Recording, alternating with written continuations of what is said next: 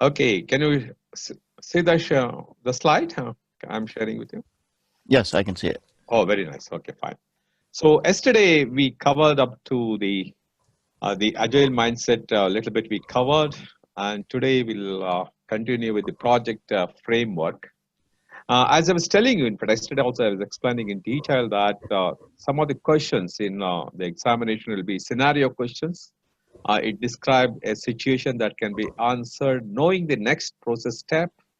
The framework questions are based on the current and the next steps, and input output questions ask for the details around the process. So these are the some of the questions that can come up from this.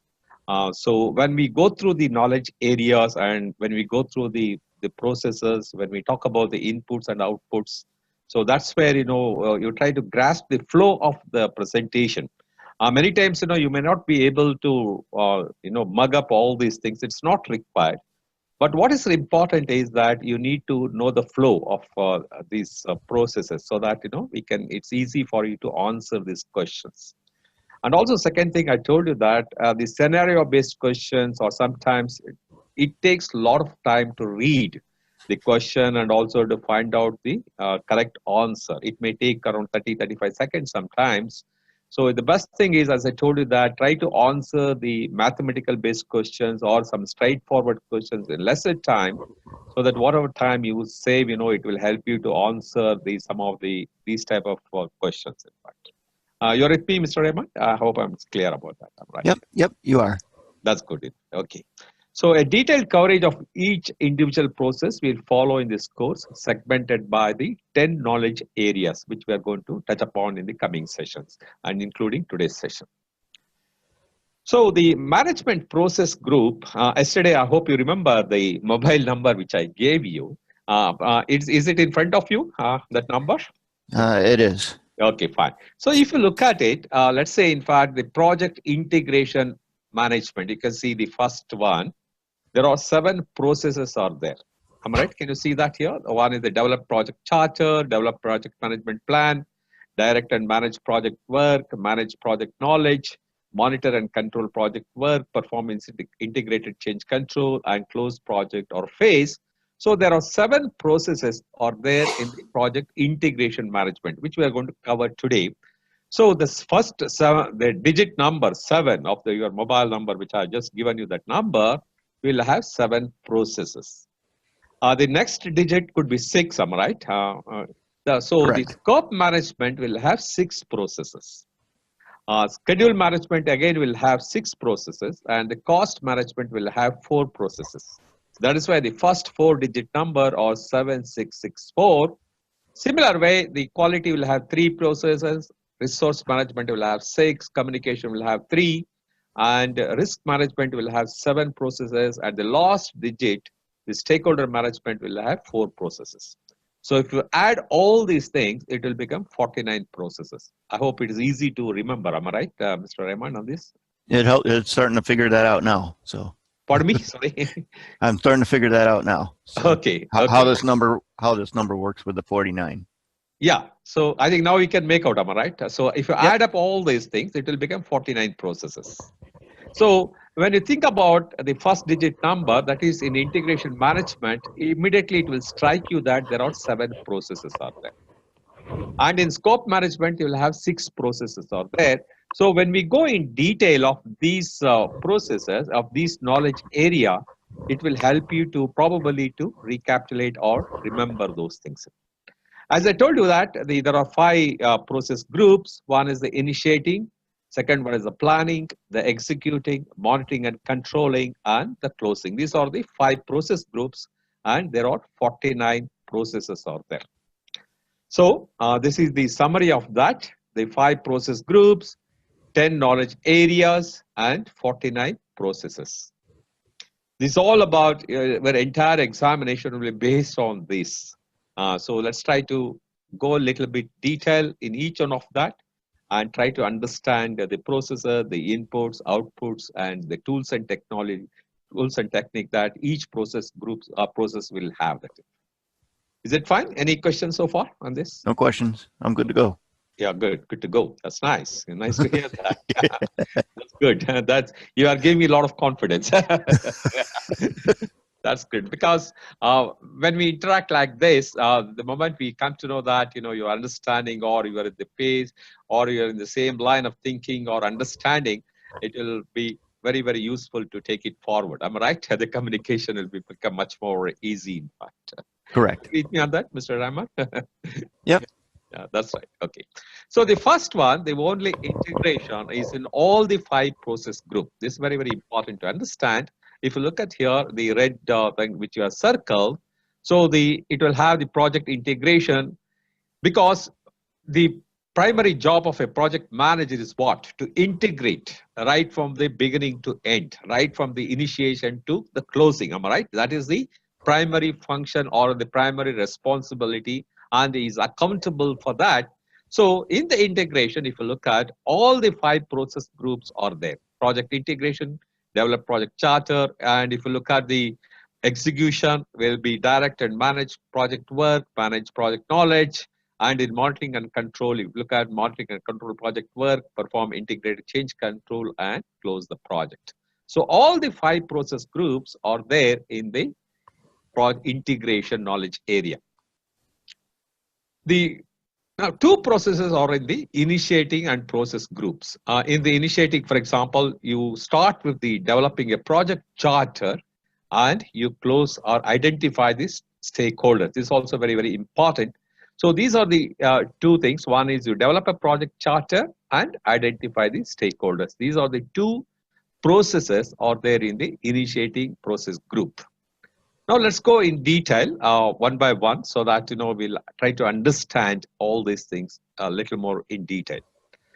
The PMI's process framework. Yesterday I was giving an example of making rice. Am I right? You remember, Mr. Rahman? So Yep. all processes will have an input and an output, and tools and techniques. I gave you that, for example, to make the rice. It's, of course, I know that it's a very crude example, that you need water and you need raw rice, and you use the tools and techniques, and you get the plain or cooked rice. Similar way, all the process will have some inputs, will have tools and techniques, you will have a process, and you will have the output. So all project management work can be described by one of the 49 processes. It covers the entire thing, all project management work. A process is defined by inputs, tools and techniques, and outputs. That's how you define a process. A process always will have inputs, will have a tools and technique, and an output. So every exam question will tie back to process, knowledge area, process group, or professional and social responsibility, which we discussed in detail yesterday. I hope you recollect all those mandatory, I'm right, aspirational, mandatory. Mr. Raymond, you Yep. can, okay, Yep. good. Yeah, that's nice. So once you go through this presentation after this, probably you'll be able to recapitulate all those things in case if you had any doubts. So all the question paper and all your 200 questions will tie back to some of these processes, or could be of the 10 knowledge areas or process group, or a professional and social responsibility. So a process is characterized, again, I'm repeating that, 3 elements: inputs will have a process, tools, and the outputs. So this is also called ITTOs. I told you that: inputs, tools and techniques, and outputs. So the PMP guide structure them into groupings such as data gathering, interpersonal or team skills, or data analysis, and so on, which we will cover in the following sessions. So let's try to understand the inputs and outputs and have some common similarities. You are familiar with enterprise environmental factors, Mr. Rahman? Are you familiar with that? I am not familiar with enterprise. Okay, good. And fine. You see here in the enterprise and environmental factors which can influence or which can affect the project. This enterprises is the internal factor. Environmental is the external factors. So what are the internal factors? Internal factors could be the organization culture. I gave an example of Tata company yesterday, that stating that they will do all the business except anything connected with tobacco or the liquor, they don't do the business. That is the organization culture right from the beginning. So that is an internal factor. So any project comes with these two, they will not accept that. This is an example. And the project manager's power. Yesterday I discussed with you that weak matrix, strong matrix, and balanced matrix, projectized. So again, that is an internal factors. So these are all some internal factors. Even the organization, the PM power, the risk tolerance. In some of the companies, the promoters or the stakeholders, they can tolerate high risk. But in some of the organizations, the promoters are very risk averse. If there is any slight risk is there, they think twice to take up the project. So it's like that. These are all the internal factors for the organization. What are the environmental factors? They are external, like government bodies, statutory requirements, rules and regulations, where the organization have no control on these factors. So you need to accept that, and accordingly you need to take up the projects. Am I clear on this? Are you with me? Yes. Yeah, it's good. So internal factors and the external factors are very, very important. If you see, used heavily in initiating, planning, monitoring, and controlling process groups, almost 27 times these factors or these inputs will be there in the processes. The next one is the common input is the organizational process assets. It's also called OPA. OPA means anything that helps the projects and planning. For example, it includes the previous plans. We are talking about the lessons learned from the previous projects. So that is an excellent asset which can be referred for the future projects. The documents, analytical data, the policies and the systems the company follow, these are all some of the OPA which belongs to the organization, which can be sorry, used for the future project as a reference. Do you have such OPS in your company, Mr. Raymond? Yes, we go back to old projects all the time. All the time, am I right? Yep. Can you name one or two of that? What type of what information you normally get from those? The one I remember right now is the asbestos abatement. What's been abated and what hasn't been in the building. So we got to go back to those old projects to find out what's been abated. Okay, and some of the policies, for example, your companies laid down policies. Policies. The guidelines or the policy like that, we will do only this type of projects. We will not do some other projects. There are some policies companies will have. Some payment system, for example, we settle these payments within 30 days or 15 days. Many companies have such policies to the vendors, am I right? Right. So those all will become the organization process assets. So this, you can see that out of 49, there are in 37 process groups, these are the OPA will be the input, in fact. So these are the two common inputs you will have: enterprise, environmental factors. Again, I'm repeating, enterprise is your internal factors. Environmental is external factors, which the organization will not have control on those things. And the OPA is basically your own organization assets, the previous plans, the documents, analytical data, the policies and the systems, the procedures they follow. Another common input is the project management plan. The project management plan is a document that directs the execution, control, and closure. Once you start the project, in fact, the project management plan is a document, exhaustive document that every time you keep referring the progress of the project with the project management plan. So it's almost like till the project gets over, it is your authentic documents. You need to refer, you need to go back and refer to that. At the same time, when changes happens in the project, you keep updating this project management plan. Are you with me in that? Is it clear? Yes. So this is another important input in most of the processes. It occurs in almost 19 occurrences there in the various processes that we are going to discuss. So the primary project document that directs an execution, it also controls and closure the project. Discuss in this next segment, we'll discuss in detail about the following thing. The another important input is the work performance. These are, as I told you yesterday, I explained you that the data has no meaning unless the data is converted into an information, and that information is reported to the various stakeholders in form of reports. So the work performance, what is the data? The data is nothing but your work performance. For example, it could be a schedule that you plan the project 6 months. At the end of 1 month, what is the progress? How much you have progressed? So you collect the data. Same way, at the end of 1 month, how much we have spent on the budget. So you collect the data. Then you compare at the end of 1 month what we have spent against what is the plan. So that is the work performance reports you create. The raw observation and measurements identified during the activities performed to carry out the project work. This is used in monitoring and control process group 7 occurrences. So these are all some of the common inputs which in every process groups or most of the process groups we will be discussing, so that I hope when this comes again we need not repeat at that time. That's one of the reason I'm trying to explain in detail, because these things are going to recur in every process or in most of the processes. You're with me on this? Are you clear? Am I clear? Yep, I'm good. Good. Okay. So some of the other terms we should know, Mr. Rahman, is that the process. I explained to you the process is nothing but the activities that you are going to perform. The input that I explained to you, the output of each process will have some inputs, will have some output. The tools and techniques, which I explained to you that every process you will have some tools and techniques.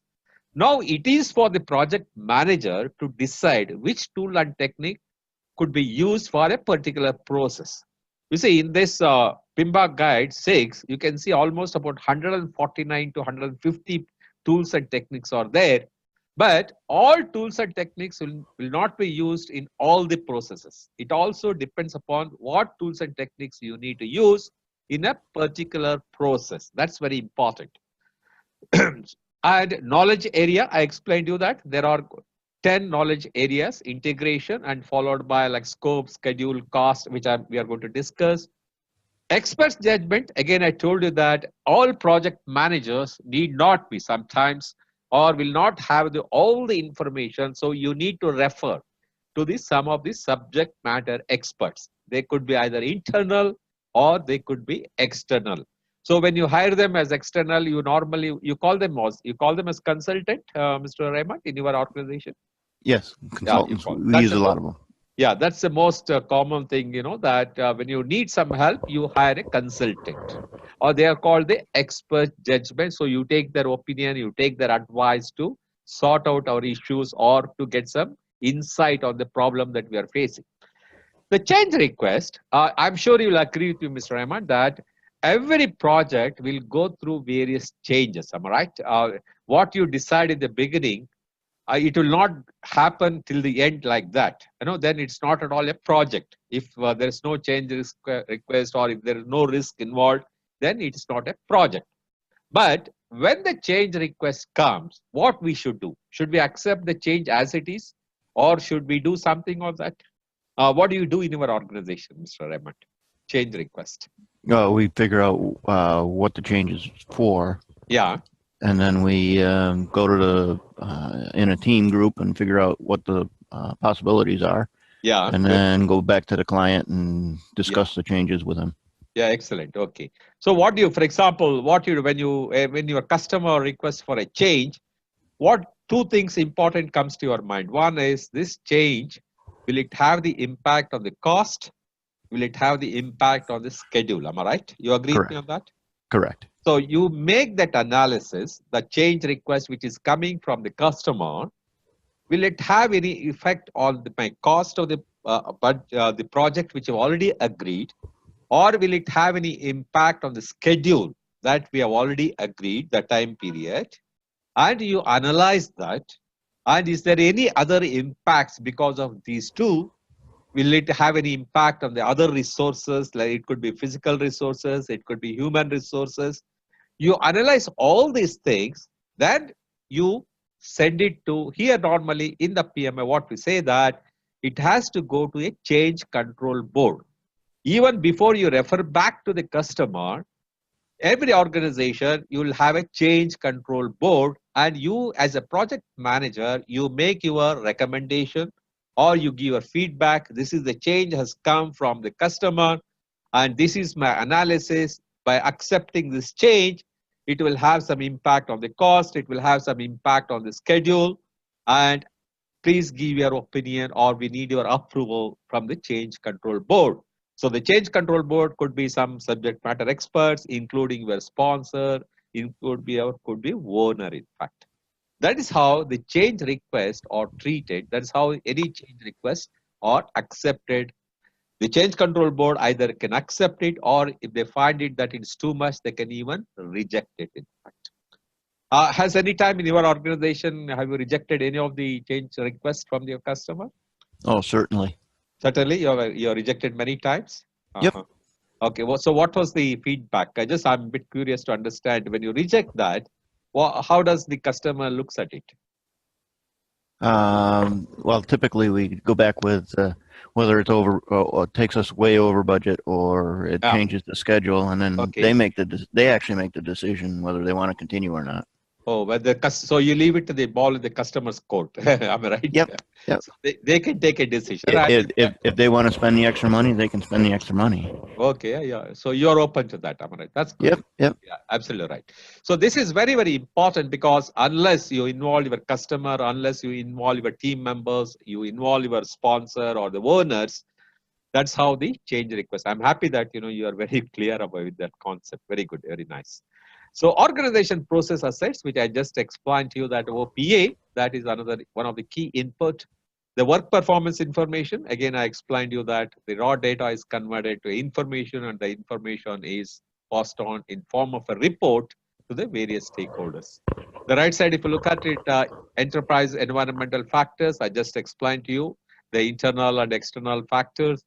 The project management plan, it is a document that right from the beginning, how the project is executed, monitored and controlled and closed. And the process groups are initiating, planning, executing, monitoring and controlling, in fact. This is, Mr. Rahman, as long as, for example, next few sessions, probably every 10 minutes we'll be talking about these things, in fact.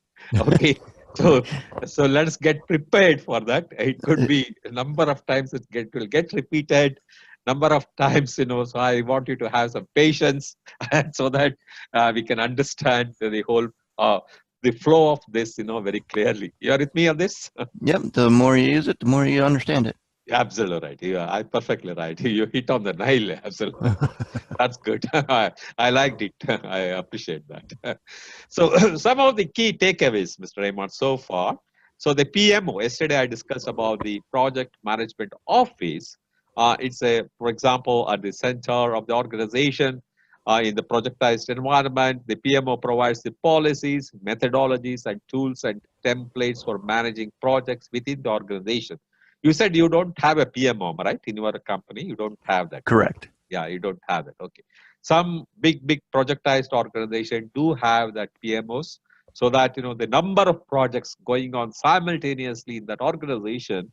So the PMO will help them with the policies, the methodologies they should follow for various projects, the tools and templates they should use for a particular project. So all that guidelines will come from the PMO. The next one is the identifying the internal and external stakeholders. Yesterday we discussed in detail about that. I gave an example of even the birthday party that neighbors could be stakeholders. Am I right? We discussed that.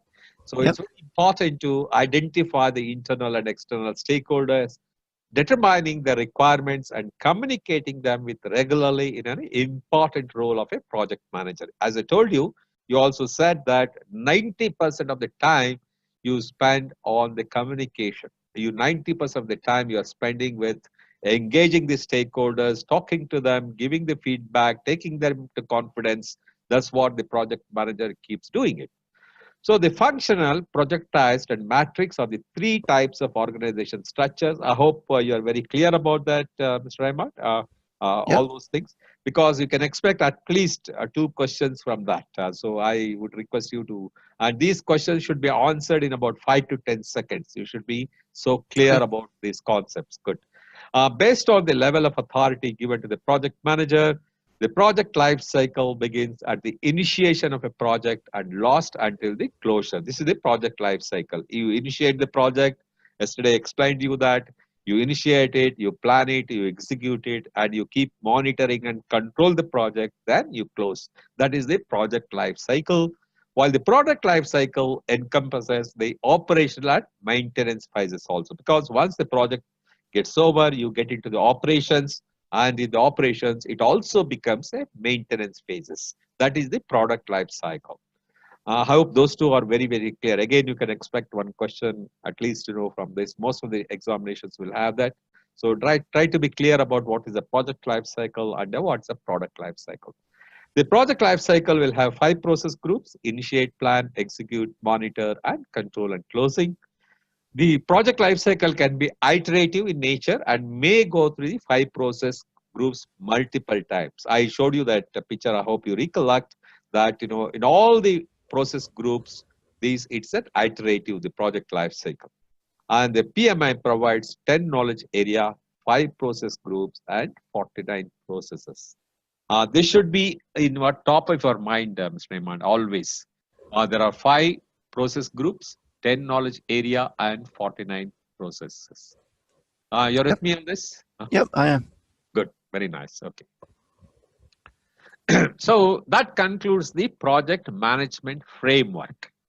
Now, the next one is, let's get into project management processes. Hope you remember the processes. So let's say, describe the process group interactions. We'll try to understand that. Then recognize the processes aligned with different process groups and knowledge areas, and identify the inputs and actions of the project management process groups. That's what the key objectives of this session. So I hope, as I told you that, we keep repeating these.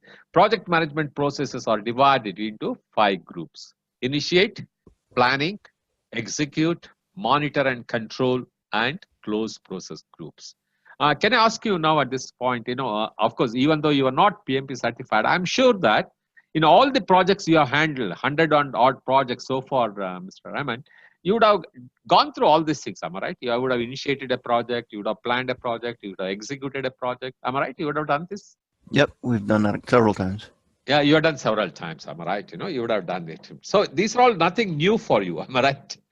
These are all. No, it's not new. It's just different terminology. Let's put it that way. Absolutely right. Yeah. The same thing I also experienced. I told you that before I did my PMP certification, I did around 20 projects, and I have done all these things. I would have initiated. I would have planned. Only thing is, the jargons, all the terminologies, or the key words, probably I was not aware of it.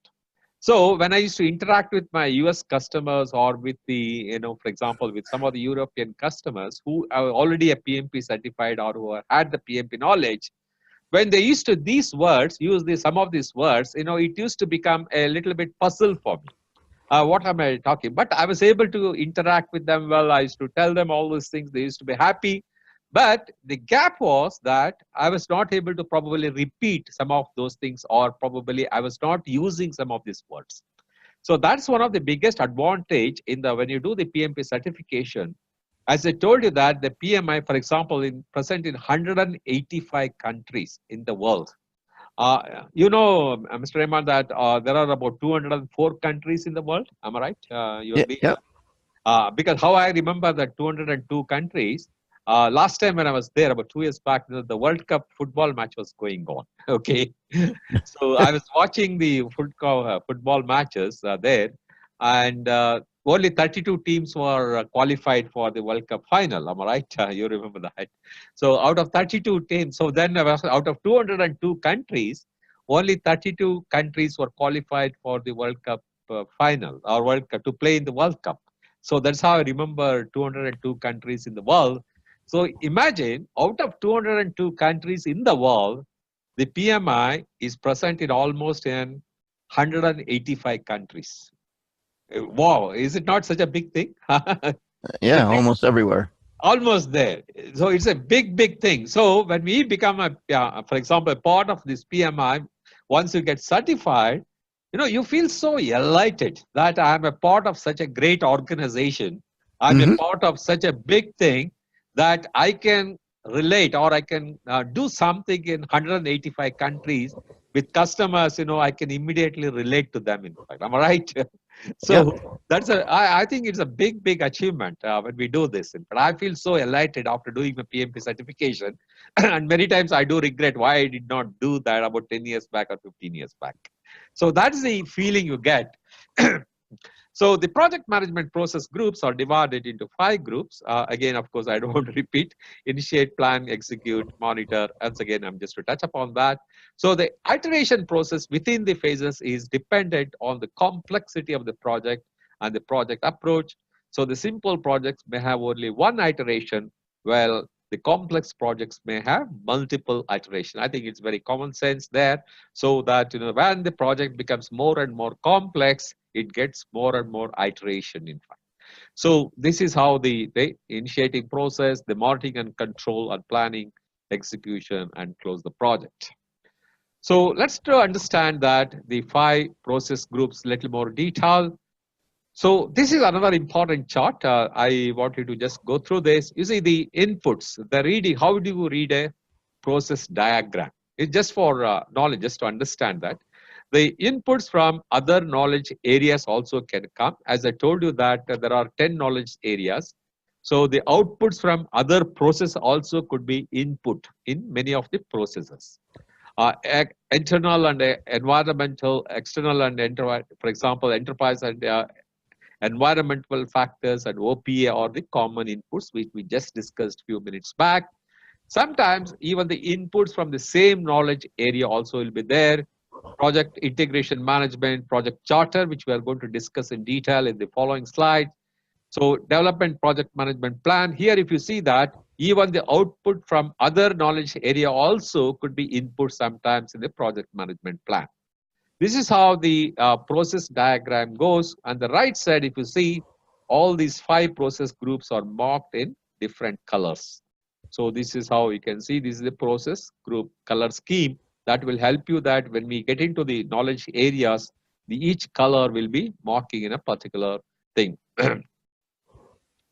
So now let's come to the initiating process group. Out of the 5 process groups, let's discuss about the initiating process group a little more in detail.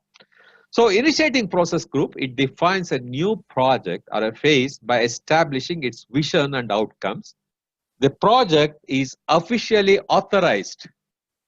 Project is officially authorized when the project charter is approved by the sponsor. Do you have such system in your company? Your sponsor give you a project charter? Yes, they're called principles.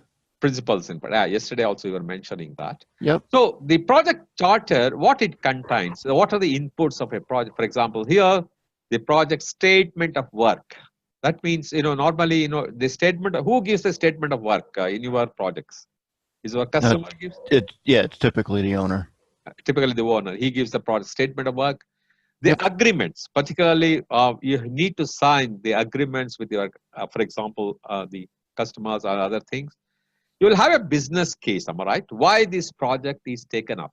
You will have a business case. Am I right? Does it include in your company business case? I'm not sure what business case means, but yeah, I'll also explain. The business case is nothing but what value you are going to achieve by doing this project. Probably I'll explain to you in the following slide why we are taking up of this project. What monetary gain this organization is going to achieve out of this. By doing this project, whether the turnover will go up or the value, the market share will increase. Am I right? You need to justify your business case. What is your investment on that? What is the return you are going to get of that? What is the period you are going to get it back? These are all the part of the business case. You got it now, in fact? The business case is your commercial terms. Yep, it's a results of what we're going to do, basically. Absolutely right. It's like that. That's the business case. By investing so much, for example, that how much we are going to get it back. It could be in terms of monetary benefits, or it could be intangible benefits also sometimes. How the organization is going to get whether the reputation is going to further go up, what are the benefits that the organization, that's a business case. Then enterprise environmental factors, which we discussed, OPA we discussed. Procurement documents. This also, you see, when you, for example, you must be having a lot of external vendors in your organization, I'm sure, where there's some vendors. Sort of. Sort of, in fact. Okay.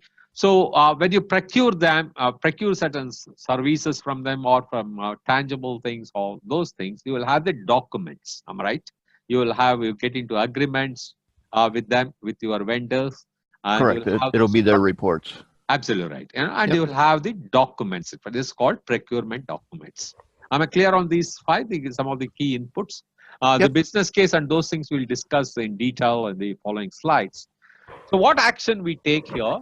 We perform project assessment with key stakeholders using the available and historical data to see the feasibility of a new products or services, considering assumptions and constraints. You see, any project when you undertake, you will have some constraints and assumptions. I'm right, Mr. Raymond? Yes. You agree with me that? So you'll put all those constraints and assumptions very clearly. We are taking up this project, assuming that these are all the factors. There could be the following constraints also all be clearly defined, or at a broader level, you clearly define those things. They identify the key deliverables to achieve the project goals. That's another very important thing. What are the key deliverables by doing this project? Then perform stakeholders analysis to align the expectations and gain support for the project. As I was keep on discussing that, the support of your stakeholders, taking them along with you in the project is very, very important for the project success. Because if the stakeholders does not support, if the stakeholders are not aligned with the project initiatives or the project thinking, then the project will not get succeeded. So it's very important that you analyze and you align the stakeholders' expectation to gain the support of the project. You also need to identify high level of risk using the current and past data to propose the implementation strategy. You should be aware that what risk can happen, and so that you can be ready with some strategy to counter attack. Participate in a project charter development to ensure the stakeholders agreement, because you're also part in some organization. The project charter is developed and given to the project manager, but in some of the organization you're also part of while preparing the project charter. Are you getting involved in that in your company? Yes. You're also part of the project charter development. That's good. So that you understand from the beginning itself in detail. Obtain the project charter approval to gain authority and commitment, because normally the sponsors approves that, and senior management may approve it depending upon the organization structure. They perform benefit analysis to align the organization strategy and the business value. We'll discuss in detail the benefit analysis and the monetary benefit you are going to get out of that. We'll discuss in the following slide. Now are the late stages. Facilitate stakeholders communication about the elements of the project charter. Are you with me on that? This is what the important things in the initiating process group. Any questions on this? No questions. No question. Good. Okay, fine. So the project initiation, this is another important curve. Let's try to understand. The ability of the stakeholders to influence the final characteristics of the project and the final cost of the project is higher. If you look at the right side, normally when you start a project, the key stakeholders influence will be very, very high in the beginning. Am I right? You agree with me on that, Mr. Raymond? Yes. Because there will be a lot of uncertainty. There will be a lot of the trust and all those things, trust deficit. They will raise a lot of questions. So initially, the influence of your stakeholders will be very high in the beginning. As the project progresses, they will start getting the confidence. Based on the certain information you are providing them, you keep them engaged, then what happens? Their influence at the end of the project comes down.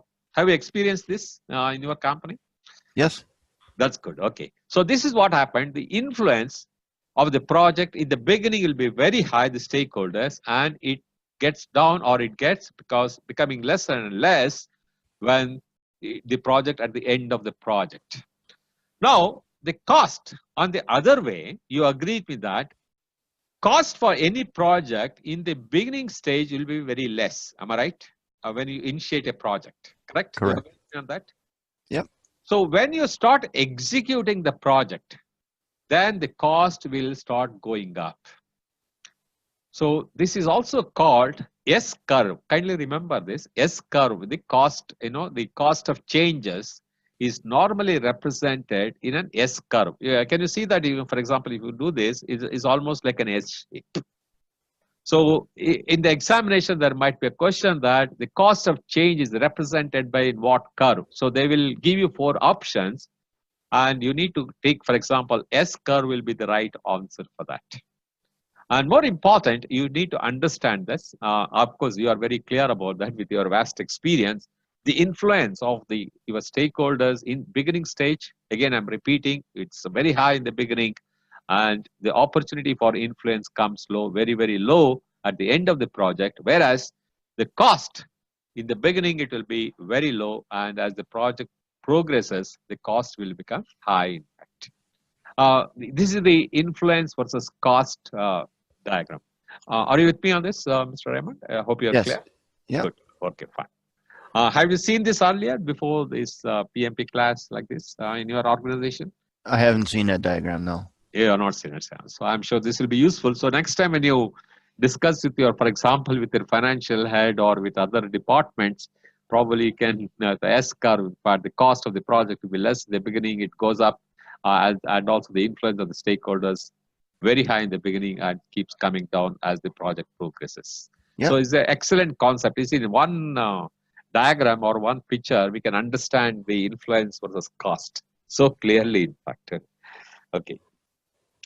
Next comes after the initiating, which is the next process group. It is the planning process group.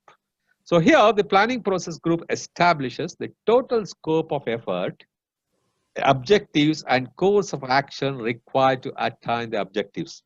So here, what are the key inputs? The project charter, which is one of the, for example, from the previous process, we'll take the project charter, the requirements given by the customer, that is another input, because for any project, you need to have the statement of work or the requirements from your customers. Stakeholder register, you need to identify, in the initial group, we did that, identify the stakeholders. So you need to have the stakeholders register. Do you maintain any stakeholder register in your organization, Mr. Raymond? Yes. You maintain, in fact, okay. Normally, on a project, for example, the project which you are doing now, how many stakeholders are there? It varies. It could be 3. It could be 10. Only 3 stakeholders for a project. How can you give me that? What is that project, if you don't mind? It depends on the project. If there's only architectural work, then we have 1 stakeholder there, and then the owner. There's a customer, right? There's a customer. Customer, yeah. Customer. So, customer, the architectural department, and then the end user. End user, in fact. Okay. Okay. So again, you're right. Depending upon the size of the project or the complexity of the project, and it can vary that. Yep. So the stakeholders register is very, very important. And the stakeholders management strategy. How do you manage each of the stakeholders? What strategy you will have that? That is another important thing. Organization process assets, which we discussed in detail. Enterprise environmental factors, that is another important thing that you need to look at it. Then the teaming agreements, the agreements, for example, when you are outsourcing the people, you will have some, I'm sure, the agreements, am I right? Do you outsource your people, Mr. Raymond, in your organization? Our teaming agreements are typically with consultants. Consultants, in fact, okay. So you do take them. Yes. Raymond, just hold on a second, 1 second, if you don't mind. Sure.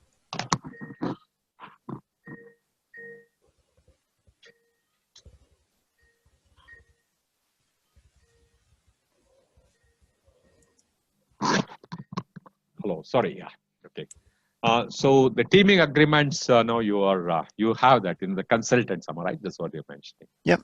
And the resource calendars, for example, resource calendars, of course, we'll discuss in detail in the project resource management knowledge area. Resource calendars are nothing but, how many resources are available in what stage. It could be even physical resources, what equipments you require, what materials you require. So you will have the resource calendars. So what actions you take here, refine requirements and convert them into a scope statement and work breakdown structure. You get stakeholders approval and buy-in. This is very, very important. So you need to get the stakeholders consent. You need to get the stakeholders approval to move forward in the project.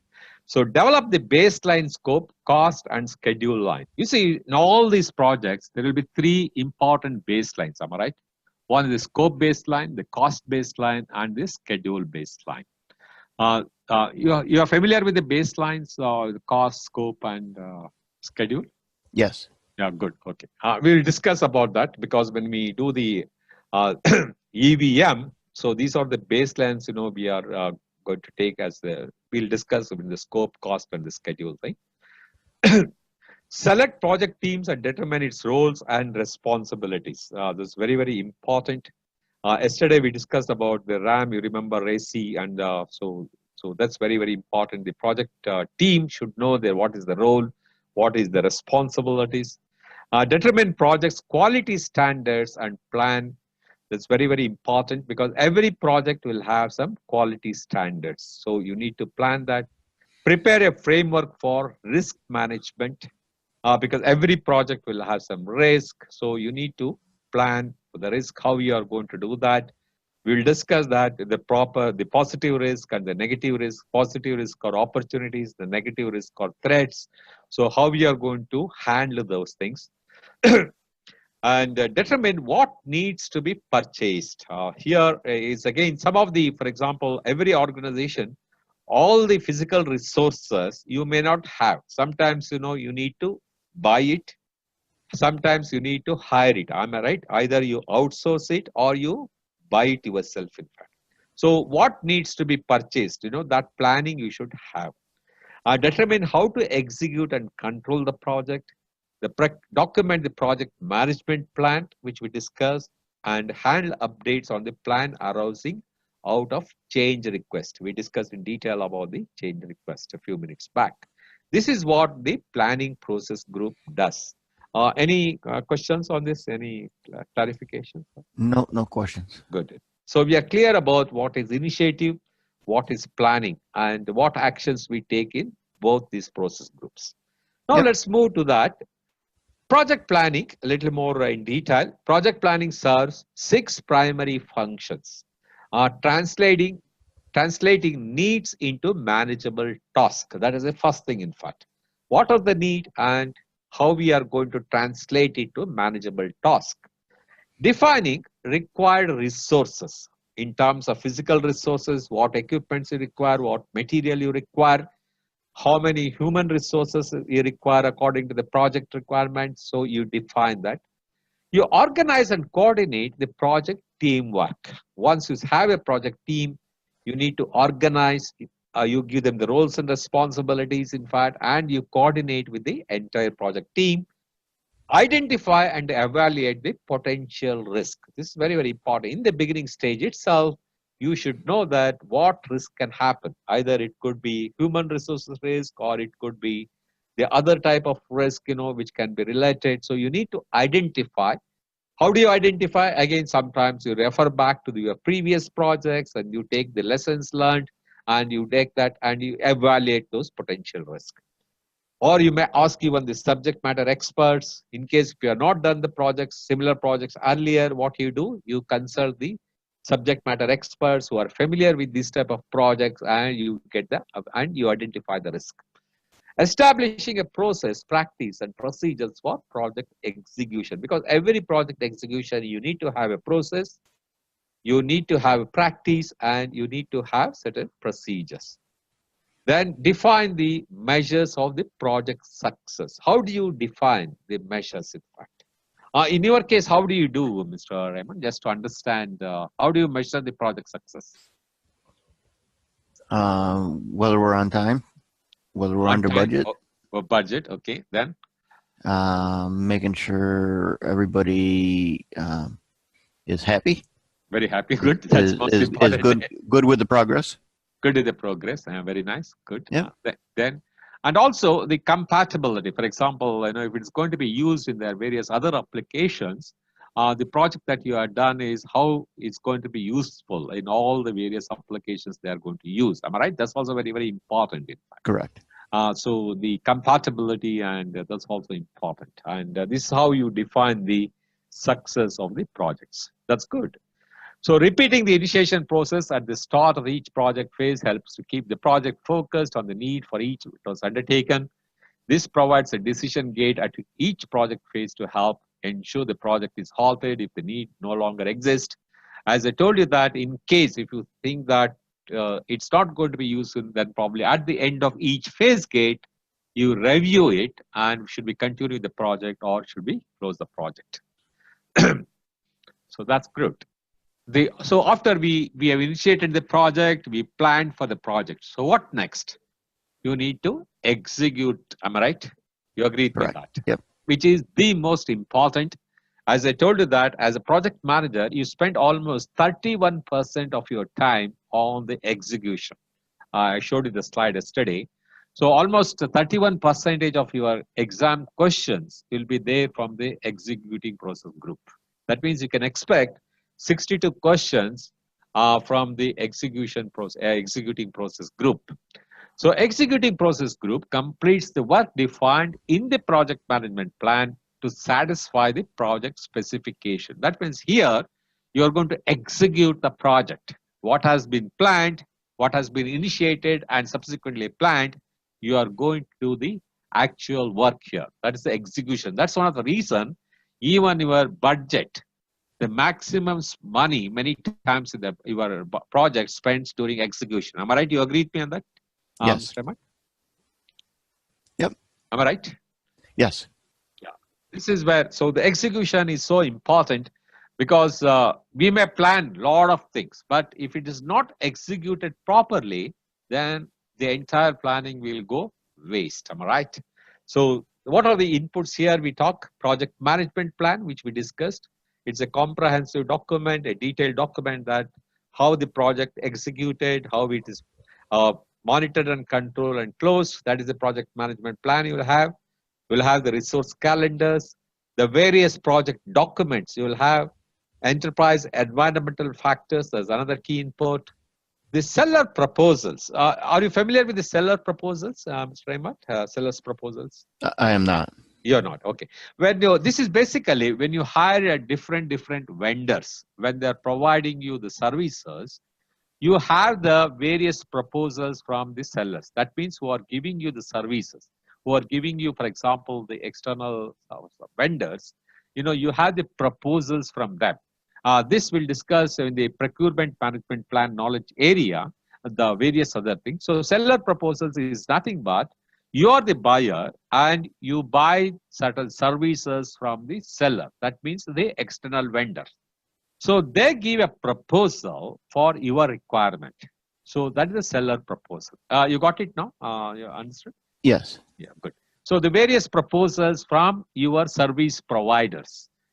That is the seller proposals. They give a proposal that I can do this job. So different sellers will give you proposals. In fact, at this cost we can do it. So all those, your requirement, those details are mentioned there, and they'll give a proposal. It is a seller's proposal. Approved change request. We discussed about the change request. That's CR. Approved change requests are nothing but once your change request are sent to your change control board. I told you CCB. The change control board, it authorizes, either it accepts or it may reject also. All the accepted change request will become the approved change request. You got it now, in fact? That is the approved. That means whenever you change, you want to make a change, that your change control board has to approve that. So that becomes the approved change request. Quality control measures. How do you measure your quality? What are the metrics you have? That depends upon the project. That depends upon the all those things that we'll discuss in the quality control, in the quality knowledge area. Make or buy decision. I told you that whether should we invest on a new equipment, or for example, can we outsource it or can we buy it? Can we make it internally or can we outsource it? Can we buy it? It's like that. Make or buy decision depending upon, again, your requirement, depending upon your project need, depending upon the complexity, you can take a decisions on that. Have you come across any such things in your when you're doing a project? Should you make or should we buy, like that? Well, I mean, I guess it'd be like whether the contractor can make the product, yeah, to put in the building, or whether he has to buy the product to put in the building. Put in the building. Okay. Yeah, that's also one way of looking at, actually. That's right. Yeah, you're right. There are certain equipments, for example, whether your internal organization to have the capacity to make it, or if you don't have the capacity, whether you can outsource it or whether you can buy it straight away, in fact. So if you don't have the capability of making it, what we normally do is that you buy it, so that, that solve the issues. So the source selection criteria. You see, when source, again, in procurement management area, we'll discuss about that. Just to touch upon that, the source selection criteria is nothing but you are getting, you want to get some services, external services. There are about 5 sellers are there, or 5 providers are there. So what is the criteria that you select one seller? You understand, in fact, what are the criteria you put to select a vendor? Are you familiar with that? Yeah, I am. Yeah, you are familiar with it. So, Yep. for example, you put some criteria whether this service provider, does he have the required capabilities? Number 2, does he have the required resources to provide the services? Is it there in the market for long time, or is it just a night flyer? You look at all those criteria, am I right, before you select a vendor, am I right?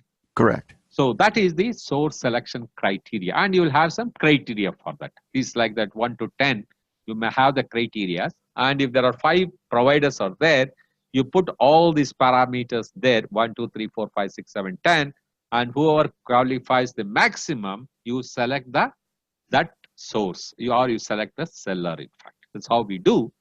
Normally, in our company, what we used to do is that, suppose we need some support, we need some service, or we need a material from another outside party, we had a system of, we used to go and audit their facility.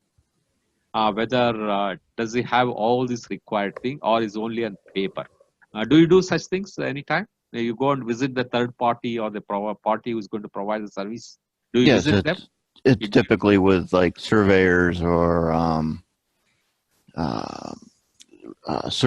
surveying asbestos in the building, stuff like that. That's outsourced.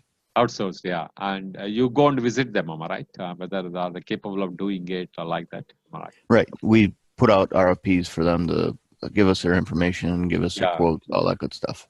Absolutely right. Particularly the construction thing, the large projects, I'm sure the builder, the constructor, they will go and visit. Suppose you are buying the marble stones. I'm just telling you that, in the construction, or you're buying the tiles.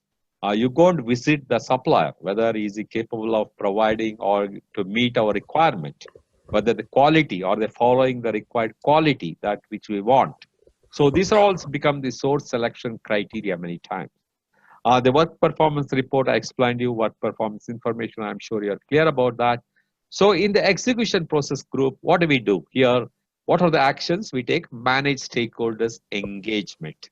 As I told you, that is one of the most important functional job responsibility, or the functional responsibility of a project manager. You need to keep on, you have to engage, you have to manage your stakeholders. Deliver the work packages planned, because you are executing your plan. So you need to deliver what is you are expected to do according to the project management plan. Implement quality assurance activities. You need to ensure that the quality, the assurance activities are being followed very clearly. They produce project reports because you have to keep on informing your various stakeholders. So you need to keep, generating the reports. How do you generate the reports? You take the work performance data, and you convert the data into information, and you make as reports. Then you send the reports to the concerned stakeholders. As I told you again, it's not required to send all the information to everybody. You need to know what information, how much information we have to give to the particular stakeholder. Remove the project bottlenecks. This is very important. As and when the project progresses, there could be lots and lots of project bottlenecks. So as a effective project manager or as an efficient project manager, you need to keep on removing the bottlenecks. Bottlenecks, it could be in terms of resources, in terms of various other things. Suddenly the people living from your project. You need to anticipate such things, and you need to address those things in the beginning itself. Organize team building activities. Do you do such activities in your project, Mr. Raymond? What type of team building activities do you do? I'm not sure that we do too much. We have internal meetings that make sure everybody's on the same page. Make sure we know each person knows what they're doing. Okay. But you do, for example, you take them out for lunch or dinner sometimes. Yep. Right. I think these are all team building activities. That it means you are creating a bondage. When you take them out for dinner, you take them out for lunch, or you keep motivating them during the meetings. Giving some rewards for the best performers. All these things are the team building activities. You appraise, you give them feedback. If somebody has done an excellent job, you give them a trophy, you give them a reward. I'm sure you must be doing all those things, am I right? Yep. Yeah. So these are all the team building activities that you do. Organize training for the team members. If any of your team member lacks certain skills or not competent enough to handle a project, you provide the required skills by way of training. Conduct a project progress meeting. I'm sure you are very, very familiar. How frequently you meet? Every week you meet, or once in 3 days you meet? Depends on the stage, but depends on the stage, yeah. Okay. The stage of the project. So. Okay. That's right. Right. How many projects you are handling now, Mr. Raymond? I think I have a list of about 11 right now. 11 projects you're handling. Oh my God, awesome. Yep. And how many people are there, you said, total? 11 projects? Probably in the office, we probably have about 7 or 8 people involved. Okay, good. And then the owner has probably, depending on the client, they have 3 to 6 probably. Okay, probably. Okay. Yep. That's good. And all the 11 projects, you different team members, or some of them are common? Some of them are common. Some of them are common. Okay. Yep. And so that overlapping the projects, they keep doing 2-3 projects like that. Correct. But you need to have a control on all the 11 projects. Am I right? You are responsible for all the 11 projects. Yep. So that's a very, very tough job you're doing, Mr. It's not easy. Yeah, it keeps me busy. All right. Keep yourself busy. And what's the duration of these projects normally? Out of 11 projects, what is the minimum and what's the maximum schedule you have? Our school projects, it's usually about, I would say 2 to 3 months for design. Months. Okay. And then it has to go to SED, which is an approval process. Okay. And that usually takes 32 to 40 weeks approximately for them to review it and approve it. Oh, okay. And then for our school projects, we only have the summer to do construction work, so we only have about 11 weeks for construction. Oh, okay. And then about a month or so to close out. Oh, okay, great. So somewhere between 3 months to, it can go up to, let's say 24 months or 36 months. Yeah, the $80 million project I was telling you about. That's 5 years long. 60 months almost. That'll be okay.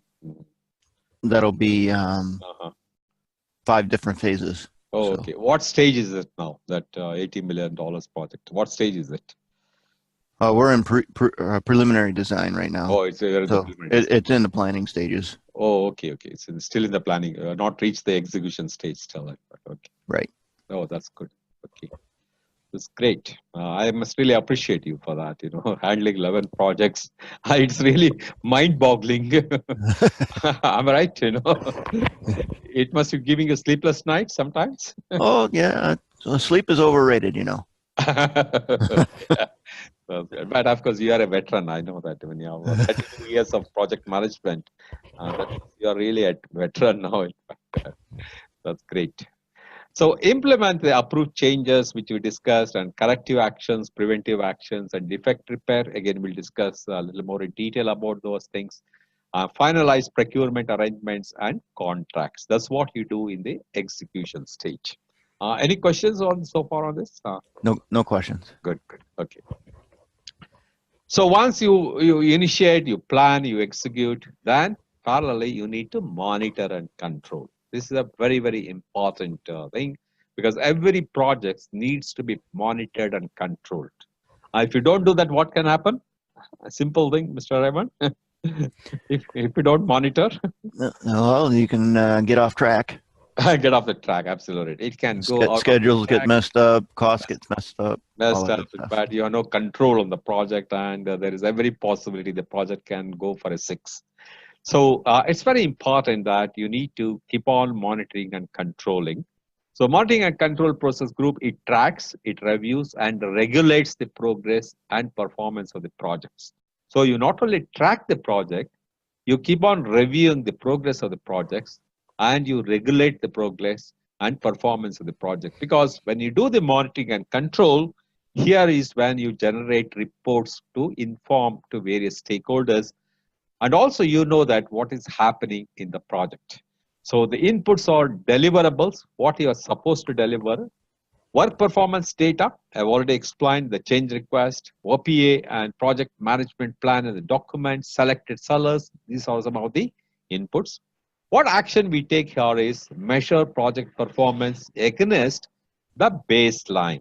As we told you that the cost baseline, the schedule baseline, these are the baseline, and you measure against that baseline. You are just now mentioning that, for example, at the end of 3 months, some of the projects, how much cost you have incurred and what is the schedule. Whether is it on par with the project management plan, is it going fast, is it behind the schedule, or is it ahead of the schedule, whether you are overspent or you are underspent. So you are doing the measurement against the baselines. Do you do such comparisons? Who does it in your organization? Your finance guy does, or you yourself involved in that? Performance? Schedule would be me. Finances would be others. Others, they will be doing. Schedule, yep. You will be doing it, is schedule. Okay, cool. Yep. So the cost will be probably your finance guy will be involved in that? Yes. Okay. Do you do it together, or he does it independently? How does it work? They'll do it independently, and then we sit down and review. You sit down and review. Okay, that's good. Okay. Again, it depends upon the organization structure, and it's like that. Okay, good. So you are familiar with that. I'm happy about that. So they determine the variances and take appropriate action. So suppose I want to ask you that if it is behind the schedule, what actions you take in your projects? We determine whether we need to increase our staff on the project, or change the process on how we're doing things. Oh, good. Oh, you look at the process itself. Yep. Mm-hmm. Okay. That's good. Okay. So determine the variances and take appropriate action, and preventive actions, recommend changes and preventive actions wherever is required. Then facilitate conflict resolution. Yesterday we discussed about it, I hope, and again in the resource management, we'll talk about that, the conflict resolutions. Can you recollect the conflict resolution, which is the best one? Typically, that becomes the principal's responsibility. Principal's responsibility? No, as a project manager, for example, which is the best technique to solve the conflicts? Oh, individual discussions with that person, and then figure out what the problem is, and then try to figure out how to solve it. So there are 5 techniques in that. The first 2 are that, for example, is a collaborative or it's a win-win situation. So that you engage with him. In fact, or whoever has the person who has got this conflicts, you talk to them straight and test them. That becomes a win-win situation. That's one of the best technique. It's called collaborative or confrontation or problem solving. The next best could be direct or force. In fact, sometimes you need to be aggressive and you need to dictate, or you need to, these are the 2. Of course, here the aggressive or the directed force could be a win-lose proposition. You may win that, but the party who is aggrieved probably may not totally agree with you on that. So these are the best 2. Of course, there are other 3 which we'll discuss: the accommodate, smoothing, or reconcile, or avoid, and those are the other techniques are basically it becomes a lose-lose techniques. They identify the root causes of the problem. This is another important thing, that for every, in case if, as you said, just now you said that if the schedule is behind your schedule, you try to analyze the problems, am I right? Is it because of the resources, or is it because of process itself is a problem? Correct? You are just mentioning that. Correct. So you identify the root causes of the problem. So that will help you to take the corrective decisions. Then once that is done, you obtain the formal acceptance of the deliverables. This also you need to do, because once at the end of the project, you need to get the approval, or you need to get the acceptance. Then administer contracts with the seller. Because before closing the project, I'm sure, of course, I think in your company, either the legal department or your accounts person must be doing it. He will ensure that all the claims are settled, all the payments due to them are settled. In fact, am I right? Before you close the contract, that's correct. What you correct. So you do the administration closes before you actually close the projects. Then control changes. As I told you that the change control board, you need to control those things and conduct status review meetings, which you already. So these are all some of the monitoring and controlling the activities that you do in this group. Any questions or any clarifications? No question. Good. Okay. So once you do that, then we come to the final stage, a time to come to celebrate. That is the closing. Am I right? That is the best part of that. Am I right? Once you complete. You got that right. Once you complete the project, this is the best to say cheers. Okay. So what we do in the closing process group, in the closing process group, it finalizes the activities across all project management process groups. So this is very important. It's not just, for example, you hand over the project to your customer or hand over. It's not that. There are so many other things you need to do while closing, while this process group. So what are the inputs here we talk about? The project management process groups to formally complete the project phase or contractual obligations. This is also very, very important, because even let's say the project gets terminated sometimes. Have you come across any such things in your organization that in between you were forced to terminate a project? Only once. Only once. What was the situation? Why it happened? Just to understand. They had changed their mind on what they wanted to do for the project. Oh, okay. Who, your promoters or the customer? The customer. Oh, customer. Oh, so he himself, said that you stop the project. Am I right? Yep. Did they give in writing? Repeat that? Did they give in writing that, in a document? Yes, they did. Yeah, they did it. Yeah. Because that's very, very important. You need to document that. The customer, of course, I know that is all the very formal thing that you need to document that. The customer will say that because of this reason, we wanted to stop the project or you want to terminate the project. So that is the contractual obligation. You need to get that. That's why it's mentioned here. That's one of the reason I asked you that. In case if you are terminating the project or even after completing the project, all these things you need to close it. That's very, very important. That comes under the closing process group. So some of the inputs are the project management plan and documents, accepted project deliverables. That means the customer has accepted your deliverables as per the required thing. He has to accept it, and that has to be documented. This so and so that you have delivered, we have accepted in total. Procurement documentation, again, various the documents that you are procuring things, the OPA and enterprise environmental factors. These are all some of the inputs.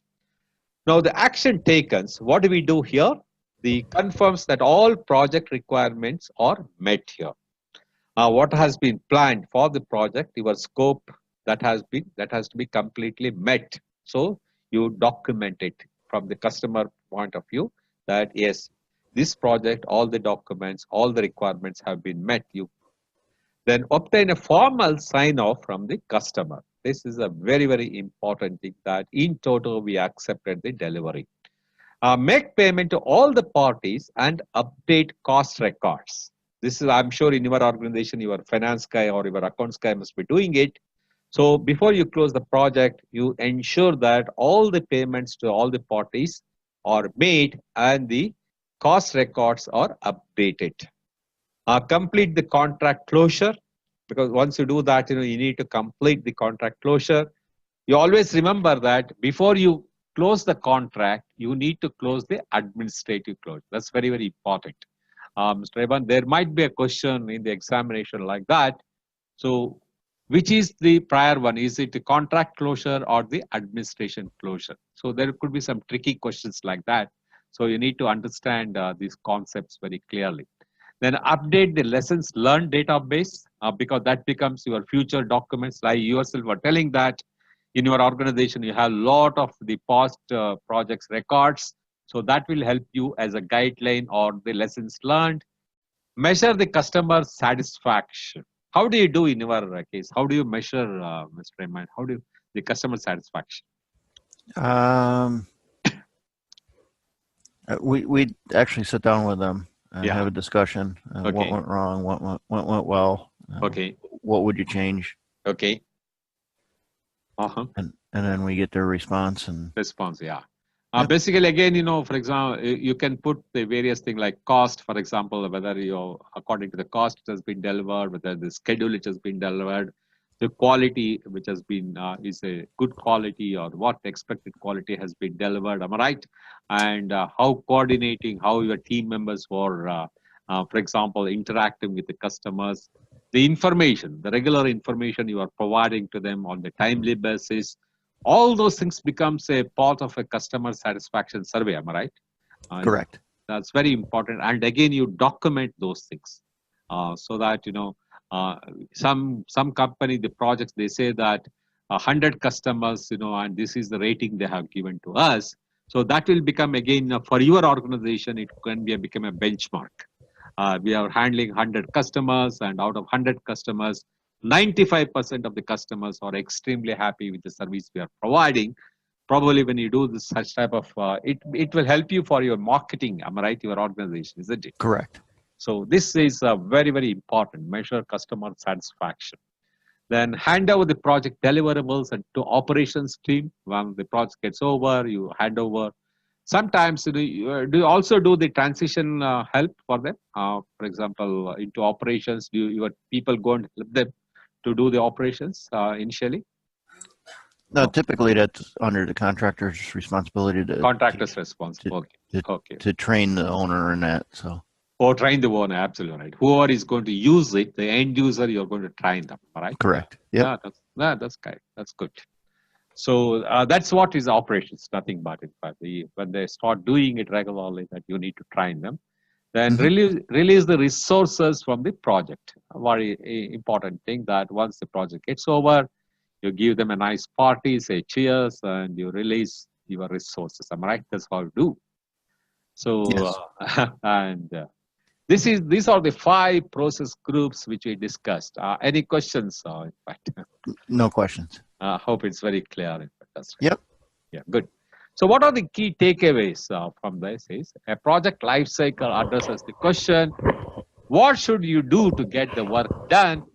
While the project management process addresses the question, what should you do to manage the project? It's so important to understand. Project life cycle, what should you do to get the work done? Whereas the management process asks you, what should you do to manage the project? That's an important thing. And there are 49 processes, as I told you that, and which are grouped into 5 knowledge areas and mapped to 5 process groups. So the 5, 10, 49, I'm sure now you're familiar, Mr. Raymond. Yes. So even if in the midnight, 2 o'clock, somebody asks, I think 5, 10, 49, you should remember. Correct. I keep repeating so many times. So I think that will become. And in fact, I used to ask, one of the class to my students, I would like to say, when did you learn ABCD, for example? Okay, ABCD. Right?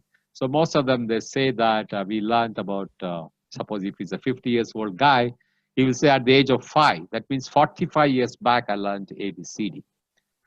So then I ask them that even if midnight, if somebody asks you at 3 o'clock, what you learned about 45 years back, do you remember? Yes, even 5 o'clock in the early morning, I can tell that.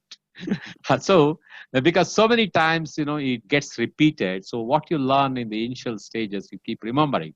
So this is how it's like this 5 process groups, 10 knowledge areas, and 49 processes. Probably as a project manager, we need to remember it.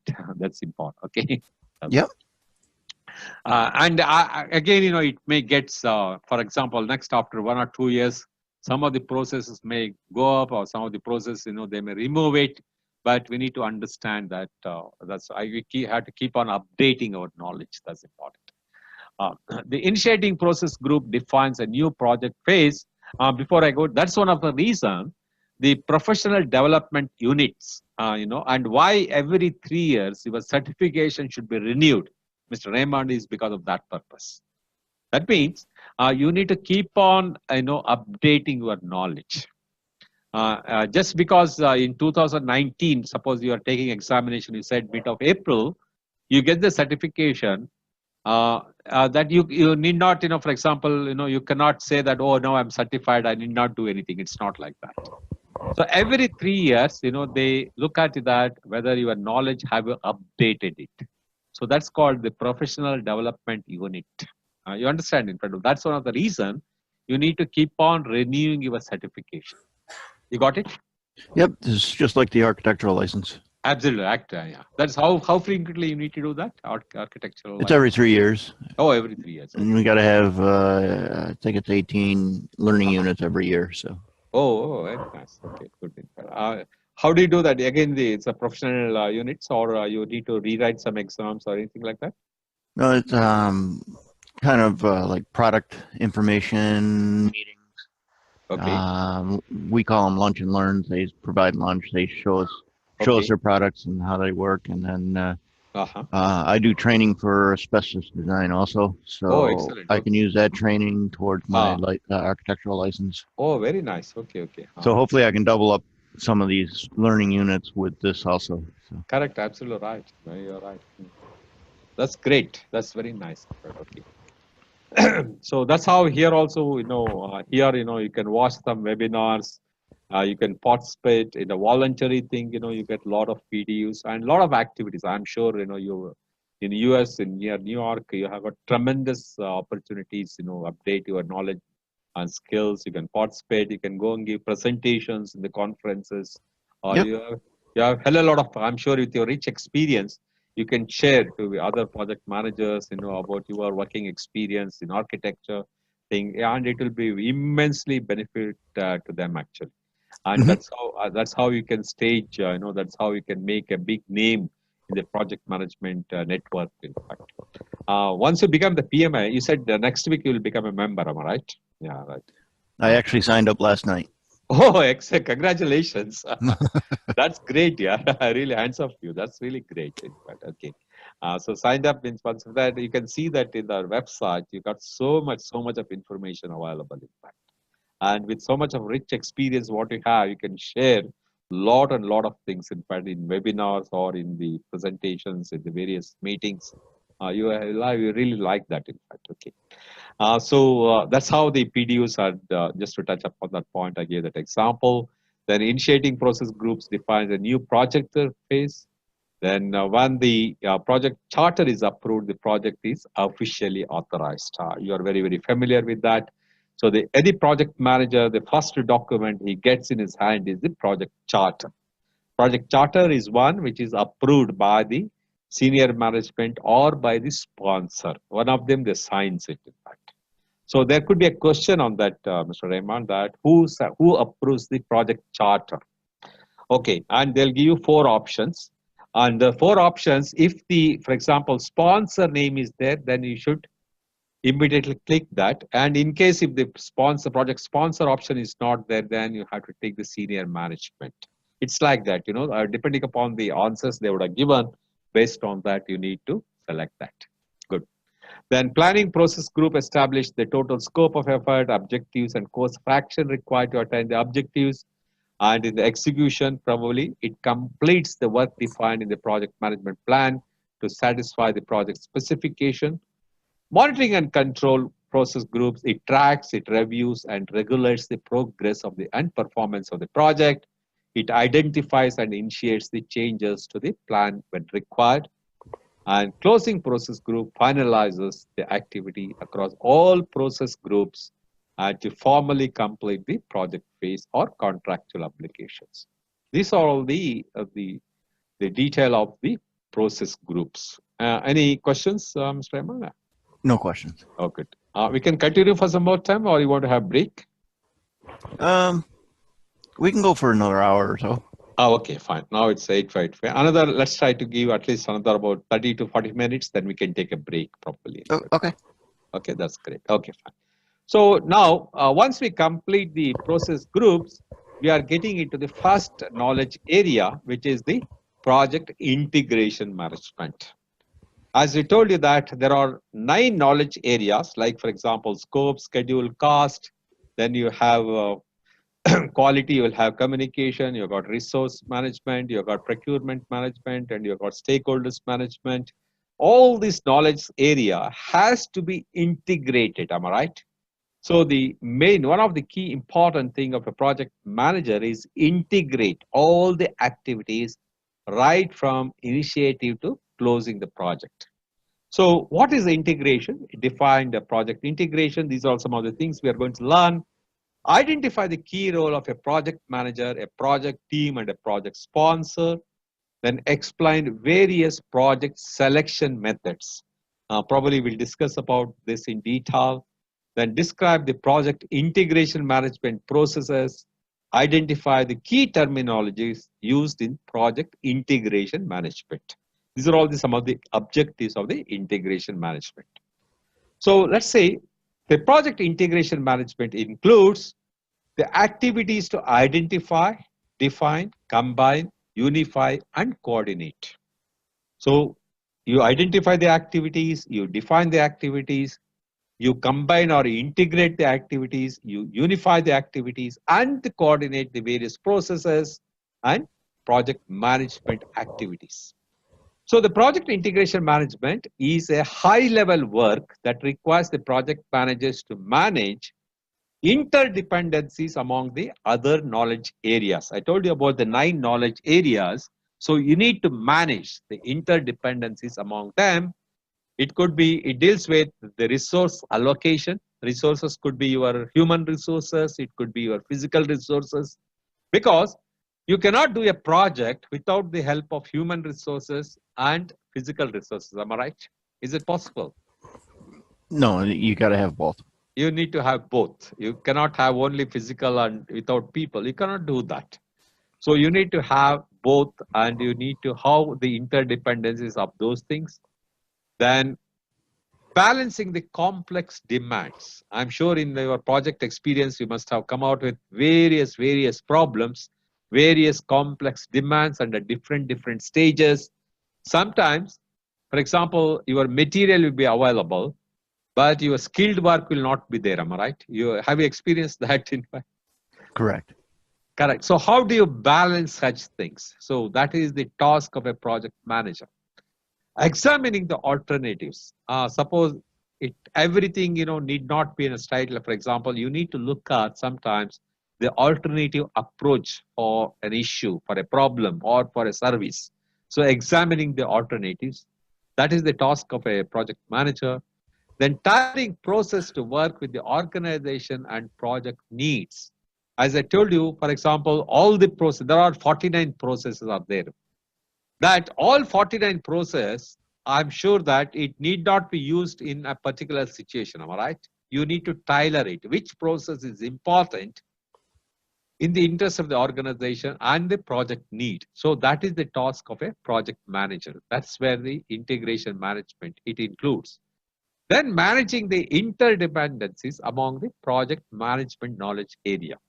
So there are 9 project management knowledge areas, and you need to manage the interdependencies. That means, for example, resource management knowledge area, you need to, for example, with the quality or with the risk, you need to manage their interdependencies.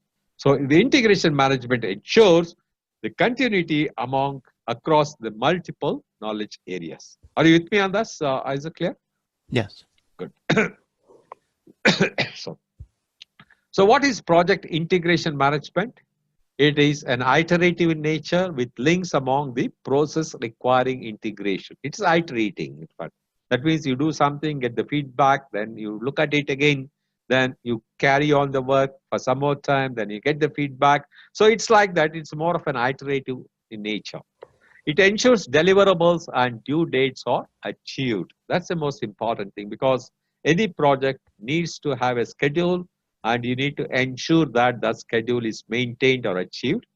It provides a plan for managing the project. You have a comprehensive plan that how you are going to manage the project.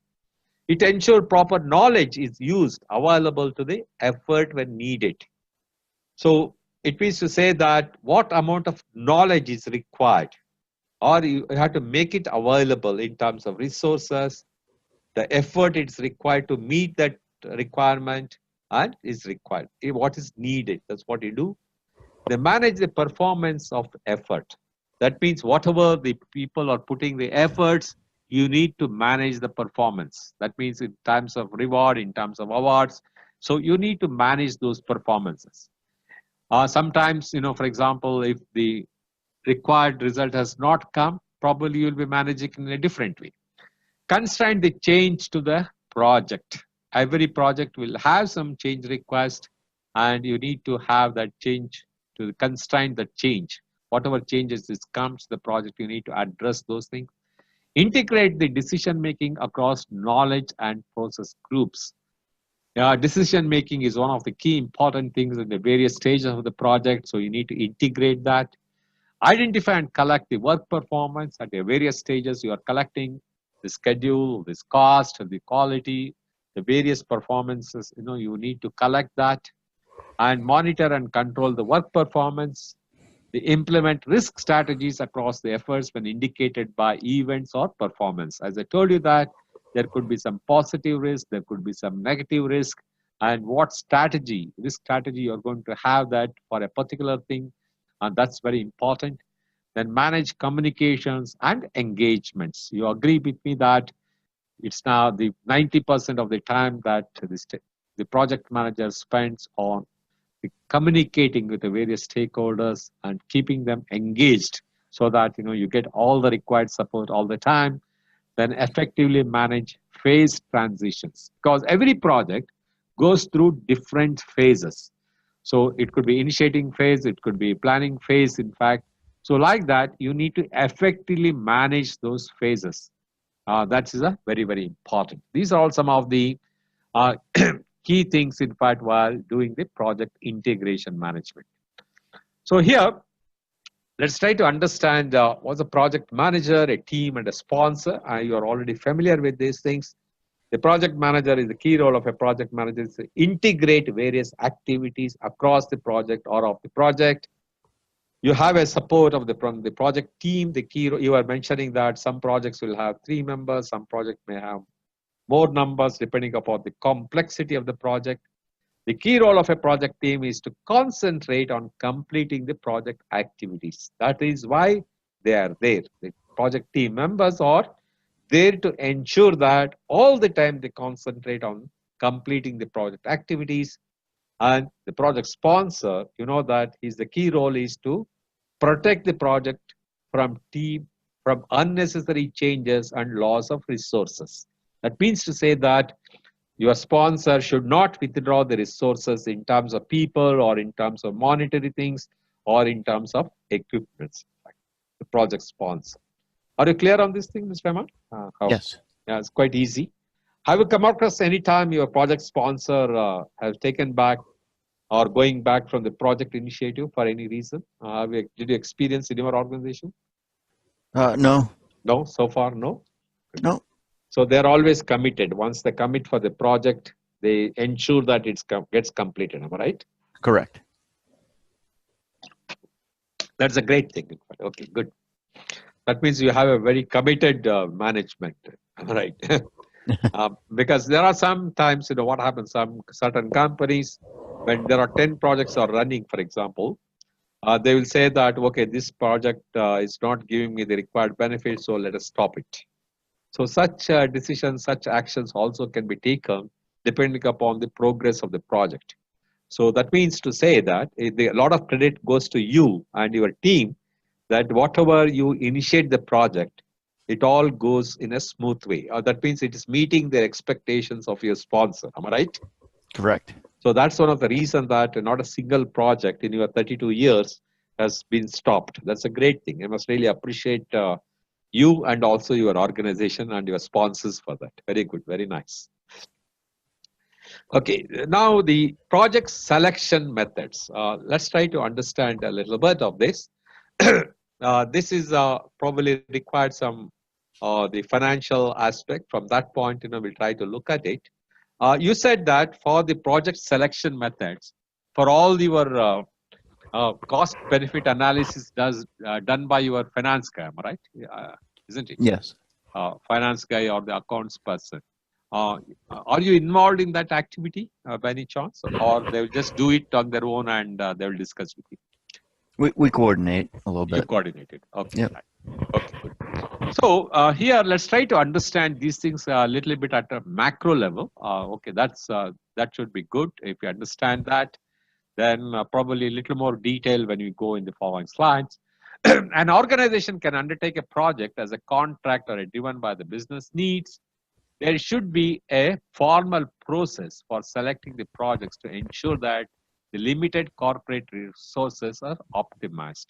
As we discussed yesterday, no sponsor will give you tons of money to complete a project. Am I right? Do they give with your experience?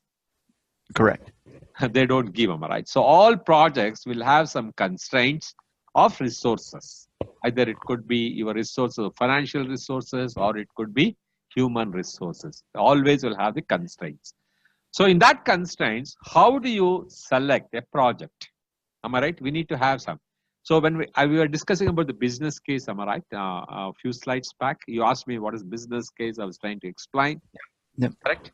So this some of these things will help you or the part of the business case. How do you select a project? Now there are two ways of selecting a project.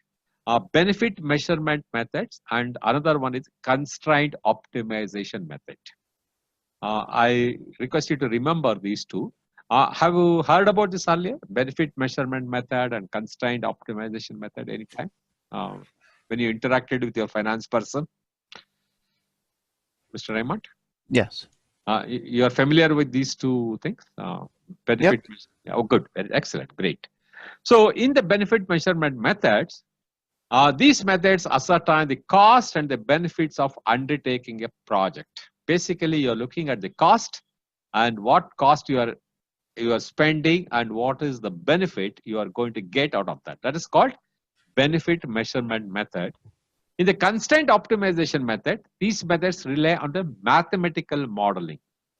There's a lot of calculations are involved in the linear, goal programming, and integer programming. In the examination, you will not be asked to calculate these things because you will not have time. But what is important to understand that when you are selecting a project, they will ask you in the following slide. I will tell you the how the questions are framed and whether you can answer that. Okay, that's one thing. Now, you heard about motherboard. What is a motherboard? Have you any time you heard? I have not heard of that. You're not heard. Okay. You say when as a project manager, for example, you select a project and that goes to the motherboard. They are basically a subject matter experts of in an organization, or it could be internal or it could be external also. They review your project, and motherboard means they keep on asking you all negative questions on the project. Suppose you say that within 6 months I'll complete the project. You say that within, let's say, $10 million I'll complete this project. They will start questioning you that how can you do in 6 months? We are never done. We are never seen this, in fact. How can you do in $10 million? So they keep on asking questions. It's like a murder board. That means murdering that. And you, as a project manager, you need to convince them that, yes, because of these reasons, I can complete the project. So it's called the murder board review. This is one of they review your project, various projects, and murder board is nothing but the subject matter experts. A committee will be there. That is called, it's a murder, is a board of director or board it is.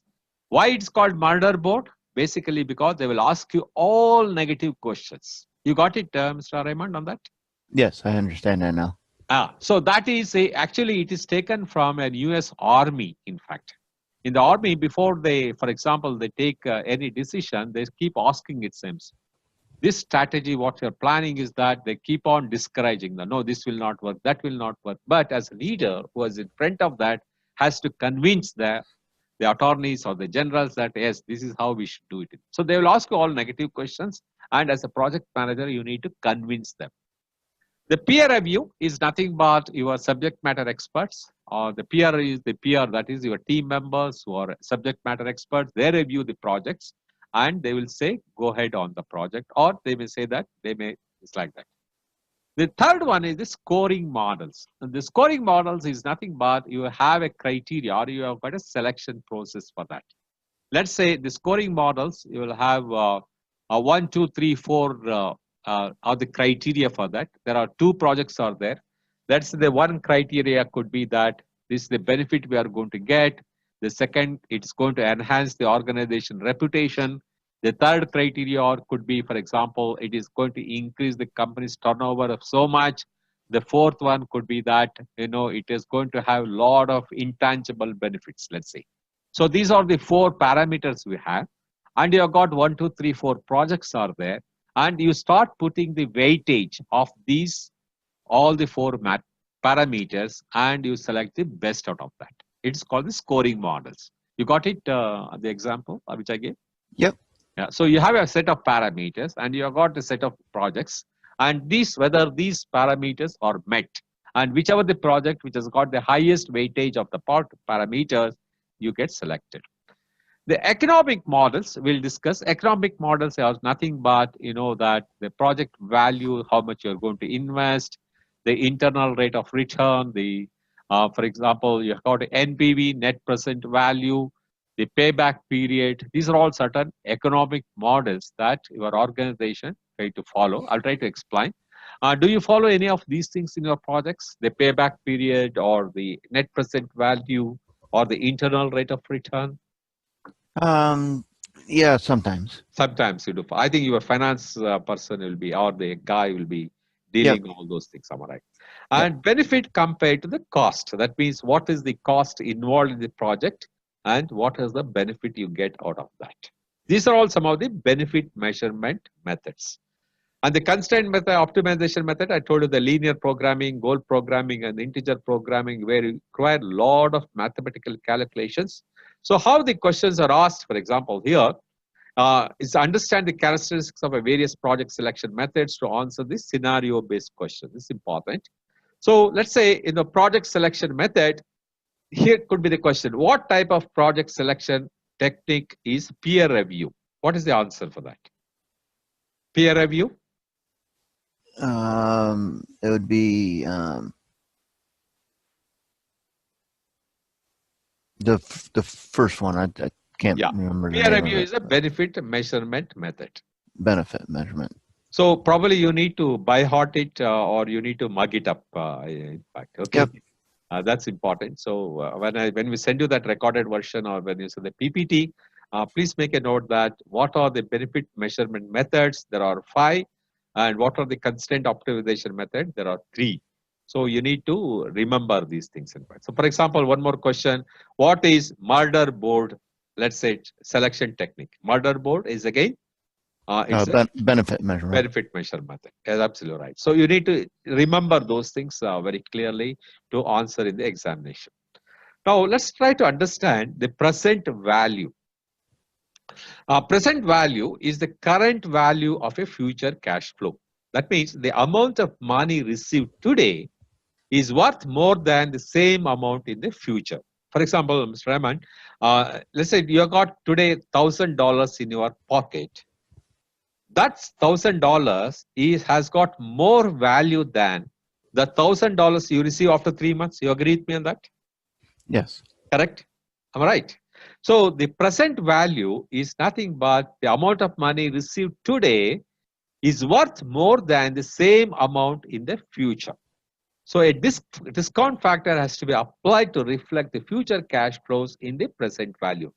So the example here is that a sum of $250 is being paid right now will be more valuable than $250 being paid after 3 years. Am I right? You agree with me, no? Yep. That is called the present value. That means, so while selecting a project, let's say that your project is going to give a benefit within 1 year. There are 3 projects are there. Project A gives you benefit 1 year. Project 2 gives a benefit after 2 years. Project 3 gives a benefit after 3 years. Normally what you do, you select the project which gives it in 1 year. Am I right? Right. Correct, you know. So that is what the present value. So the PV analysis is important to ensure that an organization maximizes its profit, particularly with the value will be delivered a long time in future. So for the timing of the cash flow is the lower in the present value. That's what the future value.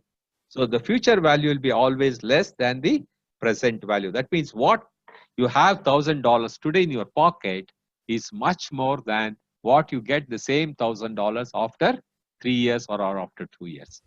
That is the present value. You got it, that concept clearly? Yep. Yep. That's good. Okay, great. Now, what is the net present value?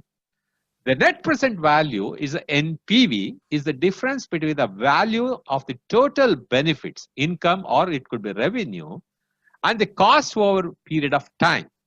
And so the present value of different items combined gives the NPV.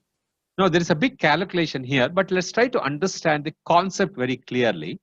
And also I'll tell you that in the examination, how this question to be answered. You see, project X will take 2 years to complete and has an NPV of $35,000. Project Y will take 5 years to complete and has an NPV of $95,000. So which project would you select? What's important in the NPV, Mr. Raymond, always remember that the NPV, whichever is higher, you should always select the project. So the project, why? Because it has higher NPV of 95,000. So the project with the higher NPV is always better. So in the examination, they will ask you that they will give you 3-4 projects. And for example, or they they will say that the NPV 3 years, NPV 5 years, NPV 2 years. Don't look at the number of years there. What is important is you look at the value, because that years is already factored into that when calculating the NPV. So whichever is the highest value, you need to select the project. So the problem, a project has to be selected over the other projects on the basis of its net present value can be expected in the examination. So when the NPV question comes, what you should do, the immediate answer should be whichever the NPV is higher or the highest among the options that are given, you need to select that. You got it, Mr. Raymond? Yep. Good. Okay. The internal rate of return. Internal rate of return is the rate of discounting used to reduce the future cash flows to their present value. Again, the internal rate of return, you have to calculate, is again long calculation you need to do, because you have to assume certain rate of returns, which become NPV become 0. In fact, that will be the internal rate of return. But in the examination, you will not be asked to calculate the internal of return IRR, but what's important is you need to select which is the right one. Like NPV, please remember, again, here is an example. Project A has an IRR of 25% and the project B has an IRR of 15%. So which project would you choose? Always choose the project which has got higher internal rate of return. That means 25% is you need to select. So like NPV, it's always the higher the internal rate of return, higher the NPV, it's always better for the project. So these two are very important. So when this question comes, please tick the answer. The right answer will be always the higher the internal rate of return, higher the net present value. That is the project you need to select. You're with me on this, Mr. Raymond? Yes. Good. The third one is the payback period. It is opposite to the IRR and NPE. Why? What is the reason, Mr. Raymond? Why it's opposite? Any reason you want to give for that? The reason for payback period? Yeah. The rate of return? Yeah. Basically? Basically, that means the payback period is unlike your NPV is higher, you need to select, or your IRR higher to select. Here, the payback period should be always lesser, am I right? Whichever the project which gives you a lesser period of payback, that's the one you need to select. Correct? Let's say a project A has a payback period of 5 months and the project B has got a payback period of 12 months. So which one you select? The quicker one. The quicker one, absolutely right. It's more of a common sense. All right, you agree. So the project A, because it has got lesser payback period. So the project within the lesser payback period is better. So in the examination, they will give you one project, there are 4 projects, and they will say that the payback period is so many months, and which is the one you need to select. So please always select the project which has got lesser payback period. But one thing you need to remember, sometimes in the examination, what they do, Mr. Raymond, they will give you 4 answers. One will be, let's say, 36 months. Another could be 30 months. Another could be, for example, 20 months. And another answer could be 3 years, 4 years. Okay, you understand? Yeah, don't look at the number. Look at what it whether it's years or months. That's very, very 4 years, because psychologically our mind will be saying whichever is less I should select. So 4 is a single digit, but that could be 4 years. So you need to convert. You understand, in fact? Yep. So that's how they ask the examination. They twist and ask. No, they will not ask you any straightforward questions. They will try to test your skill. So they will give you all 3 months together. They will give at one answer will be in years. But psychology, payback period should be less, so it could be 4. You should not select that. You need to keep that point in mind. Okay, that's it. So the benefit cost ratio, this is another benefit measurement method.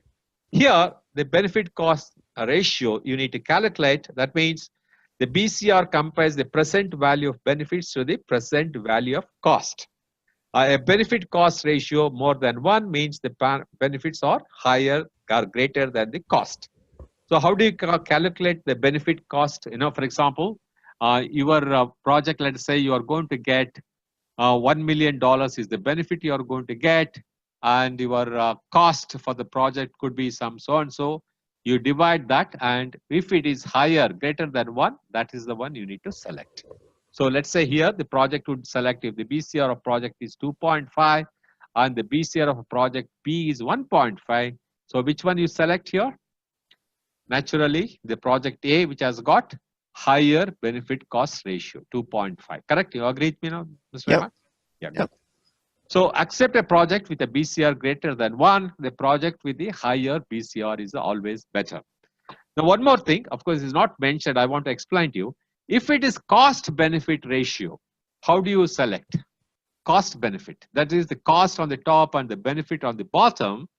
Here in the BCR, if it is greater than 1, you select that. Am I right? In the cost benefit ratio, in the CBR, it should be always less than 1. Or it should be whichever is the lesser than that, you need to select. Correct? Again, common sense, am I right? Your cost is, for example, cost should be always less than the benefit you get. So when you calculate that, you need to select a project which has the percentage is lower there, in fact. Correct? You agree in that? Yep. Benefit should be always greater than 1. The cost should be lesser than 1. That's we need to calculate. Okay, I just wanted to explain that. Because sometimes, they might ask you that. The BCR they will give you, and one also they will give you as a CBR, cost benefit. So you need to understand that very clearly. If it is a cost benefit ratio, it should be lesser than 1, and that is the project you need to select.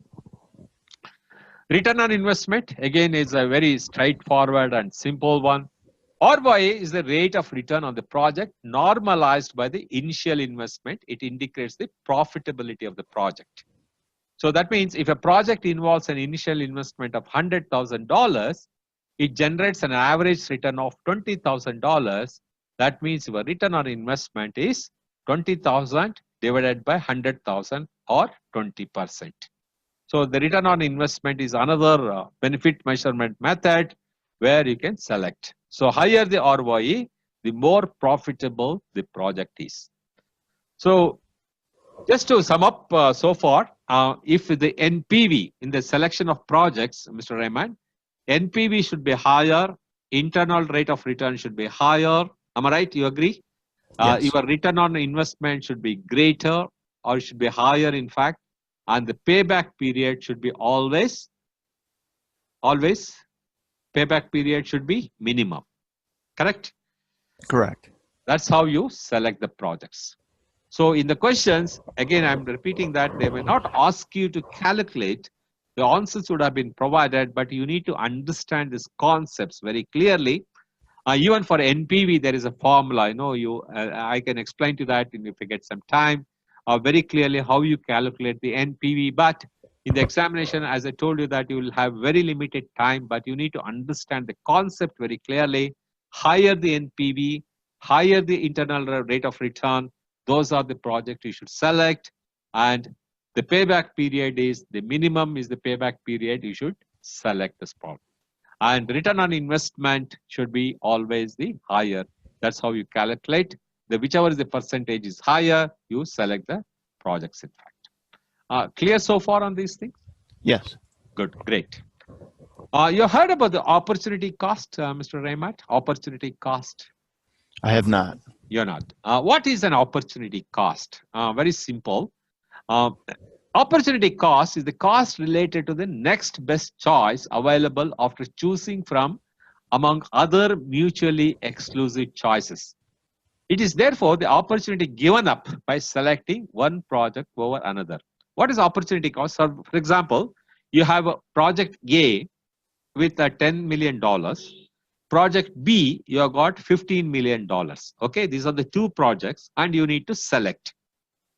Now, for some reason, you select project A, okay, $10 million.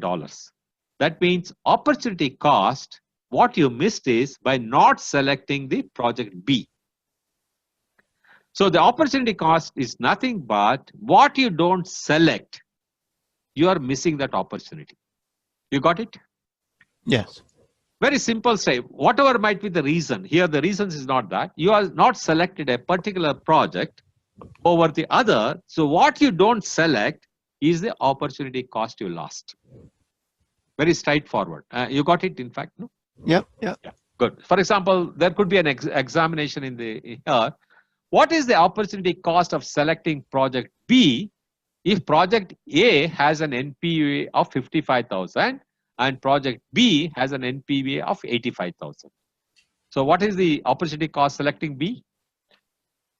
55,000. Pardon me? 55,000? Absolutely right. That is the opportunity cost is 55,000. You're right. So that's why this how the questions will be asked. In the project, you need to just remember what you don't select, that is the opportunity cost. Got it, right? Yep, got it. Good, good. So problems where a project has to be selected over other projects on the basis of net present value and opportunity cost can be expected on the examination. As I told you that, again, I'm repeating because you need to remember that you can expect at least 2 questions from these 2 slides. One is the NPV, IRR, again I'm repeating, and the payback period, return on investment, benefit cost ratio, cost benefit ratio, and opportunity cost. These 6 or 7 things, you can expect at least 2 questions, Mr. Raymond. Okay. So please remember this very clearly. In case if you have any doubts, I can explain to you once again tomorrow or next week if you want. But I want you to get this on top of your head because these are all easy to score. I know the marks straightforward. There could be some twist in the way they ask in the examination, but it will be easy to answer, and it won't take much time to answer these questions. Okay. Correct. For example, this is the question. Imagine what is the opportunity cost of selecting project P or project this? Within how many seconds do you think you can answer this question? 15. Maximum, am I right? Maximum 10 or 15 seconds you can answer this question. Yep. So because while reading itself, your answer would have come to your mind. Correct? Right. So that's very important. So you need to be sharp to understand this type of questions so that you can answer it, Jeffy, and you can save some time. You can keep that extra time what you save to answer those scenario or situation based questions. Okay, good. So I think almost 2 hours now. We'll take a break now for about some time, half an hour. Sure. Okay, so like yesterday, we'll meet at 10. What time is there for you now? It's 12 o'clock right now. 12 o'clock. So 12:30, we'll try to meet. Okay. Okay. Thanks, Mr. Ray. All right. Thanks. Bye. Bye.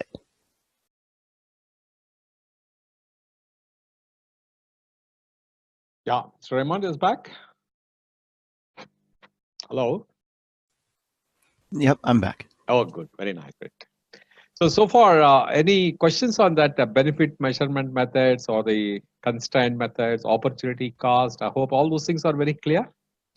We're following along. I've been going through the book at the same time, Okay. and trying to highlight different areas. So. Yeah, sure. But these concepts are clear, am I right? There is no confusion or there is no ambiguity. No confusion.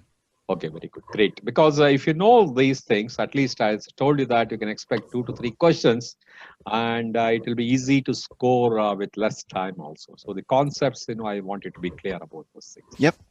That's great. Okay. So we'll move on then.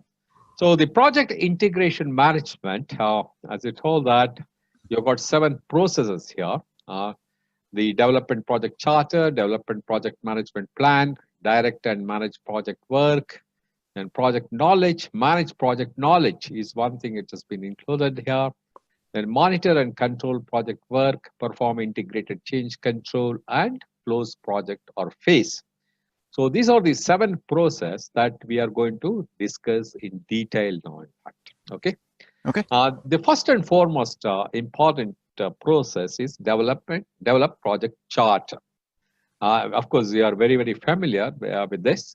So develop project charter is a process of developing a document that formally authorizes the existence of a project and provides the project manager with the authority to apply organizational resources to the project activities. That means once you have this authorization letter, you can take the required resources from other departments or required resources in terms of monitoring. Your required resources of it could be physical resources, it could be financial resources, or it could be human resources. So the project charter is the most important thing. So we discussed about the benefit management plan. That was one of the important input. You remember the benefit management plan. It could be, for example, how you calculate NPV. It could be internal rate of return, the payback period, and it could be an opportunity cost and the cost benefit ratio, the benefit cost ratio, and it could be the peer reviews, the motherboards, and all those are the benefit management plans. The business case is nothing but your commercial aspect of that, the project, how much you're investing it, how much you're going to get it. Again, this calculation of NPV, IRR, all those things will be part of that. Then the agreements, this is the important agreement with your vendors. I'm sure you are very familiar with the various agreements. Will be your statement of work could be a part of these agreements, the terms and conditions what you pay to them, what you expect from them, all those things will be part of the legal agreements. Then enterprise environmental factors and OPA are the other two common inputs. Here, the process project integration management, the developed project charter is the process.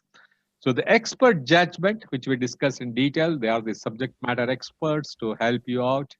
Then data gathering is nothing but various information are collected during the project. You keep collecting the data.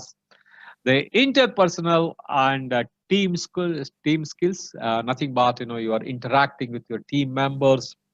How you motivate them. You should be a good listener. Listening is also a part of interpersonal skills. How you manage your team, how you motivate your team, how you take team along with you.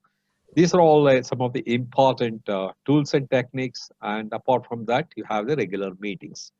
So what you get is the project charter and the assumptions log. Assumption log is nothing but, you heard about assumption log? I have not. Okay, assumption log is various assumptions you put for the project. Am I right? When you are developing a project, you put the various assumptions that we can do under these circumstances. The project can be affected under these circumstances. So various assumptions, you assume certain things, am I right, during the project. Have you experienced it, the assumptions? Yeah, they're usually combined on our agreements. They're usually combined with assumptions and exceptions and eliminations or absolutely something like right. that. So, can you name one or two? Is it possible to name them one or two assumptions? Architecturally, we do not typically do interior design unless it's part of our contract. Okay. So an assumption, that would be an exclusion. An assumption would be to assume something's going to happen, but would have to be clarified afterwards. Afterwards, okay. Some more details, for example, when you are assumptions, you have put a cost to the project. Let's say a 3-bedroom flat project. Let's say the cost. You would have said that it may cost, let's say, $2 million. You would have put some certain assumptions. The cost of raw material at the time of calculating this, we have assumed that this will be the dollar price. And also the cost of completion of, for example, the schedule. You would have put an assumption that all the human resources available throughout the period, that could be another assumptions. Like that, I'm sure the various assumptions you would have put. And the log is nothing but a register. That means, you keep on putting all the assumptions in a log. That's the assumptions log. You got it? Yep, I got it now. Oh, good. Okay.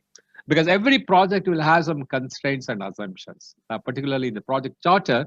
All these could be at a broader level. In the beginning itself, you assume certain things, you assume certain constraints, you assume certain risk, and all those things, you put it in an assumption log so that you can always refer back while the project is progressing. You can refer back what are the assumptions we kept in mind when we started this project. So it's a very important output you get from this process. Are we clear about the developed project charter? Yep. Yeah, good. And I'm sure definitely there will be a question on this, or there might be a question that a question could be that who approves the project charter? There will be 4 options, as I said, that you need to select one. And probably some other things, what are some of the inputs or important inputs in the developed project charter? Kindly remember that. And the flow is very important. You need to understand. So when you start the integration management, the first one is the develop project charter. So you need to understand that. That's very, very important. So how do we develop a project charter? This process is the first opportunity for a project manager to understand the vision and goals of the project as agreed by the sponsor and stakeholders. Because the moment you get this document in your hand, you will know that what is the vision for this project? What are the broad vision and the goals of the project as agreed by the sponsor and the stakeholders? Because the customer also has to be part of that, and the various other stakeholders, internal and external also. It describes the project purpose, it describes the vision and the initial scope. The scope need not be a detailed one, but at a broader level, you'll have a scope. It formally authorizes a project and a project manager. It contains the business problem to be solved. Normally, why the project has taken up, either it could be for growth or it could be a problem might be there. So you take up that project to solve the problem. It could be, for example, if the organization is not growing, the growth is very stagnant. That could be one of the reasons why you are taking up some multiple projects. So like that, you describe very clearly the business problems or the business opportunities you have. Then measurable project objectives and requirements. How do you measure the project success? So measurable project objectives, and to meet that, what are the requirements? You clearly you define it. Then project boundaries and key deliverables. In the boundaries means this will contain only this much. We will not exceed on that. You need to have a clear boundaries for every project. Am I right? If we don't have the boundaries, again, it can lead to so many other complications. So the project boundaries should be clearly defined, and the key deliverables, what you are going to deliver of this project. So that needs to be clearly mentioned. The risk elements, right from the beginning, you need to identify the risk. It could be human resources risk, it should be external risk, it should be possible the internal other risk, it should be material risk, it should be infrastructure risk. All the risk needs to be at least at a broader level, you need to mention that. And the critical success factor, how do you measure the success of the project? How the rate? What are the critical success factors you need to mention? Then, as I said earlier, the stakeholder list and roles and responsibility. What is the role of each stakeholder? Suppose your sponsor, what is his role? His role is to sanction the funds. His role is to give you the required resources. So clearly it should be mentioned. What is the role of other stakeholders, your team members, what they are supposed to do? That should be clearly mentioned. What is the role of a customer? The customer has to accept the delivery of the product if it meets its requirement. So these are all the roles and responsibilities of the various stakeholders has to be clearly mentioned. Do you maintain such a list in your company, Mr. Raymond? The roles and responsibilities of the stakeholders? Yeah, and also, all the stakeholders. Do you mention? Yep. Yep. Once that is there, it is easy to communicate. Once that is there, it is easy to engage the stakeholders. Am I right? So that correct. Very correct. Yeah. Yep. And the constraints and assumptions. As we discussed, that every project will have some constraints, will have some assumptions. You need to have those things very clearly. Then the project exit criteria. Are you familiar with this project exit criteria? No, I'm not familiar with that. Now, project exit criteria means, suppose, of course, you are not experienced it. Some projects, in between, suppose you need to stop it after a phase gate review.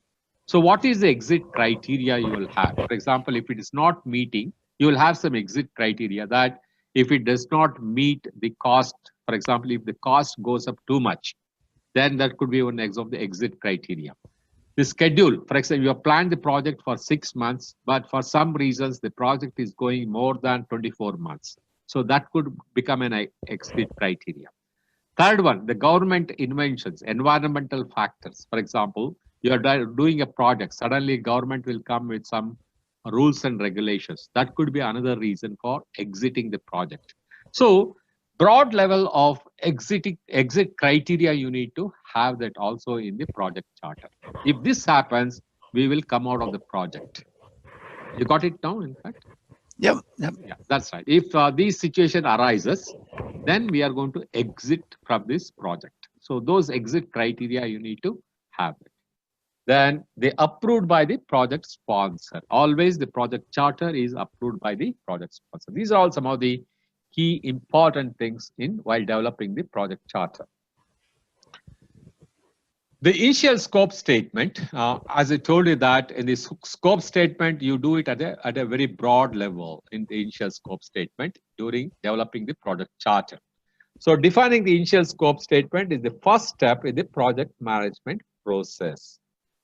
So what problem or opportunity to be addressed? That should be the scope, initial scope. Why are we doing this project? What is the need of this project? What opportunity we are going to encash by doing this project? Or what problem we are having. Because of that, we are taking up this project. For example, in our company, FMCG industry, when we start losing the market share, then we try to analyze in a particular market, we are losing market share. So should we come out with a new product? Should we introduce another better product? Why are we losing the market share? We need to understand that. Whether the particular SKU, that is the selling key unit, whether does it have too much of competition. So what we should do, so if it is a problem, how we are going to address that. And if it is an opportunity, how we are going to encash it. So that needs to be clearly defined. Then what are the project goals and objectives? Why exactly, the long-term vision we have? What is the goal and objective? We need to have that. What are the project activities to be performed? The various project activities to achieve these goals. So that needs to be clearly mentioned. And what will success look like? Whether you can quantify it, or how you cannot quantify it. Sometimes, it may enhance your company's reputation by doing this project, or whether your turnover will go up by doing this project, or you will have more number of customers will start using your product. So all these things, how this success will look like. How will you measure the success? That's also important. In fact, whether you have the customer feedback, you will have the market feedback. You look at the various things to measure your success. Then what risk or obstacles may affect the outcome? This also you need to have that clearly. By doing all these things, what are the factors that could affect our performance? What are the obstacles can come suddenly?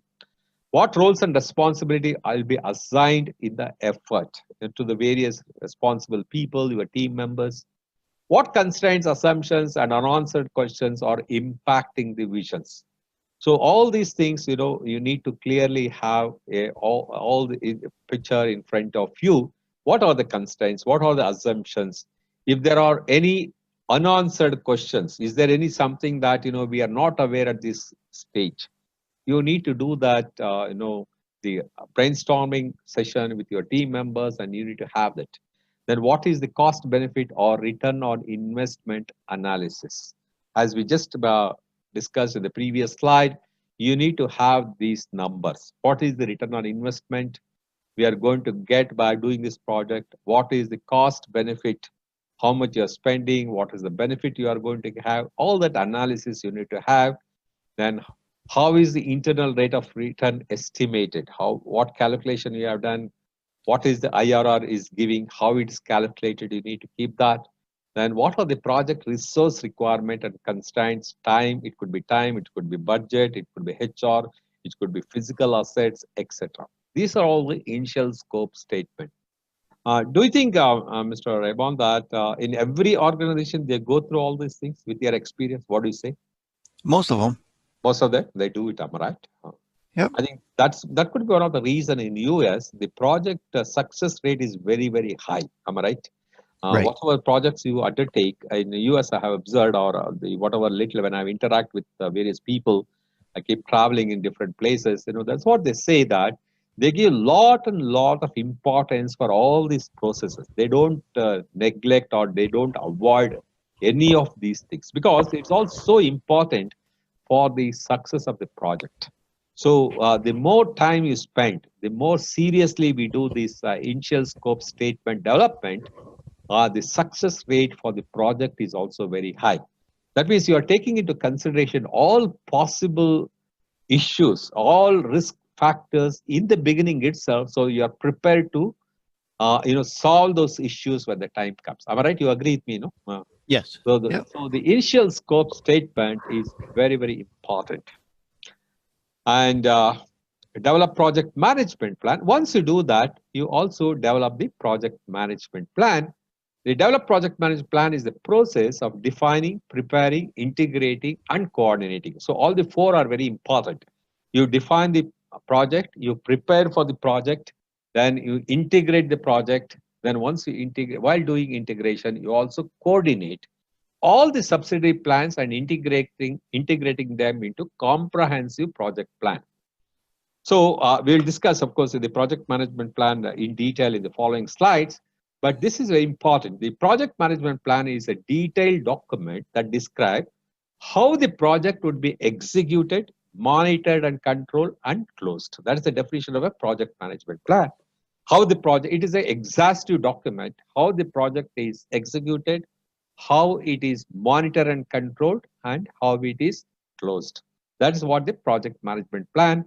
As I told you that during your performance evaluation, it always goes back to the project management plan, which will also have a cost baseline, it will have a schedule baseline, it will have the various other quality, it could be a quality baseline, all these things will be there in the project management plan, and it keeps getting updated. So the project management plan contains all the subsidiary plans and other baseline values. The performance measurement baseline of a project time is the total project baseline time and the agreed time variance. So as I told you that it will have a schedule, performance schedule baseline will be there, and that is the total project baseline and the time agreed.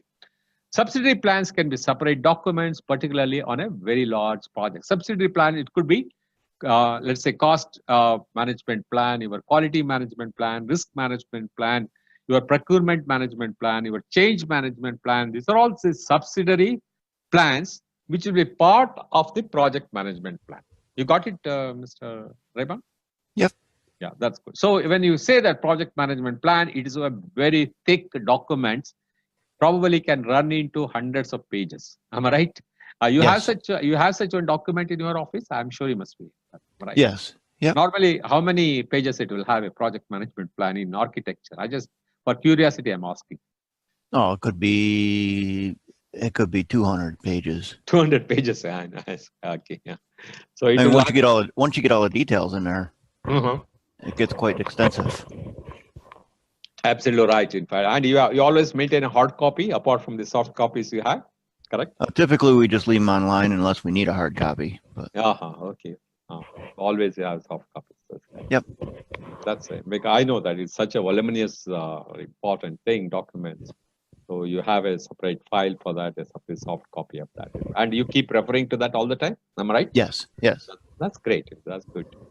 So you're already doing 99% of what we are discussing now, I think. Am I right? That's good. Except 1% probably, that too because of some terminologies you're not familiar. I think otherwise you're doing that also. Yeah. Yeah. That's great. Great to interact with you, Mr. Rahman. Very nice. Excellent. Because I've taught so many students so far, but I don't remember anybody who has got 32 years of industry experience. And I think I'm considered very lucky to interact with you today, I would say. Good. I'm glad. That's great, but really. But I'm also learning a lot from you. That's nice. If I'm not inquisitive, how young you are? What's the age? You want to know how old I am? Yeah. I'm 52. 52. Oh, okay, good. That's good. So that means you started your career very early, at the age of 20, probably. 19? I started right out of my 2-year college. Oh, 2-year college. Okay. So I started. Let's see. Been 20. 30. Yeah, it's 20 years. 22. 32 or 20. Yeah, probably. Okay. 20, 22, somewhere around there. I started somewhere like that. Yeah, absolutely right. That's great. Very nice. That's good. That's great. So, project management plan contains all the subsidiary plans which I just explained, and it will have all the baseline values. So the subsidiary plans can be separate documents, and particularly on a very large project, particularly in some major mega projects, I think it will run into thousands of pages, in fact. When it runs to years together, so it's a very comprehensive document. So if the initial agreed time for a project, here is a small thing, 180 days, it is a project baseline time value, 180 days. So if the agreed variance is 10%, you have such variance for your projects, some schedule variance plus or minus 5%, 10%, like that? We don't have any variance up front. You don't have it. We make the adjustments as we go. Oh, I see. Okay. But initially you agree on certain baselines, am I right? Yeah. At a particular period, it should be 36 months or 60 months, like that. Initially, you do agree. Yep. And for example, some projects, they will have some variance. in the beginning itself. The project can take 5% this or that side. The cost can be 5% this or that side, like that. So the project should be executed. Let's say 10% is the variance. Then the project should execute in the maximum of 180 plus 10% of that 198 days is the maximum that you have the time to complete the project. You got it? Some of the projects, they also have these assumptions that stating that that we will have a 10% variation of the project completion date, so like that. Or it could be cost, 1 or 2% of cost plus or minus side, like that. They will have those assumptions in the beginning. This is the agreed time. So the contents of the developed project management plan, which I'm just discussing with you, again, it's a comprehensive one, which I told you. So it should contain a section referring or covering the project charter. It will have project management approach or strategy. How are you approaching this project?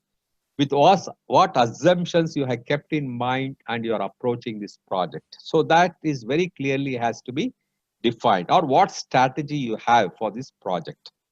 Then it will have all these subsidiary plan. It will have a scope management plan. It will have a requirement management plan, schedule, cost, quality, resource, communication, risk, procurement, stakeholder, change management plan. This is another important thing.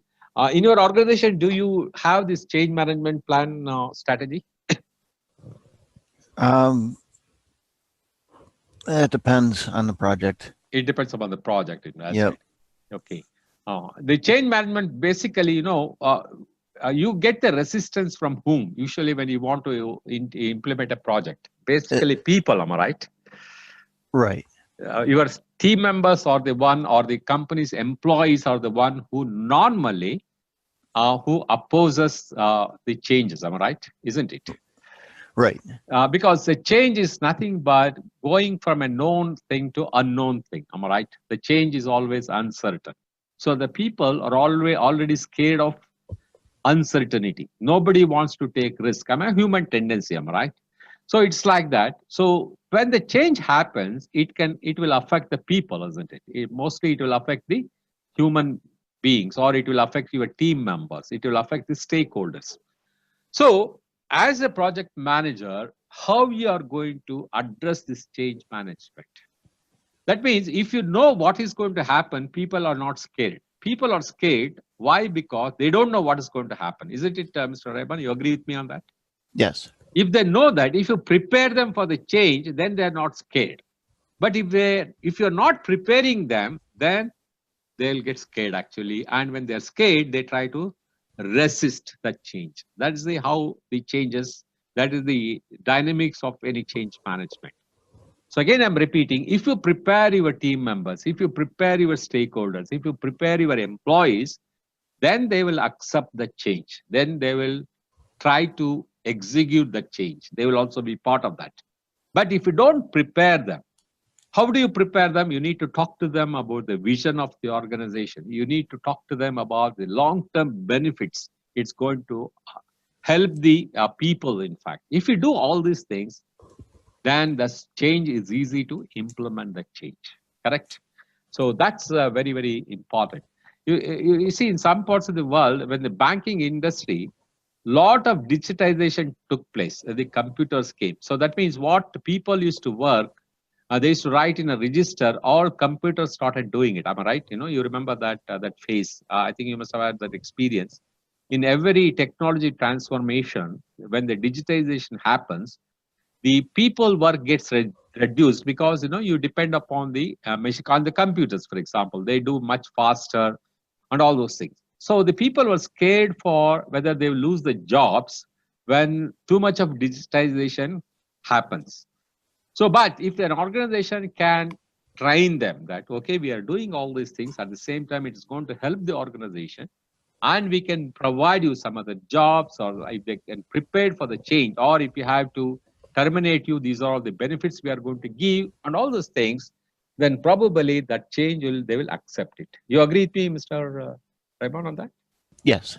That's right. So that is the change management plan. So you need to have that particularly in a bigger projects. The configuration management, the various configuration, how it gets configurized, the different systems that plan you should have.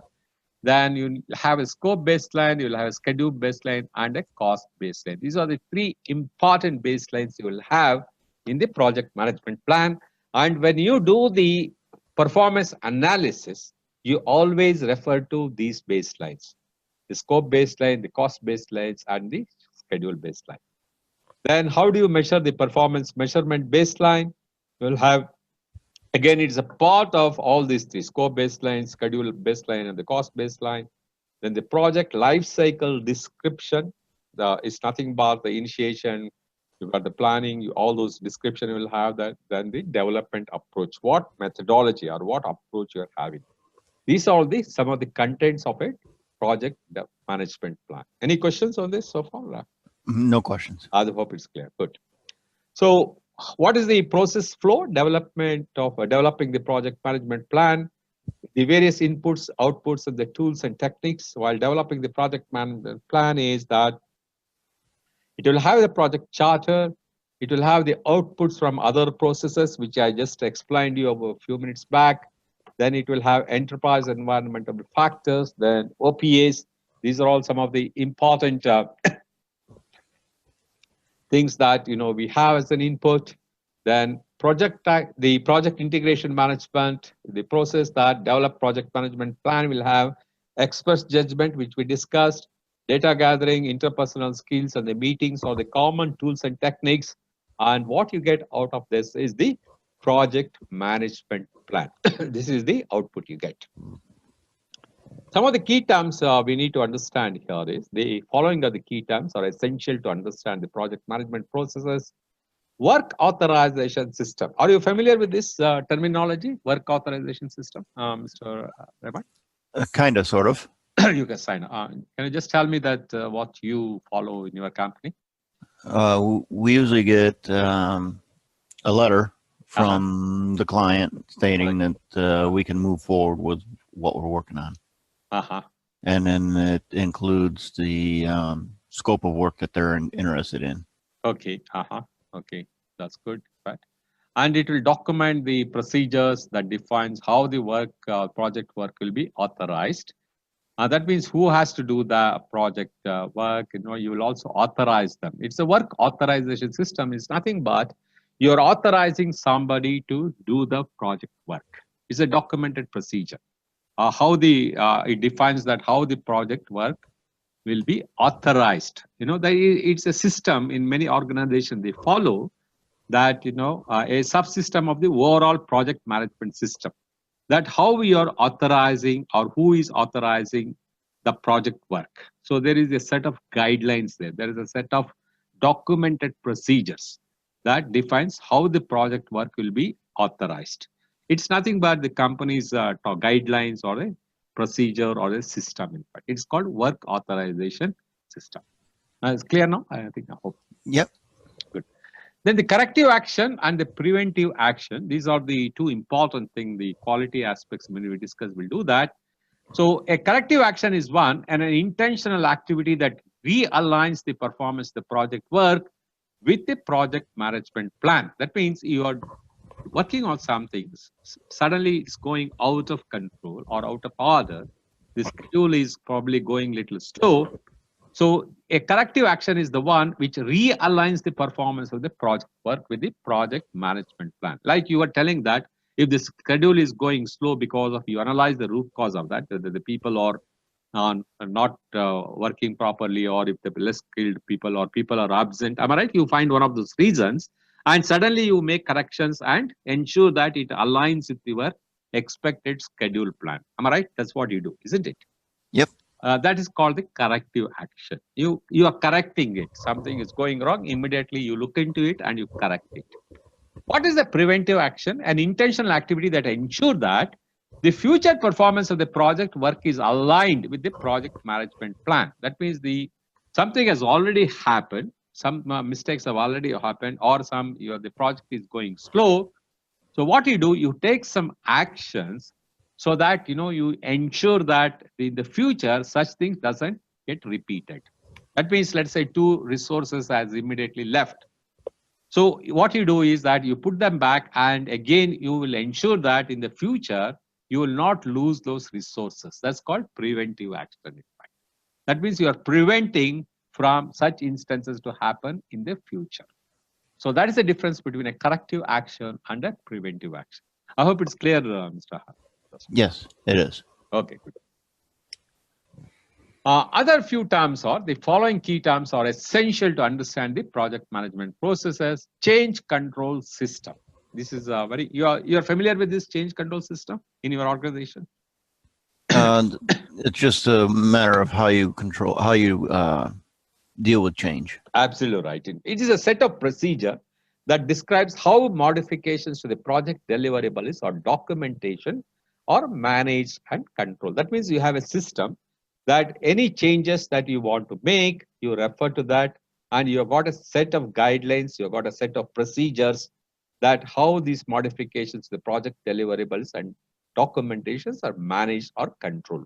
That means you will not deviate from the set of procedures that you have in your organization. That is the change control system.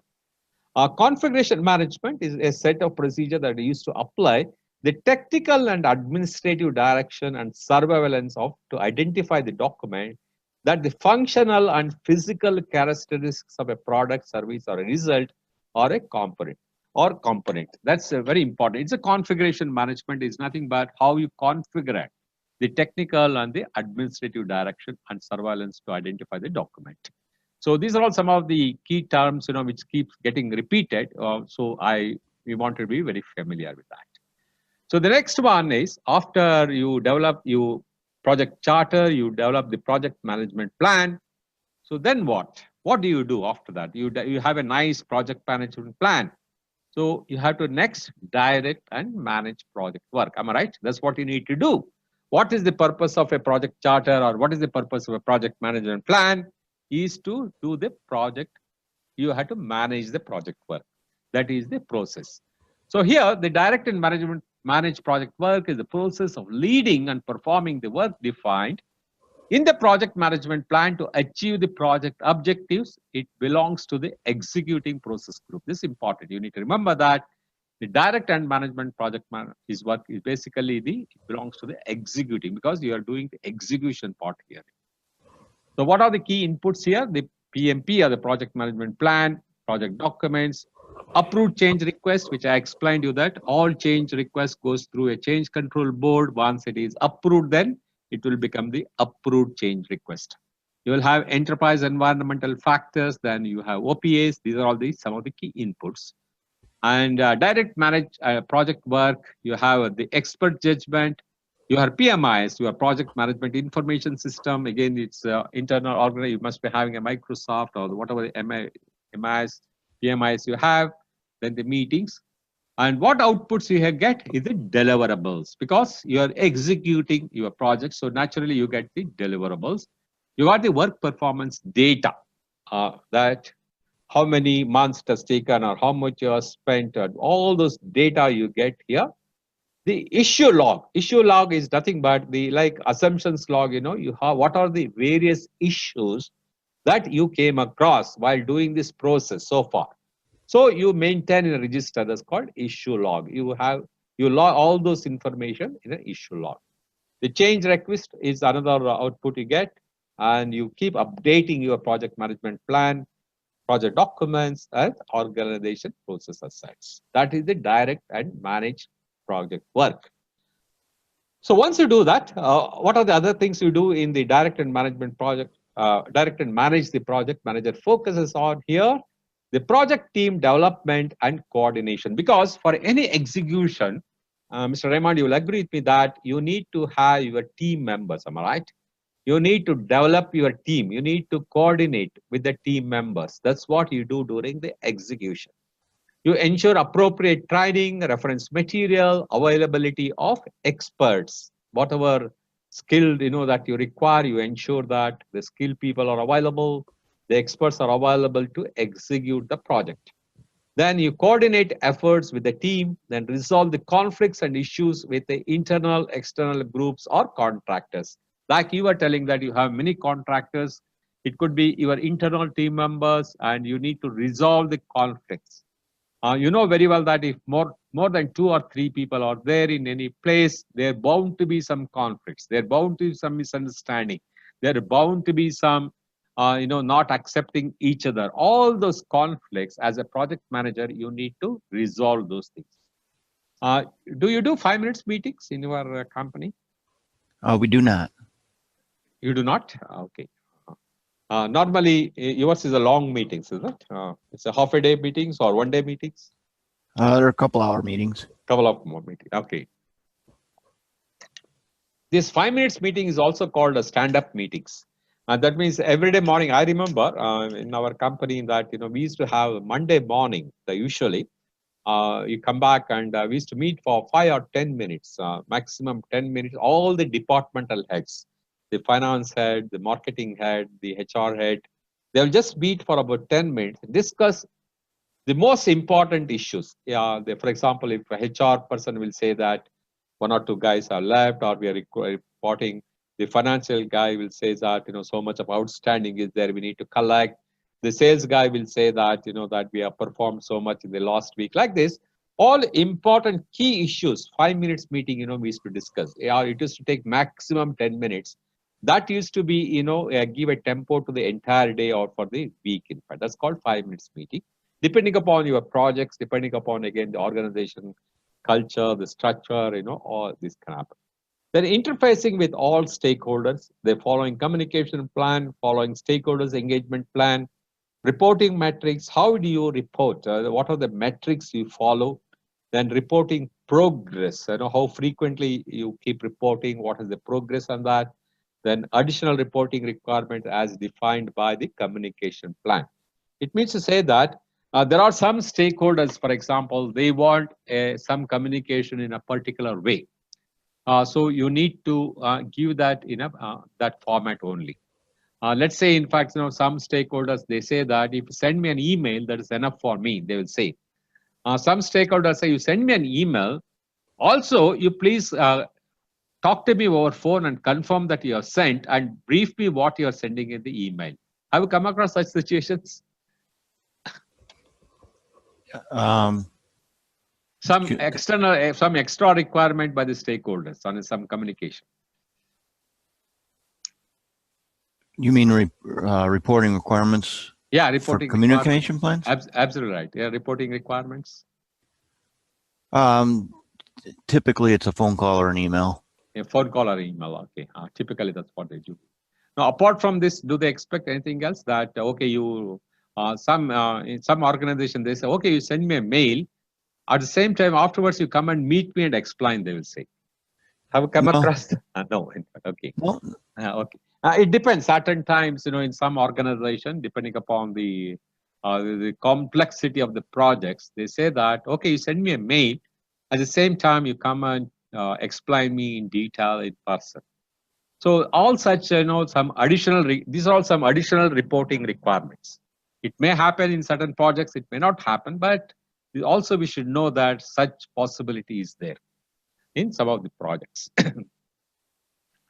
Direct and managed project work continuation. During direct and managed project work, the project manager focuses on project plan monitoring. That is the actual versus planned. It could be like a schedule, it could be cost, it should be various other baselines.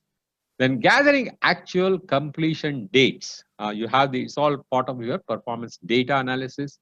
Determining the task completion status, that what has been planned during a particular period. It could be a weekly report, or it could be a fortnight report or a monthly report. And what are the tasks which was planned and what is the status of that. Overall quality management, quality in all deliverables, compliance with the process. Whatever quality planned, whether are you following that process? That's also important. In risk management, for example, you identify the risk, you implement the mitigation strategies, then the communicating the risk, it's important. Then the scope and product change management, implement the process, look for unauthorized changes. This is where you're talking about, I remember you were telling about the scope creep, am I right? Yes. Yesterday. So this is a look for unauthorized changes. That means you're not approved. but some changes have been taken place. It could be a gold plating or it could be scope creep. Then ensure that schedule changes are incorporated and completed. This all you do during direct and managed project work. Continuation, during direct and managed, project manager focuses on facilitating project meetings and performance reviews. As we already discussed, the communications management, you do that. Then follow the communication plan, execute stakeholders engagement management plan. That means how you keep on engaging your stakeholders with the regular communication feedback, with regular interactions. You do that. The documents input from meetings and communications with stakeholders and team members. I'm sure in every meeting you document all the minutes of the meeting. Am I right? You must be doing it. Correct. Correct it. So you document it and you communicate with the stakeholders. Then documenting the progress and work performance, then updating project records, reports, communication management, and deliverables. So a whole lot of things you do while doing the direct and managed project work. Once you do that, then comes your execution. During execution, project leadership is a critical success factor because leadership is nothing but how you get along with your team members, how good you are managing your team, how conflict resolutions, how you solve those problems, how you keep motivating your people, the interpersonal skills, all those things are the critical factors for the success. So the PM must lead the project team and stakeholders with respect to the project. That's important. Essential prerequisite for a project success is the PM's ability to lead the project in what can be an unstructured environment. Unstructured environment is nothing but, particularly, of course, your organization, you have an organogram and you've got a reporting system, everything is in place. But when you hire the external consultant or when you hire the external people, it will become like unstructured. Am I right, Mr. Raymond? You agree with me? Yes. So the project team, you have to manage this unstructured environment also. That means there may not be a clear roles and responsibilities sometimes of the people, or there might be a proper reporting system itself might be missing. These are all the unstructured environment, but you need to manage those things effectively. Then provide leadership throughout each phase of the project to motivate the team members, ensure consistent interpretation of the requirements, keep the project on schedule and within the budget. That is the bottom line. The success of the project always depends on keeping the project on schedule and within the budget, and make sure all milestones or the deliverables submissions are met. How frequently you have milestones in your projects in architecture? We have 1, 2, 3, 4 milestones. 4 milestones. One is a design development. One is one is schematic design. One is design development. One is construction drawings, and the other one is construction administration. Oh, that's great. And what is the time frame between one milestone to another one? It depends on the size of the project, but generally, on an average, it ranges in between that 3 to 5 months design period. Mm-hmm. It could be, I think it's schematic design is like 30%. Mm-hmm. And then design development is at 60%. Okay. Construction documents are at 98 to 100%, and then construction administration is when construction starts until the end of construction. Oh, okay. It's like that. Okay, so it depends on that. That's right. Yep. Okay, great. Okay. So those are some of the milestones that we need to remember. So what are the leadership roles and skills? As I told you that you need to be a good planner, you should be a good organizer, good coordinating abilities, you should motivate your team members, you should have good control over the team members, and you should keep directing your team members. These are all some of the leadership roles and skills required to execute your projects. Am I right? You agree with me on these things? Yes, I do agree. That's right, yeah. This is one thing, this process, the manage project knowledge that has been included in the PMBAK Guide 6. So how the manage project knowledge is the process of using the existing knowledge and to create the new knowledge. You have existing knowledge and also to create a new knowledge to achieve the project objectives and to contribute to the organization knowledge base for future efforts. Because you know that particularly in this technological driven environment, the changes are happening so rapid. The knowledge management is very, very critical and important for the success of project. I'm sure you'll agree with me, am I right? Yes. Knowledge, so you need to, the process of existing knowledge, and also you have to create a new knowledge. New knowledge could be using the new technology, it could be that, or the process improvements that are happening. All these things, you know, your project project cycle itself is coming down many times, am I right? The olden time, you know, some projects used to take, let's say, 12 months. Now with the technological advancement, you know, the same project can be done in about 10 months time or 8 months time. Mr. Raymond, you agree with me on that? Yes. Now, because the technology is helping to do that. So it's very important that how you manage all these knowledges, the existing knowledge and the new knowledge which is getting added, which are you are creating that knowledge. So the project management plan, project documents, deliverables, and enterprise environmental factors and OPA are the key inputs here. So how do you manage the project knowledge? What the process, information management system you have, knowledge management and interpersonal and team skills you have, and what output you get is the lessons learned and the project management updates that keep happening. Let's try to understand the knowledge management a little more in detail. You know that, you know the difference between the explicit knowledge and the tacit knowledge? Yesterday I gave an example also, in fact, explicit and tacit. An example would be good. Yeah, explicit knowledge is the knowledge which you document, all those knowledge. It's easy to document it, in fact, okay? The tacit knowledge, I gave an example of the aircraft landing yesterday. You remember that pilot landing? Where it makes some project, when, you know, in certain aircrafts, when you land, it will be so smooth, you don't even feel that. Whereas in some places, you know, the way the pilots land, you know, you will have a big sound and all those things.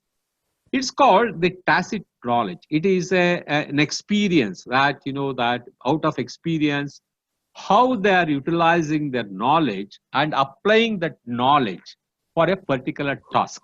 It is the tacit knowledge. Sometimes it's very difficult to document these tacit knowledges.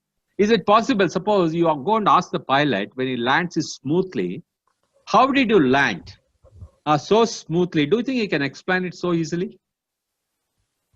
No.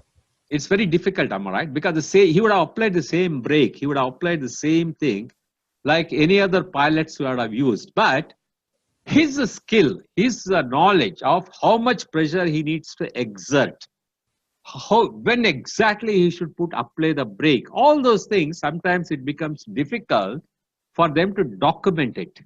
But when you talk to them, they will explain to you, in fact. That is called the tacit knowledge. Tacit knowledge is many times is not documented, but you get this when you exchange your views with them. That is the tacit knowledge. So the tacit knowledge is a personal and difficult to communicate. I also gave an example yesterday about the mother. Your mom cooks, for example, you know, she used to make nice food, am I right? I'm sure. Yes. Am I right? The same food, what's your best, what food you like most?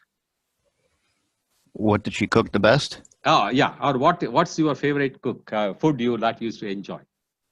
It was macaroni and cheese, homemade. Macaroni and cheese, am I right? That's your mom used to cook that, isn't it? Yep.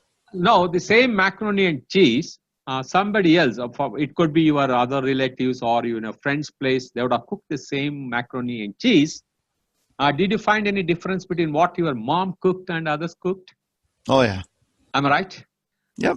They would also use the same macaroni, same cheese, same branded one they would have used. Am I right? But what your mom made is something very special. That tastes much, much better. That is called the tacit knowledge. You got it. In fact, I gave you the two examples. In fact, so the tacit knowledge sometimes is very difficult to communicate, but they can express it when you talk to them. Their expertise, their experience, their insights. That is the tacit knowledge. You got it, Mr. Raymond? Yeah, I do have it. Yeah, good. In fact, so once to repeat again, in fact, the explicit knowledge is easy to document, everything available, but the tacit knowledge is very difficult to communicate, very difficult to experience it, but it comes out of your experience, it comes out of your skill. So the project manager is important to document, if possible, get their insights, and somewhere you have that information. That so-and-so project manager in a particular thing, they hit it like this. So somewhere it needs to be sometimes also should be documented. It's called tacit knowledge. Got it? In fact, hope it was right. So you need to manage both the explicit knowledge and the tacit knowledge. Both types of knowledge are required for the project knowledge. Ensure that tacit and explicit knowledge are used before, during, or after the project development. Sometimes it's very, it could be difficult to, to document all the tacit knowledges, but somewhere it has to be passed on to the next people, or you have to inform them how it is and what are the insights about that. The knowledge management is more than lessons learned, change request, and risk. It's not, you see, it's easy to do. For example, lessons learned, you can document it and you can adopt it. Change request, as we discussed many times, change request is a set of procedure there. When the change comes, you record it, in fact, and you do the cost analysis, you do the schedule analysis and all those things, even the risk. But knowledge management is much, much more than that. Do you agree with me on that, Mr. Raymond? I'm sure. Yes. Yep. So that's very important. In any project environment, managing the knowledge is also very critical for the success of the project. Once you do that, what is the next stage? You do the direct and manage the project work. Then you need to do the monitor and control the project work. This is also very, very important. So monitor and control project work is the process of tracking, reviewing, and regulating the progress to meet the performance objectives defined in the project management plan. Here, as we discussed, every time you need to keep on monitoring and controlling the project. It belongs to monitoring and control process group. What are the inputs here we talk about? Is your project management plan, project documents, your work performance information. Work performance information is from the data. You analyze the data and you make it as a work performance information. You have the various agreements as an input, then enterprise environmental factors and organization process assets. These are all some of the inputs. Then here, the data analysis, the decision making, expert judgment, and the meeting. Decision making is, as we discussed, that you put the decision, you look at the various options available, and you look at the best solution or the best decision that you want to make it. Then what you get is the output is the work performance reports. Always remember that once the work performance information is an input, you get an output of work performance reports, because you are processing it, you are adding, you are making it as a report from the work performance information to send to the various stakeholders in the form of reports. The change request is another output you get out of this process, and you keep updating the project management plan updates and project documents update. That is the monitor and control project work. What else we do in the monitor and control project work is basically during monitor and control project work, the project manager focuses on evaluating the work performance. Here comes the mathematical performance, the work, and I will discuss about those calculations and those formulas, developing the various analysis. They monitor the metrics and evaluate and report on variance, evaluate for impact on correct if necessary. You also evaluate trending work performance and project status and look for indicators in project variables and earned value management. You heard about earned value management in your projects, Mr. Raymond? Earned value management?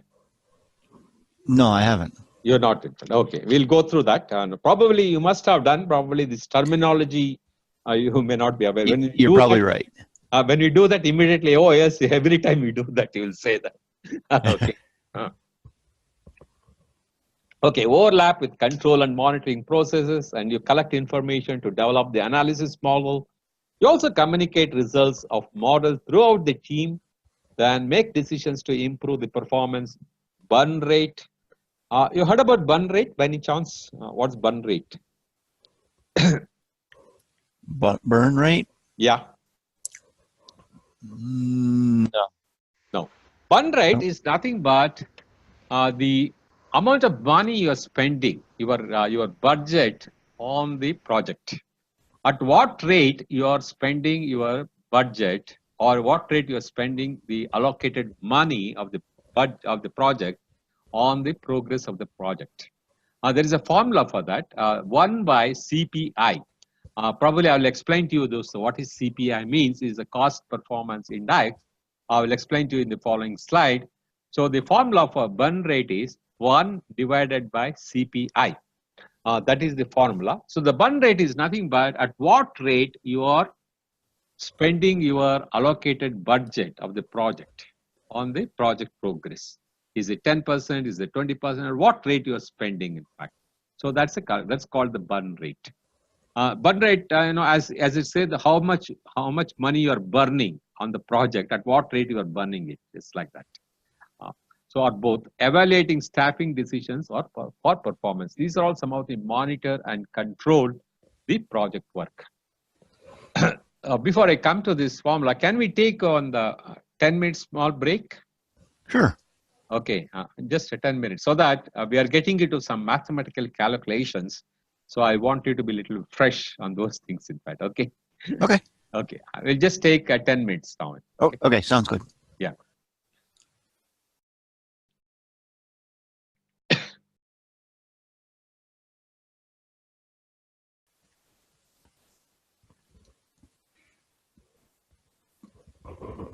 Hello, are you back?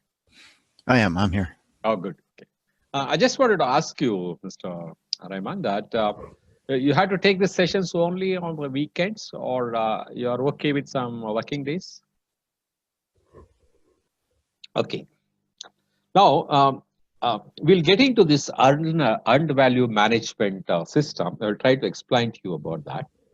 So normally, in any project, how do you evaluate the project success? There are two important factors, am I right? What are those things? Can you recollect, Mr. Rahman? How do you evaluate your project?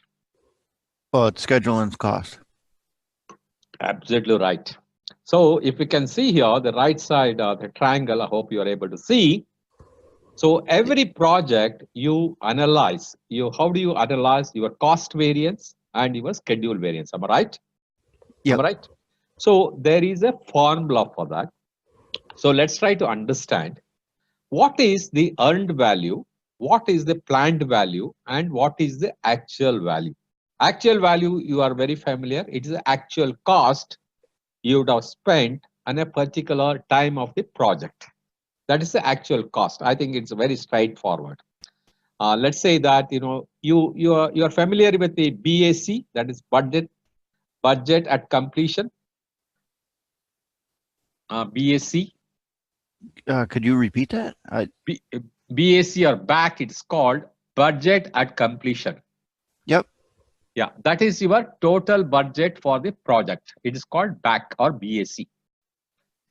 You said, some of your projects have got $10 million. Another project has got $80 million. Am I right? Correct. So that is your budget for the project. Budget at completion is BAC is $80 million. I want to take that as an example so that it will be easy for you to understand. In fact, okay. Yeah. Yep. So the budget at completion is for your project is $80 million. That is the budget. Now, what is the planned value? Let's say at the end of 3 months, okay, at the end of 3 months, what should be the planned value for your budget for your project? $80 million is your budget, am I right? Yep. At the end of 3 months, what is the planned value for your project? 3 months. Your project schedule is, let's say, 12 months. 12 months is the time frame. Okay. Okay. 12 months is your scheduled time. And at the end of 3 months, and you have your budget at completion is $80 million. So at the end of 3 months, what should be your planned value? 80 million divided by 4. Absolutely right. So how much is that? $20 million. Yep. Am I right? So that is your planned value. So the planned value is, it is the authorized budget assigned to a scheduled work. So at the end of 3 months, your authorized budget for the project is $20 million. That is called the planned value. So what is the formula for planned value? It is BAC, that is budget at completion, multiplied by planned of work at completion. So at the end of 3 months, your planned value for your project is $20 million. Is it correct? I have understood that planned value? Yes. Okay, good. Now, the actual cost at the end of 3 months, you will have the actual, that information you have, how much you would have spent at the end of 3 months. That is the actual money you have spent. Let's assume that at the end of 3 months, you have spent $25 million. So that is the actual cost. I'm just giving a hypothetical figure for you to understand. Yep. That's perfect. So your planned value is $20 million. Your actual cost is $25 million. That's what you have spent. Now, what is the earned value? The earned value is a percentage of actual percentage of work completed into multiplied by your BAC, that is budget at completion. To put it little more easily for you to understand, it is the work performed in terms of budget authorized for that work. That means, let's say that at the end of 3 months, your planned value is $20 million. And you are earned, actually what you have earned is only, let us say, $15 million. That's what you have done the work at the end of 3 months. So that is the percentage of work completed multiplied by your BAC. That is BAC into actual percentage of work completed. You got it? That is your earned value. That means, to put it a little more simply, let's say that at the end of 3 months, you have done only 50, you should have done 20% of the work at the end of 3 months. But let's say you have done only 15% of the work you have done at the end of 3 months. That means your earned value at the end of 3 months is 15% of your BAC. Got it? Yep. Okay.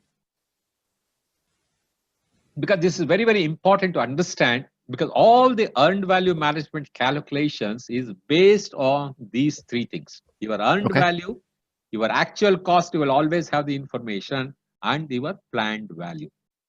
So once you are clear with this concept, now it's easy to understand your cost variance, your schedule variance.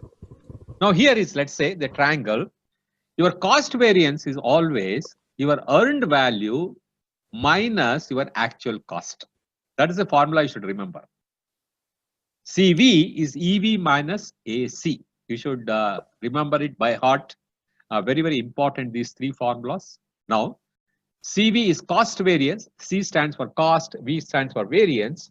EV is your earned value minus your actual cost.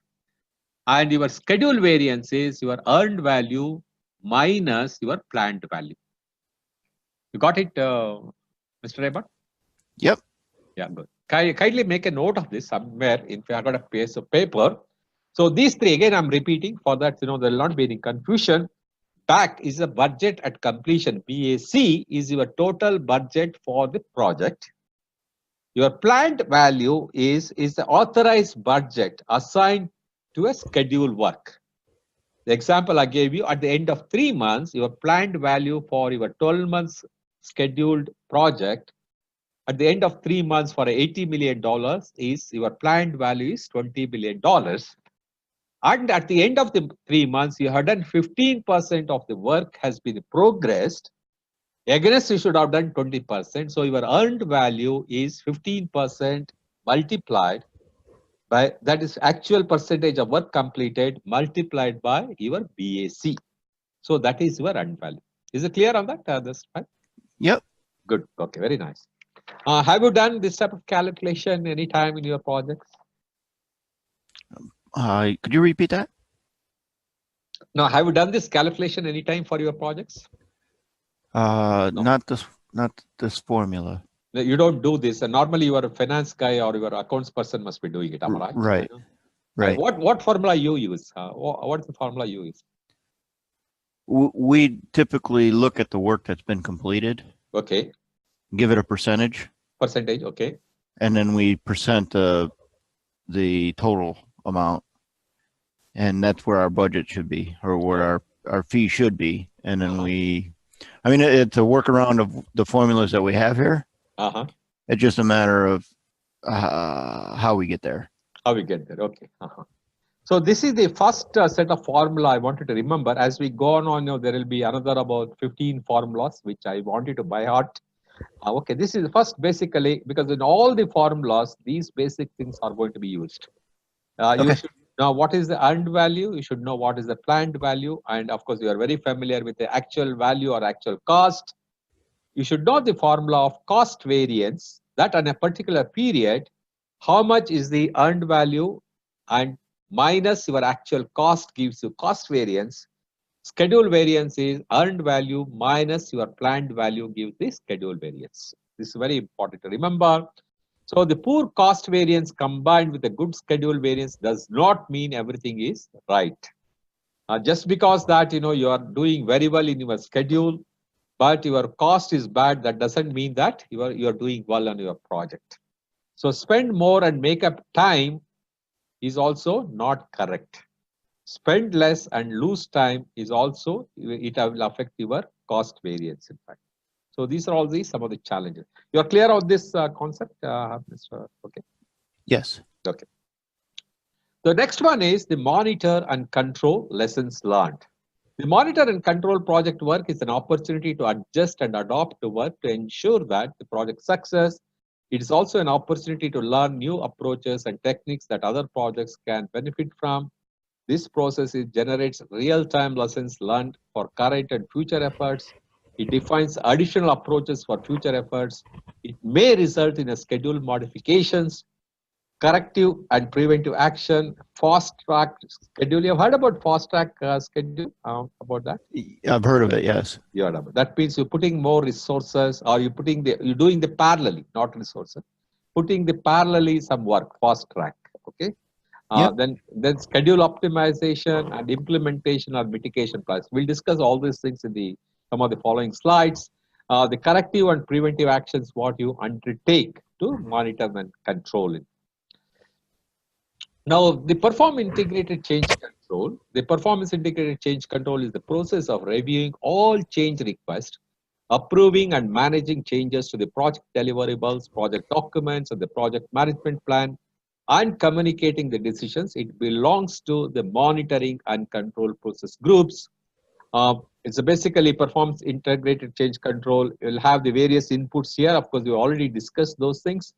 The change control tools, we look at that what system your company is following that, what are the various control tools you're having, the data analysis, the decision making, and the meetings. These are all some of the tools and techniques we talk about here.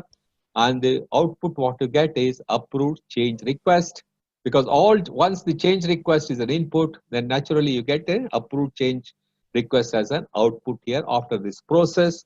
And you keep updating your project management plan and project documents.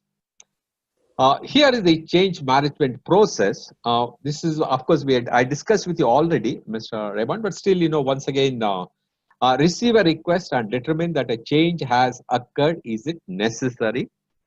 Then evaluate the impact of change in terms of cost, in terms of schedule, in terms of various other baselines.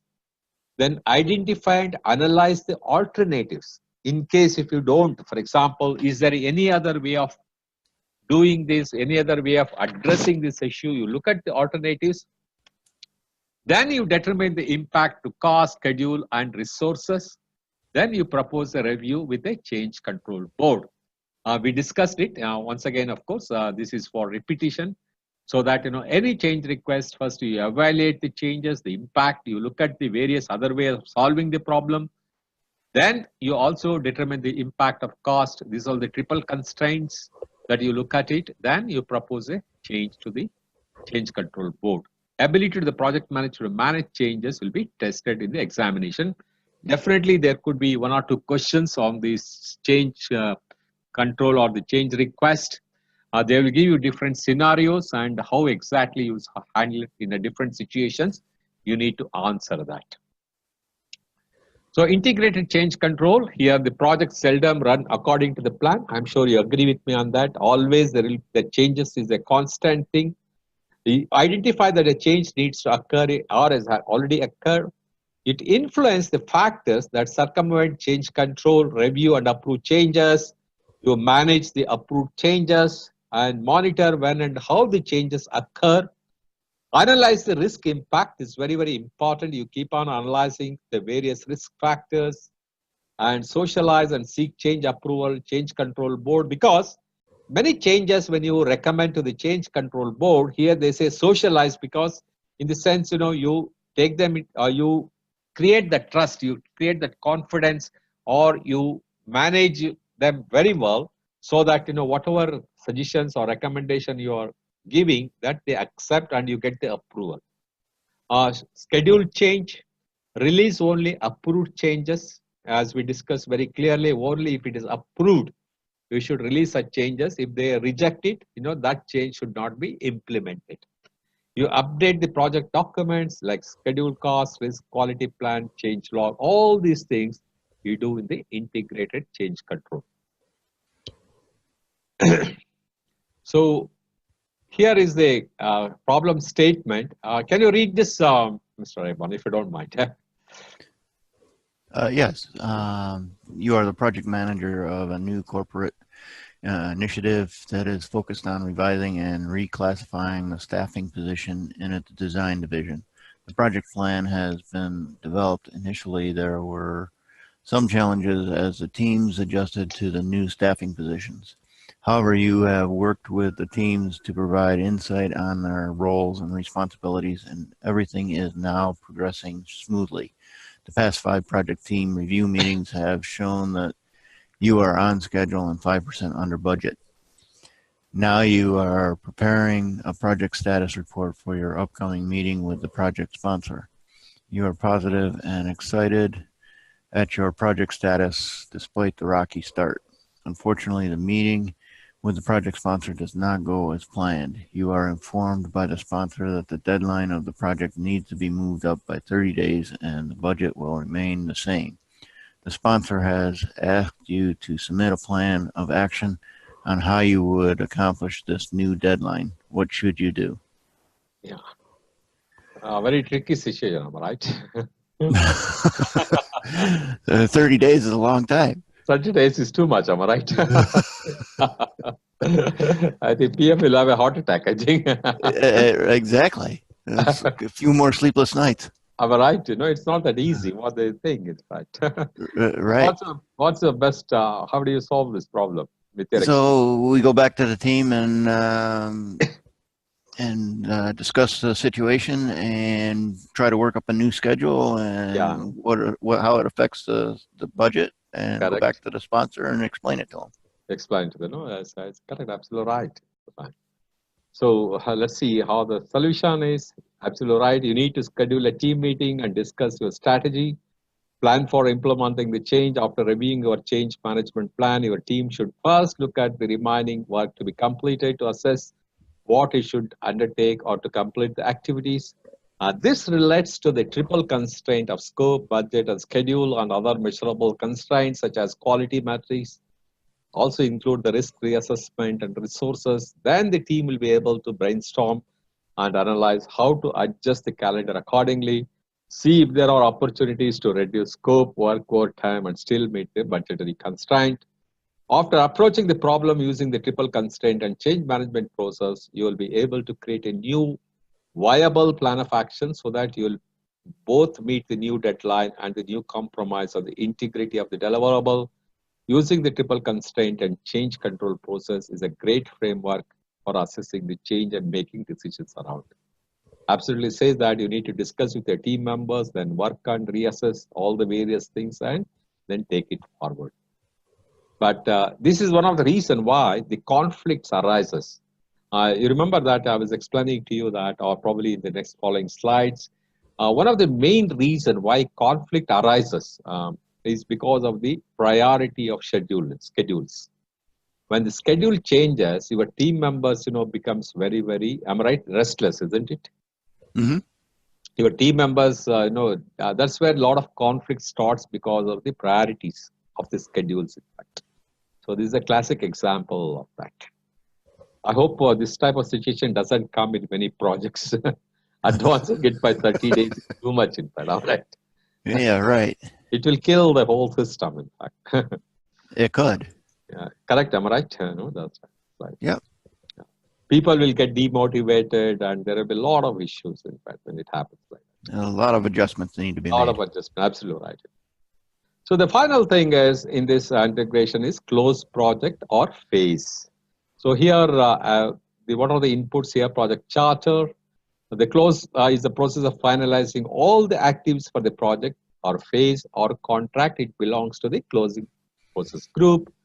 Key inputs are project charter, project management plan, project documents, accepted deliverables. Remember this was the output of that in the previous process. That becomes the input here. Your various business documents, the agreements, procurement documentation, because all the procurement activities you are closing here. Am I right? With your contractors, your external vendors, all those things will become a part of the input. And here, three important tools and techniques is expert judgment, data analysis, and meetings. And once this is done, you update the documents, final product, service, or result, or it could be a transition also. Then you make the final report. Am I right? You at the end of each project, you make a final report, Mr. Yes. Rema? Yeah. Okay. Then you update your OPA also, in fact. So here is one more problem statement. ABC fencing line of business has been progressing for the past 2 years, and it is now ending. The new LOB is finally ready for its go live date, and it will become a new service option for the company. In the last week of work on the project schedule, only 10 of the 50 project team members involved in the life of the project are needed to complete the remaining tasks that will take it to live. You have already been assigned your new next project, which starts in 4 weeks, and you are starting it to transition into your new responsibility.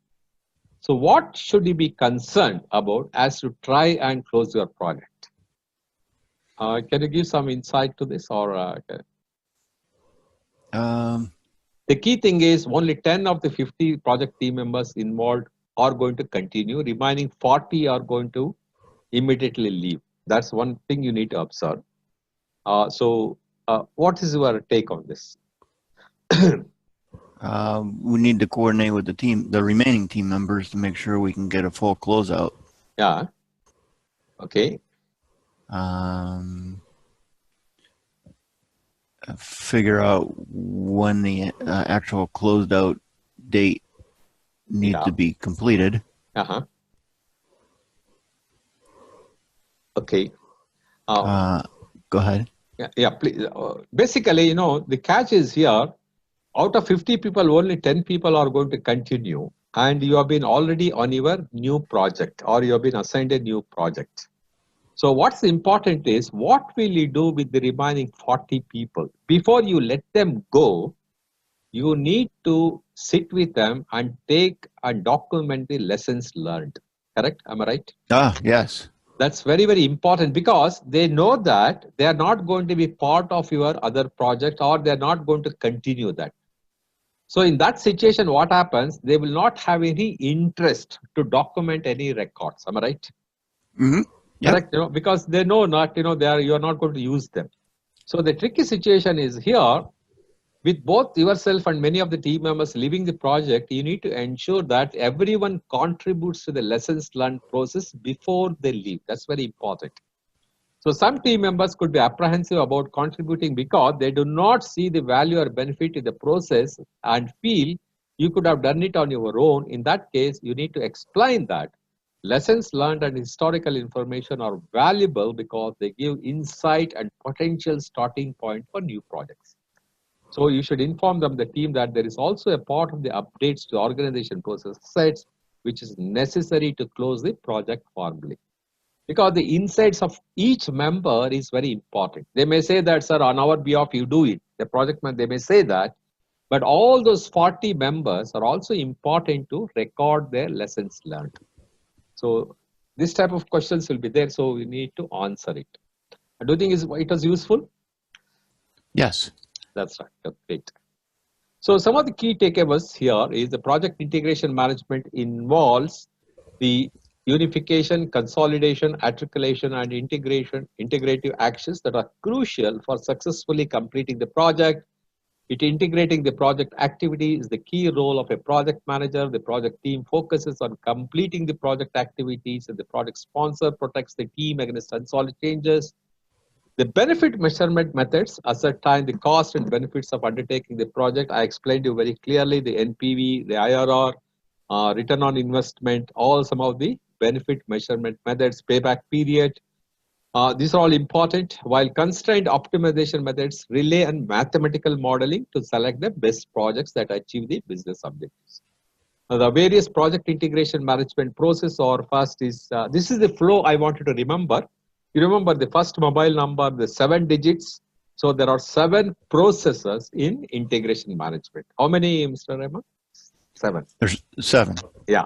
Kindly remember that. So the flow could be the develop project charter. Once you develop the project charter, you need to develop the project management plan. After that, you need to have a direct and manage project work. Once doing that, you manage your project work, then monitor and control project work, performs integrated change control, and close the project or the phase. These are all some of the key takeaways of the integration management. So any questions on this? So any clarification? No questions. Good, very good. So we'll continue. So that concludes the project integration, the first knowledge area. That is integrates all the knowledge areas, other 9 knowledge area. So the next lesson is the project scope management. I think today we'll try to complete the scope management, and it's 11:40. Let's see how much more we can extend. Okay, that's fine. Okay, sure. Okay. So the lesson number 6, the project scope management. Basically, in this, we define the project scope. What is the project scope management? Differentiate between the project scope and product scope. Are you familiar with this? What is the project scope and product scope, Mr. Raymond? Project scope is a full project. Product scope is what's being used in the project. Go ahead. The project scope is a whole project. The product scope is what you get at the end of the project. What's being sold or what's being produced. I'll try to, let me explain you that. Product scope, let's say you take a pen, you're writing a pen, am I right? Okay. So what is the product scope of a pen? Pen has to write, am I right? A pen is meant for what? It has to write, isn't it? You agree with that? Correct? Yep. So the product scope of a pen is writing. Only when it writes, it has that means the product scope. A car, for example, has to move. That is the product scope of a car. An aircraft has to fly. That is the product scope of an aircraft. So it defines the characteristics of what it is supposed to do. That is the product scope. Now the project scope is to make the pen write what all activity you do to make the pen write and the car to move or the aircraft to fly is your project scope. You got it? I got it. Yeah. So that is the key difference. The product scope is the characteristics of what is supposed to do, and the project scope is to make it happen, what all activity you are doing, that's the product scope. I hope I've very simply if I explained it to you, in fact. Okay. It was good. Yep. So identify the key terms are used in the project scope management, explain work breakdown structure, describe the project scope management processes. So here, as we know, the project scope management is a scope management includes the processes requires to ensure the project includes all the work required and only the work required. These are two very, very important sentences. In the project scope, you need to include all the work required. At the same time, only the work which is required. It should not be anything else apart from that. That means you need to have a clear boundaries of your scope. And the only work required to complete the project successfully. You got it, in fact, the definition of scope. It includes, is the process required to ensure that project includes all the work included and the only work required to complete the project successfully. So managing the project scope is primarily concerned with defining and controlling what should be included in the project. You should also ensure that what it should not include so that you are very clear about that. The boundaries are frozen when you say that the project scope management. So these are the three important things. Of course, you are mentioning the scope creep. You are already familiar with this. Very good, excellent. Congratulations for that. And the first one is ensure constant monitoring. This is important to ensure that there is no avoid scope creep. There will not be any scope creep. And you heard about gold plating, Mr. I have not. You're not. Gold plating is nothing but, you see, you've got a team of 10 members, okay? Out of the 10 members, one person will be very enthusiastic and he has added some extra feature which the customer has not asked. That's called gold plating. Okay. That means doing something more than what is required. Yep. So out of enthusiasm, just because he knows about it, or just because that he's very generous or like that, he tries to put some addition to what has been not asked. That's called gold plating. Have you come across such things in your company? I haven't yet. You're not in fact. Okay. There are some projects they try to do that. They try to give some extra feature which even the customer does not want. That's called the gold plating. So that should be totally avoided. And scope creep, you have expressed many times, that also should be avoided. Scope creep is avoid unnecessary addition of scope. Once has been agreed with your customer, you should not accept in between any changes. That's very important. So the product scope and the project scope, I was just trying to, I gave an example. Project scope, it deals with the managing both the product scope as well as the project scope. The difference here is product scope refers to the features and functions that characterizes a product, a service, or a result. I gave you example of a car. I gave you example of an aircraft. I gave an example of writing pen. These are all the functions that characterizes a product. A pen has to write, a car has to move, an aircraft has to fly. And one more example, the banking sector, service like service accounts and mutual funds are all called products. Whereas the project scope is, a project scope refers to the work performed to deliver a product, service or results that specify the features and functions. To make it happen, to make that product works, what all you do, that is the product scope. Product scope is often inclusive of the product scope. So example, to deliver a product requirement and design documents have to be produced, and this is a part of project scope and not product scope.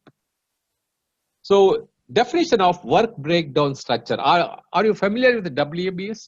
Are you doing it in your organization, WBS? Probably in a certain way. Certain way? Okay. Work breakdown structure. I think it's a very, very common thing which is being done in almost all the projects.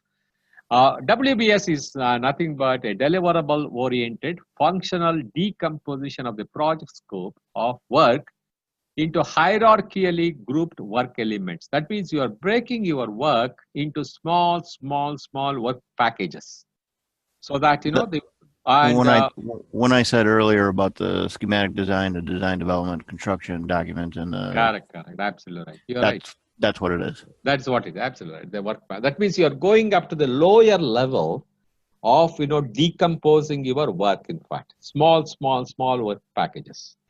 So the work breakdown structure reflects the scope baseline of the entire project. Deliverables not incorporated in the WS will not be a part of the project. That means any work package which is not part of the WBS it should not be included in the project itself. In fact, that will not be a part of the project. That means every activity what you do, you break it down, decomposing. That is the work breakdown structure. In fact, if it is not the part of WBS, then it is not the part of the project. So WBS is prepared with the team's buy-in. This is very important. Every team member should be involved in preparing the WBS. In case if they're not involved, what happens, Mr. Raymond? If they're not involved? No, so something gets lost or something doesn't get done, or yeah, there's no accountability. I'm right. You cannot question anybody, and you have no control on that. So everybody should be involved in that. So during decomposition, each level should be complete. It should include all the work in the project before decomposing further. That means you must go to the barest minimum level, and there cannot be any possibility of further breaking down that work. In fact, that is the WBS. So decomposition should be done until the lowest work unit cannot be logically subdivided further, or it can be estimated with reasonable accuracy. Because every work package, you are going to put a cost, you are going to put a schedule for that, you are going to have a baseline for that. Am I right? So each work package should be decomposed to that level that further thing should not be possible. A WBS is a deliverable-oriented decomposition and should contain only deliverables and not activity. WBS is a part of project scope baseline, as I explained. It is a part of scope baseline along with the project scope statement and WBS dictionary. So when you say that, what is the project scope baseline? Scope baseline, the project scope statement, and WBS dictionary. Are you with me, Mr. Raymond, on this? Yes, I am. Good. So you can expect some concept-based question on work breakdown structure. Definitely there will be one question. What is WBS? They will ask. Or what is the decomposition? What tool and technique or what technique you use for WBS? So decomposition is one of the tool and technique you use. So WBS breakdown structure. A WBS defines the total project work. If it is not included, again I'm repeating, if it is not the part of WBS, then it is not the part of the project itself. If a deliverable is not in WBS, it's not the project. Each descending level of WBS represents an increasingly detailed definition of the project work to be performed. Then the WBS is the foundation of project task definition, resource and performance planning, cost estimating, budget control, progress tracking, and status report. You take the WBS, it will become your baseline, and you try to compare you against all the variance analysis and everything, the budget control, progress tracking, and status reporting. It becomes a foundation for the project task definition. So definition of WBS, continuing that, work packages are considered decomposed at the lowest level. So this is the question they might ask you. What is the lowest level of the work packages? How do you do that? It's called decomposed. Level when decomposing them offers no further value, or when the work packages can be realistically estimated and they have meaningful conclusion.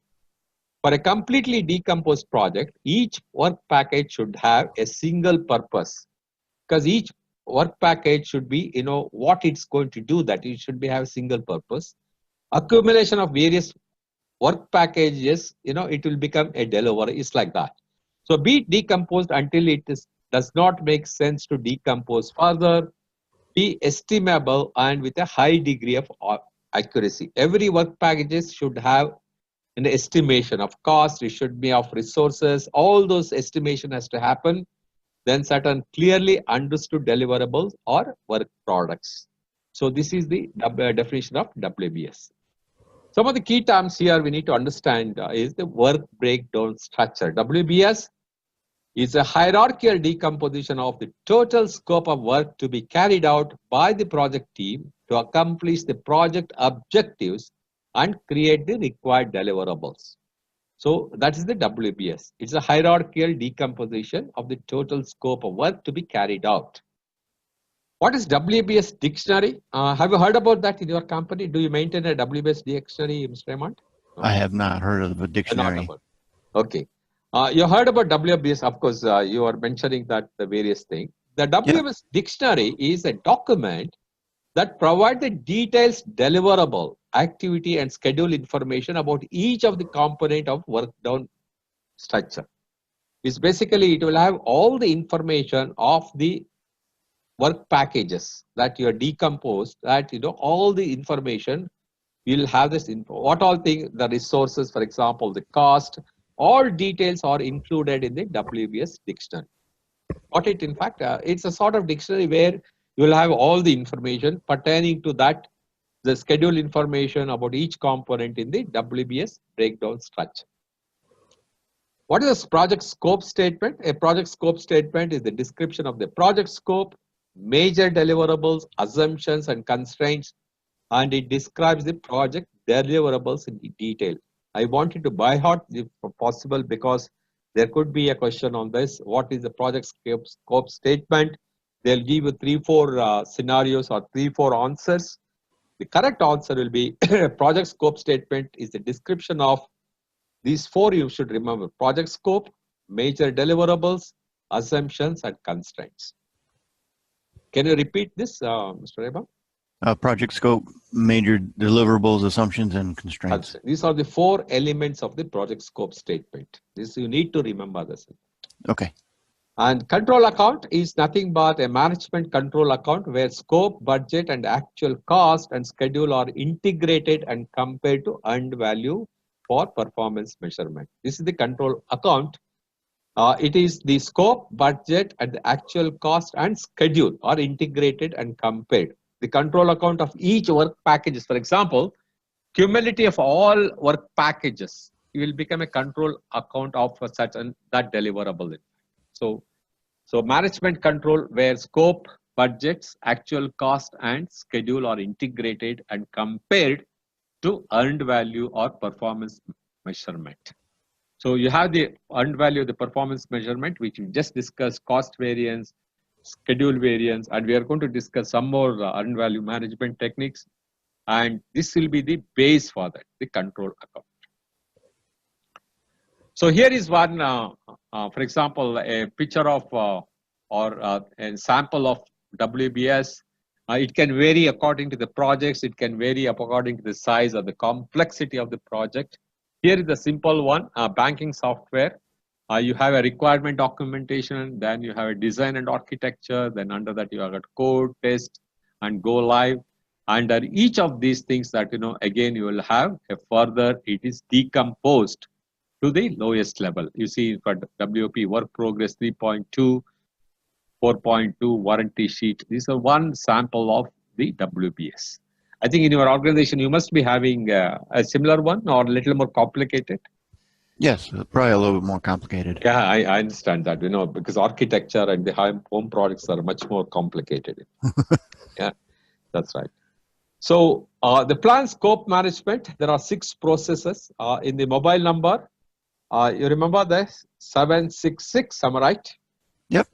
So now we are in the scope management. If you look at it here, so there are 6 processes here: plan scope, collect requirements, define scope, create WBS, then validate scope and control scope.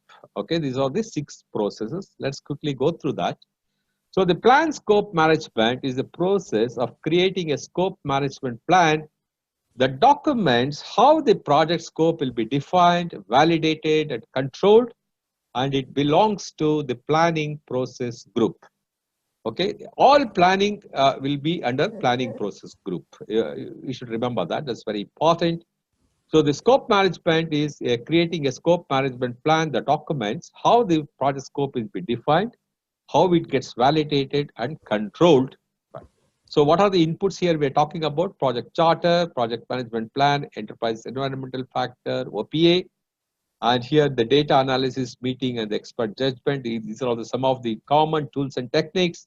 And you get a scope management plan as the output and the requirement management plan. Requirement management will give you the detail, all the requirements of it could be resources, it could be your physical resources, all the requirements of pertaining to the scope. You will have the requirement. Will be under the requirement management plan. Once you do that, what you do next is once you have a scope management plan. What is the next step? You go and collect the requirements. Am I right? You know how to do the project. So collect requirements is the process of determining, documenting, and managing the stakeholders' needs and requirements to meet the objectives. Your scope is clear. Now, from each of the stakeholders, you need to collect the requirements that to meet the scope, what all we require. Determining, documenting, and managing stakeholders' needs and requirements to meet the objectives. So it belongs to the planning process group. Here again, the inputs are project charter we discussed, project management plan, project documents, business documents, agreements, and we are all very familiar with enterprise environmental factors and organizational process assets. So here, some of the techniques, expert judgment, we know, data gathering, we know, data representation, we know how you are going to represent the various data you're collecting. Decision making, we have discussed. The context diagram. You heard about the context diagram, Mr. Right? Context diagram. It's a very familiar thing. I'm sure you must be familiar with that. Yeah, I'm not familiar with that. Can you try to not in that wording anyway. Yeah, okay.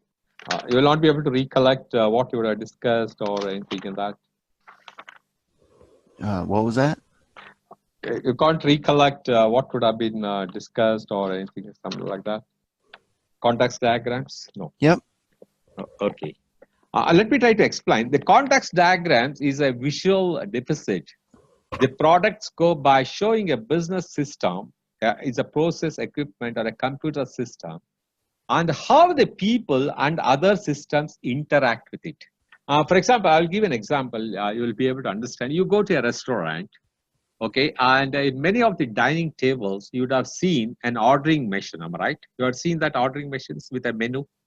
Mm-hmm. And the dining tables, you would have observed it, in fact. Yes. Ordering machines, in fact, where you will have the menu and you click on the menu, what you need to eat or what you want to drink. That information goes to the kitchen. Am I right? Correct. The chef receives that information. Now, chef prepares the food that you are ordering. And meanwhile, that information goes to the billing desk. So by the time you complete your food, your lunch or dinner, you get an invoice or you get your bill on the same machine. I think you would have seen that in the US is very, very popular in most of the restaurants. Yep. Where they're eliminating the human involvement is all machine, in fact. You place the order, it goes to the kitchen and the kitchen, then they come and deliver the food. And by the time you complete your food, when you say that you are finished, your invoice will come, you give a credit card or a debit card, you punch it there itself. It is like one context diagram it is. That means what you are doing is here is a context diagram shows the inputs to the business system. You are inputting your requirement and it providing an input. Then the output from the business system, it goes to the kitchen, it goes to the billing desk, and you receive the bill there. This is the example of a context diagram. You got it? Some idea about that? Yep, that's good. Yeah, good example. Yeah, that's good. So that is the context diagram. We'll also use in the scope thing while collecting the requirement, data analysis. Prototype, I'm sure you are very familiar. Prototype, am I right? prototype? Yep, prototype. Yep. I'm sure. Kind of like an example. Yeah, it's a miniature. What we're doing. It's a miniature. It's a small one, so that before you develop the final product, you show as a sample. This is how it's going to look like, and you get the feedback from the customer. If any suggestions are there or anything, you implement those things and you make the final product. Am I right? Yep. Yep. Just like a building model. Absolutely, building model. Yeah, absolutely right. The building model, they will show you, and whatever feedback the customer gives, based on that, they either improve upon that and they build the house. Absolutely right. Yep. So these are all how you collect the requirements. These are all some of the tools and techniques. And what you get out of this is the requirement documentation. That means you make an exhaustive documents of all the requirements given by the various stakeholders. Your promoters, your owners will give you some requirement, your end customers will give you some requirement, your various other stakeholders will give you some requirements, and you make the complete list of all those things, and that will become the requirement documentation. You heard about what is requirement traceability matrix? Do you use such things in your company? It's probably just a matrix that you can track everything that's going on in the project. Right. Is a requirement traceability matrix is nothing but under various heads. You got some material traceability, you got the equipment traceability, you got the human resources traceability, for example, and you have a matrix. Suppose you want some information, immediately go into that and you get that. That is the requirement traceability matrix. It helps you to get the required information at a much faster rate. So that's the requirement traceability matrix, where you record all these things in a particular way. Okay. So here is one scenario, a statement. I hope can you read this, please? Okay. Yeah. Okay. Gina is a project manager with Blue Dot Software Development and Web Design Company. Okay. A large global customer contracts the company to design software that would allow them to capture service requests from thousands of potential clients, track existing client projects, and facilitate communication between them and their clients.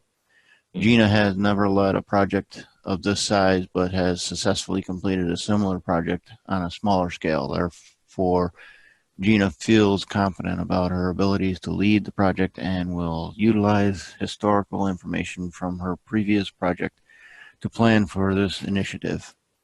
During the planning process, Gina and her team conduct interviews and surveys and facilitate workshops to collect the necessary requirements needed to complete the project scope of work. They use these requirements to design and build a software system.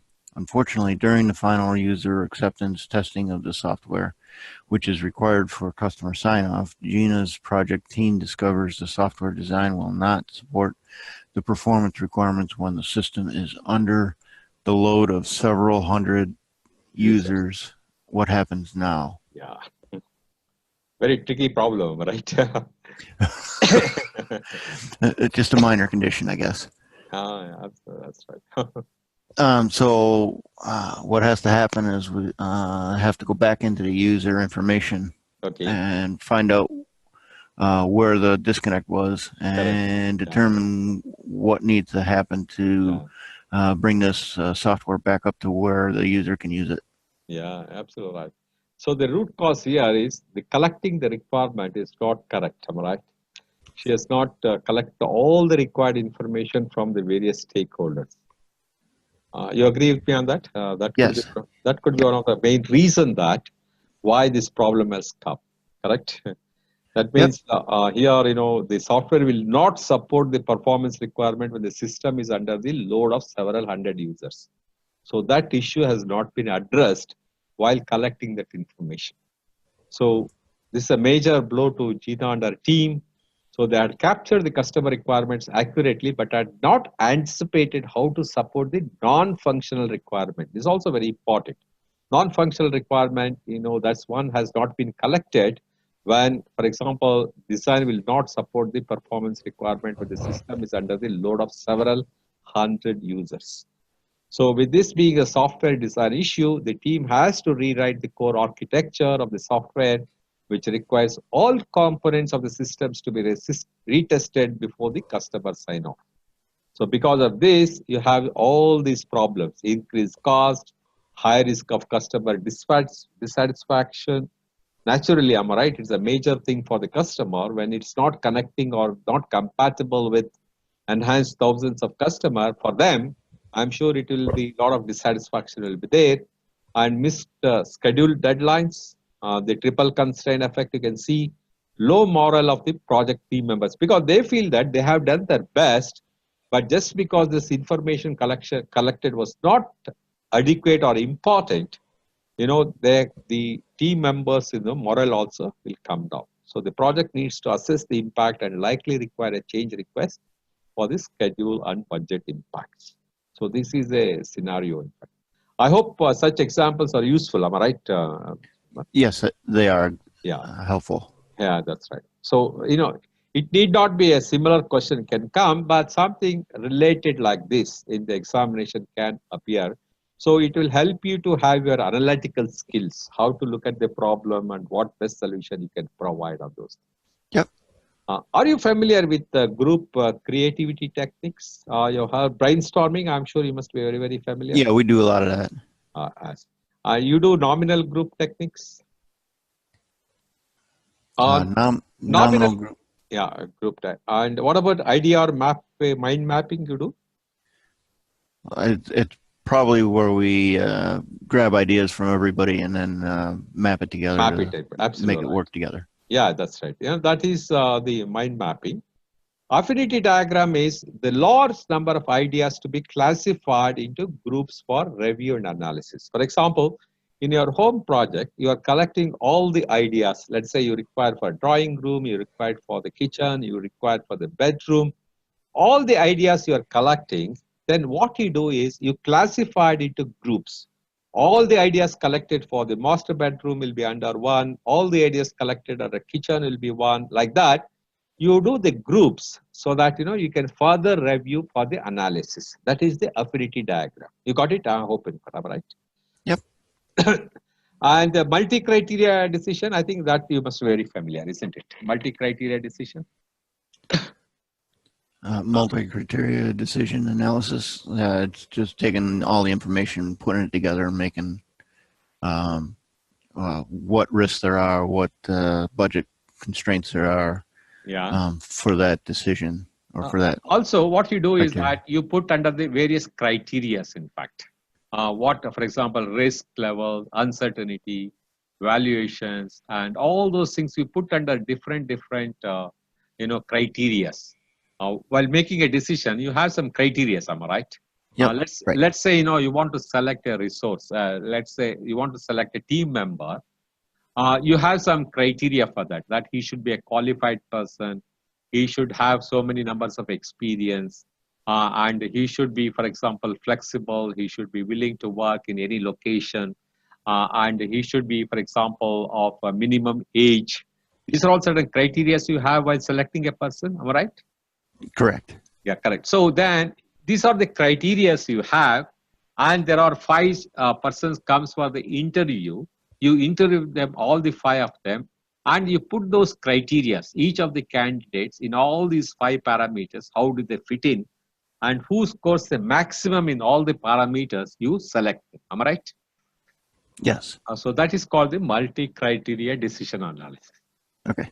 Same thing can apply for various other things also while doing a project or while taking a decision. You put in this decision analysis tree so that that will help you to take the correct decision.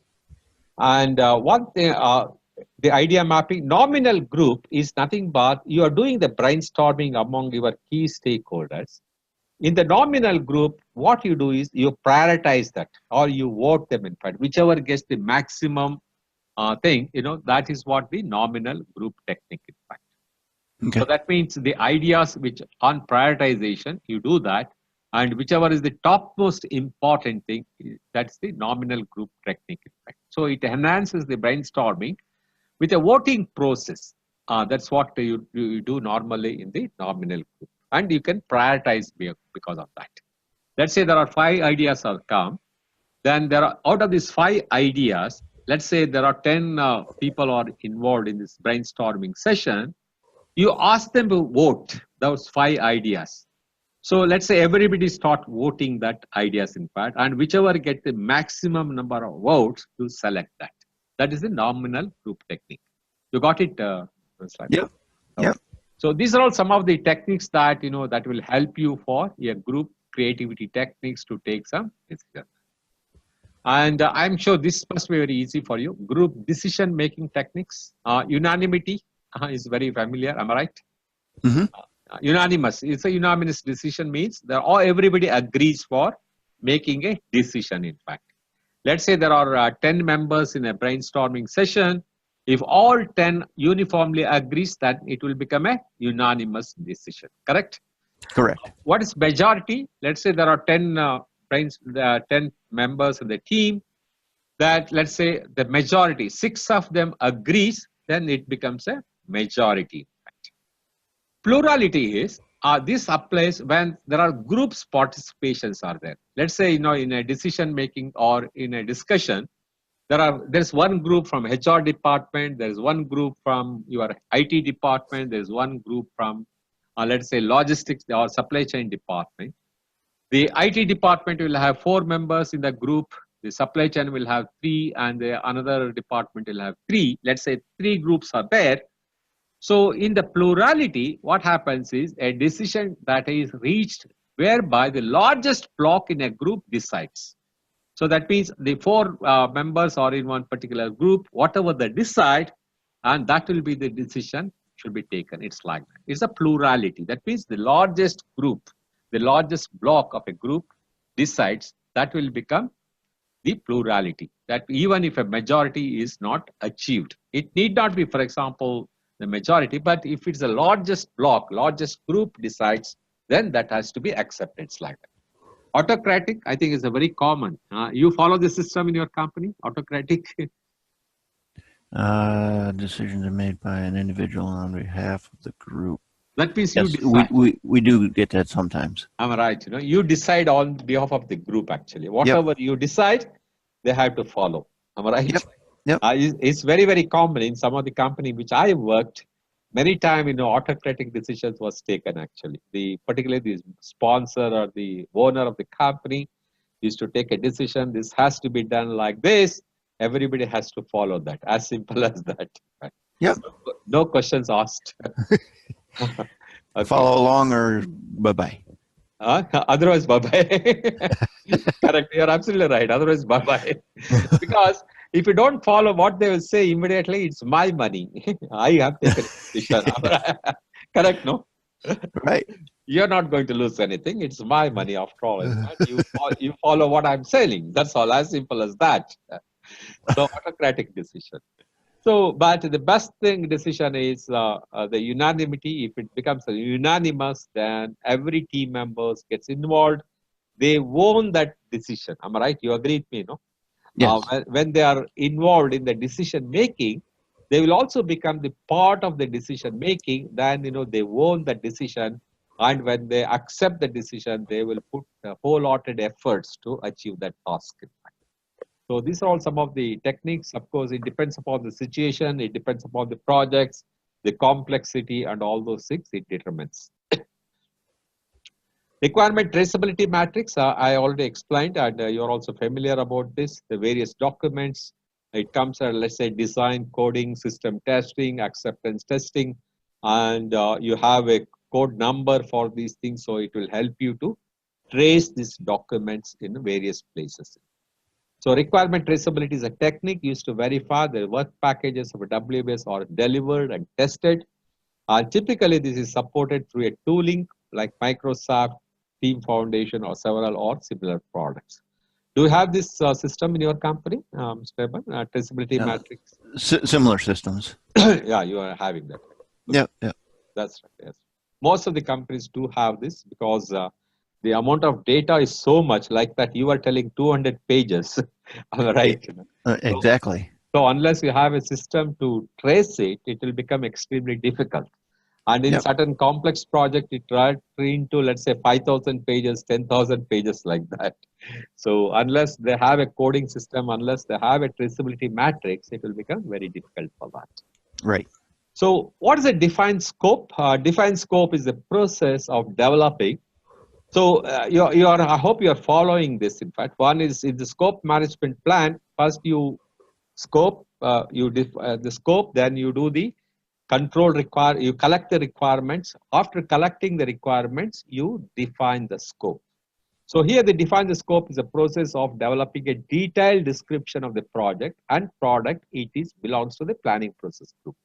So basically it's developing a detailed description of the project. Because you are very clear, once the collecting the requirements gets over, then you can easily define the scope. You know exactly what each stakeholders wants, what is their expectation. Based on that, you are going to define the scope. That is the flow I wanted to understand, Mr. Raymond. It's very important. Yep. So the inputs are here: the project charter, project management plan, project documents, enterprise environmental factors, then organization process assets. These are all some of the common inputs. And here the defined scope. What are the tools and techniques? Here we have decision making, already explained. The interpersonal skills, you are very clear about that. What is product analysis? You have some idea about the product analysis? It's analyzing the product that they want to be completed. Yeah. By the team. Okay. Correct. Okay. Then you're right. In fact, what exactly, the product analysis, it also contains, it's a method of converting the product description into project deliverables and requirement. The product description is into project deliverables and requirements. The product analysis will have various things like product breakdown. It breaks down the product into components to examine each component individually and how it may work with the other parts of the entire product. Let's say, just to give a crude example, let's take car. Which car you use, which car you drive? I use a Dodge.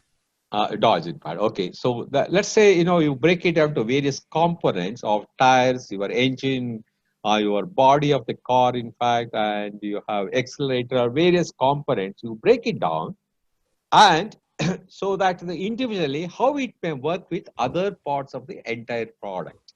That's how for example, tires, how it gets aligned with the entire car movement.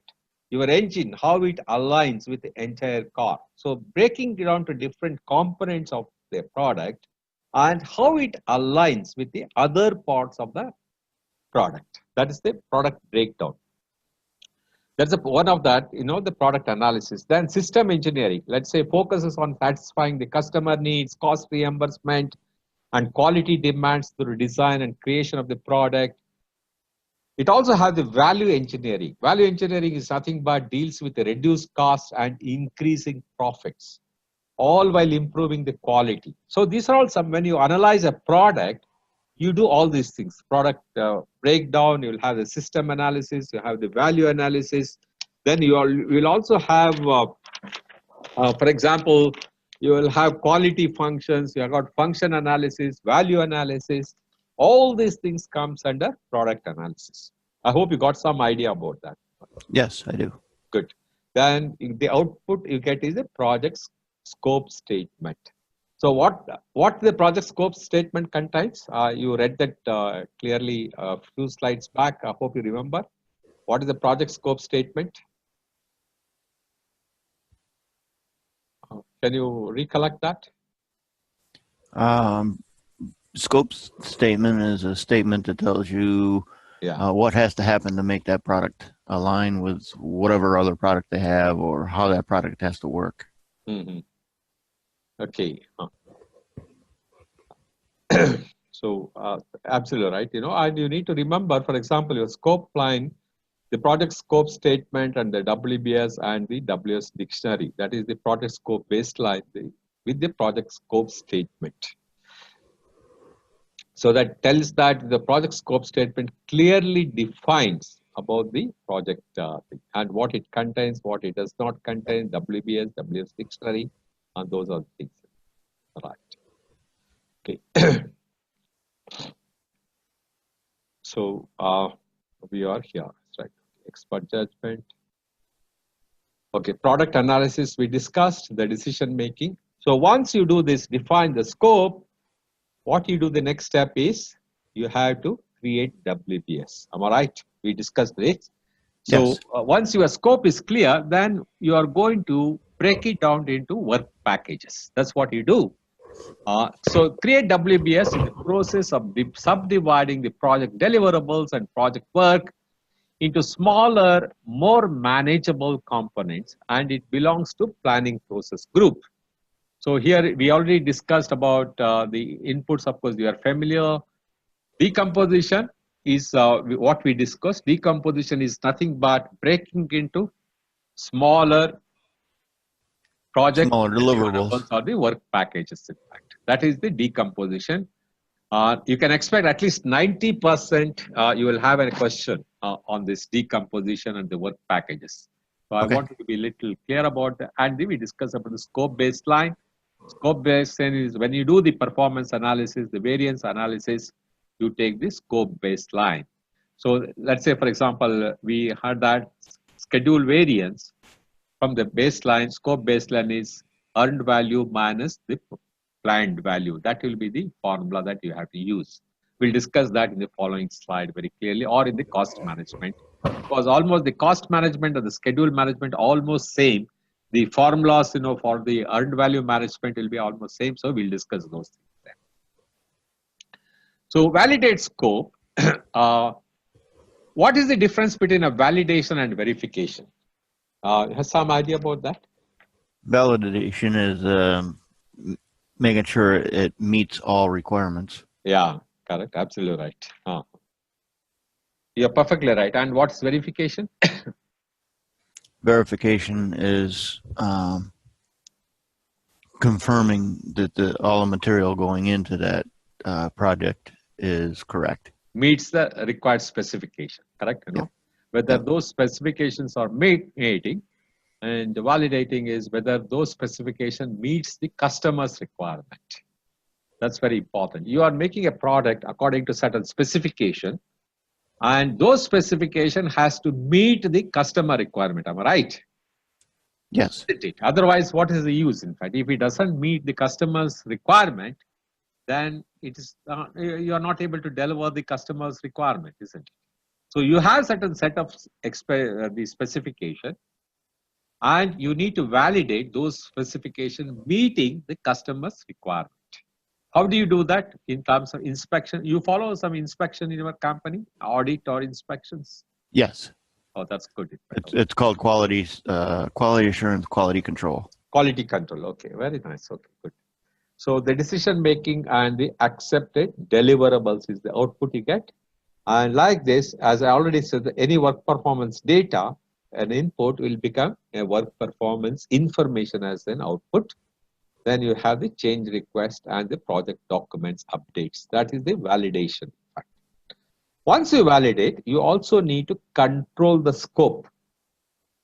So how do you control the scope? Control scope is the process of monitoring the status of the project and the product scope and managing changes to the scope baseline.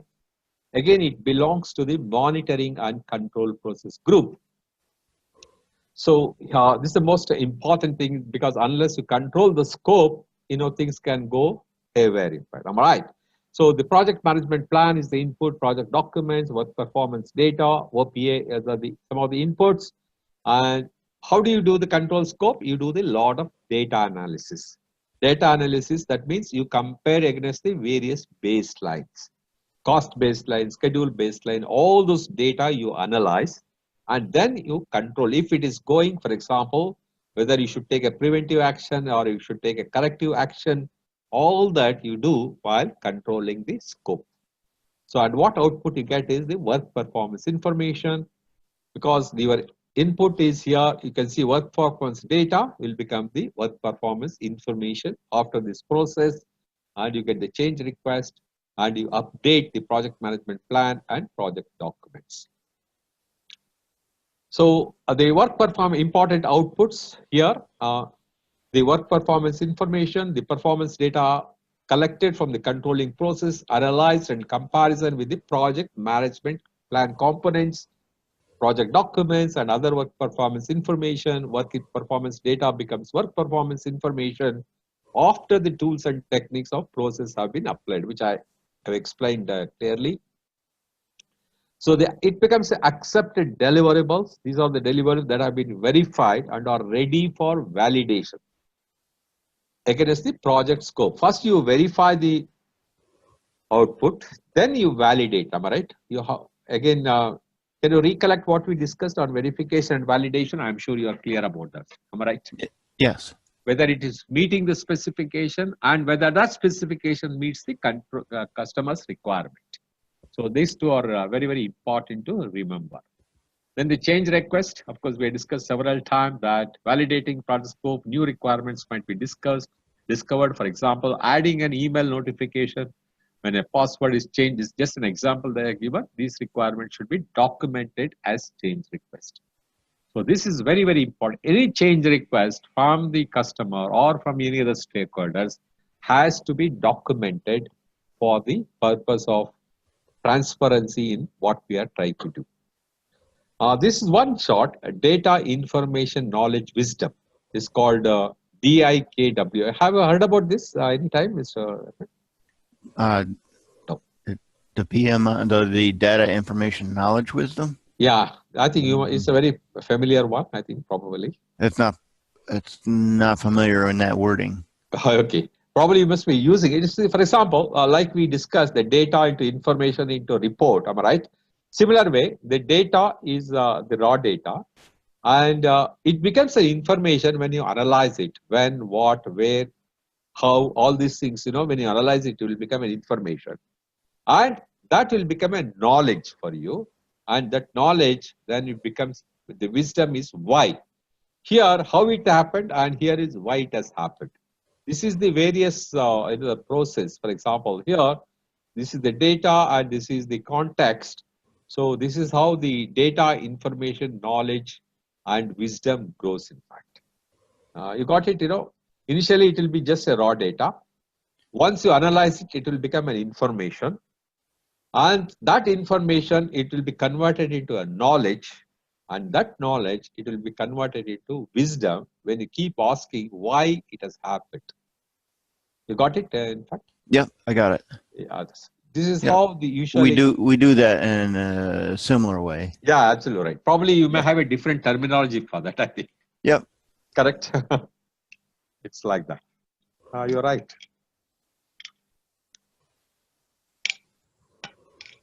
So that's the data, information, knowledge, wisdom, which in most of the organization you follow, probably in a different ways or anything.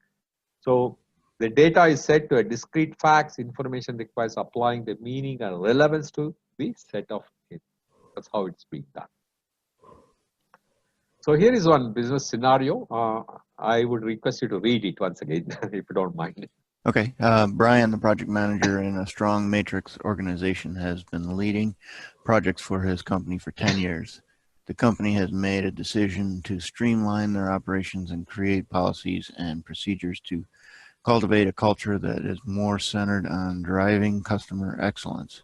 This shift in mindset is slowly being adapted by company leaders and staff members. Brian's current project is 25% complete, ahead of schedule, and currently under budget. Every 2 weeks, Brian schedules meetings with key stakeholders to review the project reports and matrix.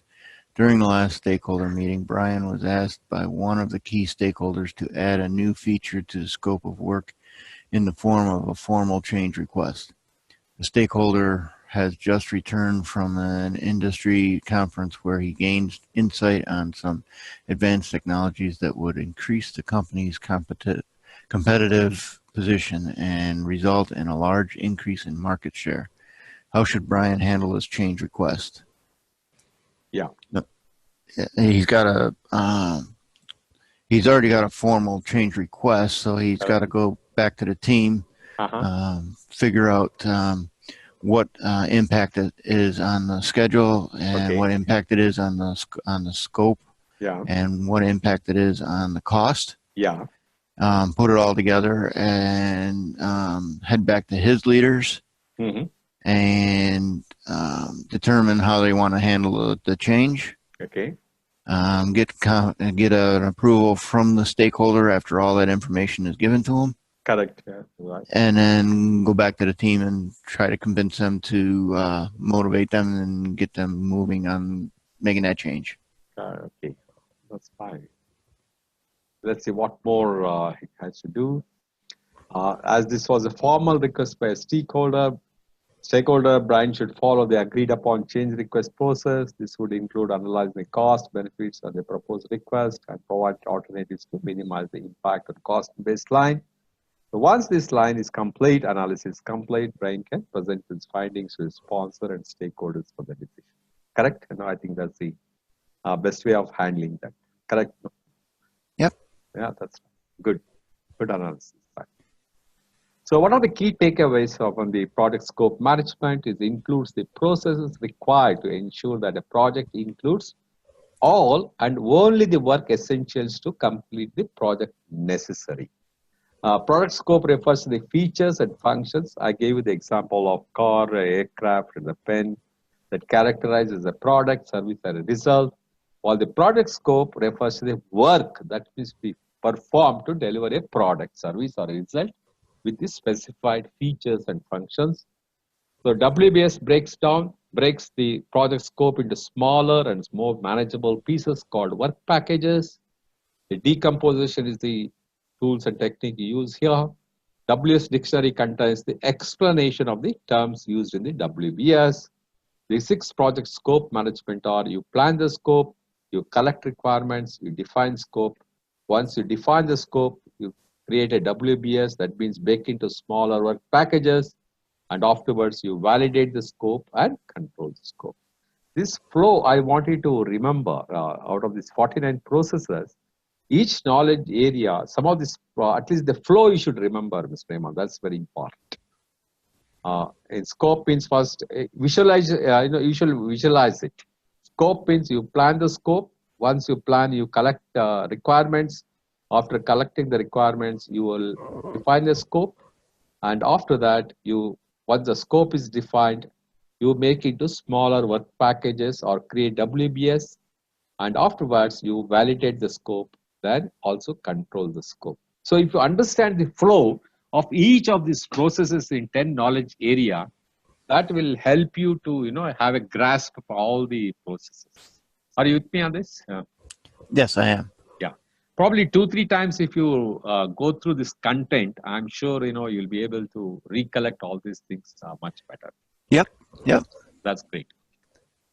Okay, so shall we take one more knowledge area today? Sure. Are you with me on the, okay? Yep. We'll try to complete this schedule today, and then let's see, in fact, the remaining sessions we'll try to complete each other. Okay, that's fine. Okay. That's great. So this is the third knowledge area. Integration is the first one. For example, you integrate all the knowledge areas as I explained, and the first one, the scope. Then after the scope, what's important is the scheduler. Am I right? The time, in fact, how any project, these are the 2 important things, the schedule and the cost. How long this project takes to complete the project. So schedule management, last time in the PMP 5, this was called as a time management. Now that has been changed into schedule management. That is one change they have made. Okay. Okay. The project schedule management, here you will define the project schedule management, explain project schedule, the Gantt charts. I'm sure you're familiar with the Gantt charts. You must be using a lot of Gantt charts in your company. Yep. You're using. Okay. Network diagrams. Do you use network diagrams? Not network diagrams. I'm assuming that's like a team member organization trying to figure out what team members we're going to need. No, that's not the network diagram. It's basically that from activity 1 to activity 2 and activity 3, the projects will have different activities that how you break that those activities, they sequence it. It's like that. Probably I'll explain to you with a picture so that you can understand better. Okay. Then identify the key items used in the project schedule management. Then describe the project schedule management processes and explain the various schedule network analysis techniques. These are all some of the key objectives. Schedule management is one of the important knowledge area in any project because it's a part of the triple constraint, which I explained. When the schedule changes, the cost changes, and the cost changes, the scope changes. And if the scope changes, it will also have the impact on the cost and schedule. And when the cost changes, naturally, it will affect your schedule and scope also. So these are the triple constraints, one of that. And let's try to understand. What's the definition of a project schedule? Is basically a schedule management includes the processes required to manage timely completion of the project. So all the process, what we do here is how you can complete your project on a timely basis. What has been set in the beginning of when you're planning the project, how do we ensure that you complete the project on a timely basis? So what are the various processes? So project scheduling provides a detailed plan that represents how and when the project will deliver the products, services and results defined in the project scope. It serves as a tool for communication, managing stakeholders' expectation, and as a basis of performance reporting. Like a cost baseline, schedule baseline is also very, very important because that's what you're looking into, am I right? Every time, whether the project is on time, whether the project is on the right cost, am I right? That's what you look at it, isn't it? Correct.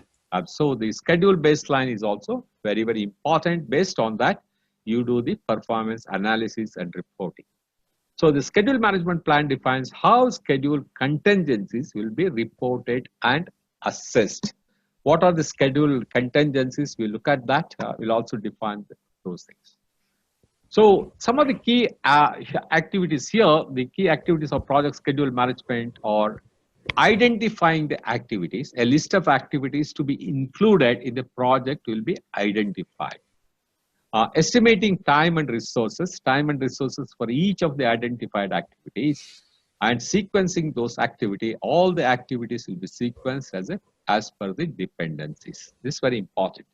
Since you are familiar with the home project, I want to give an example.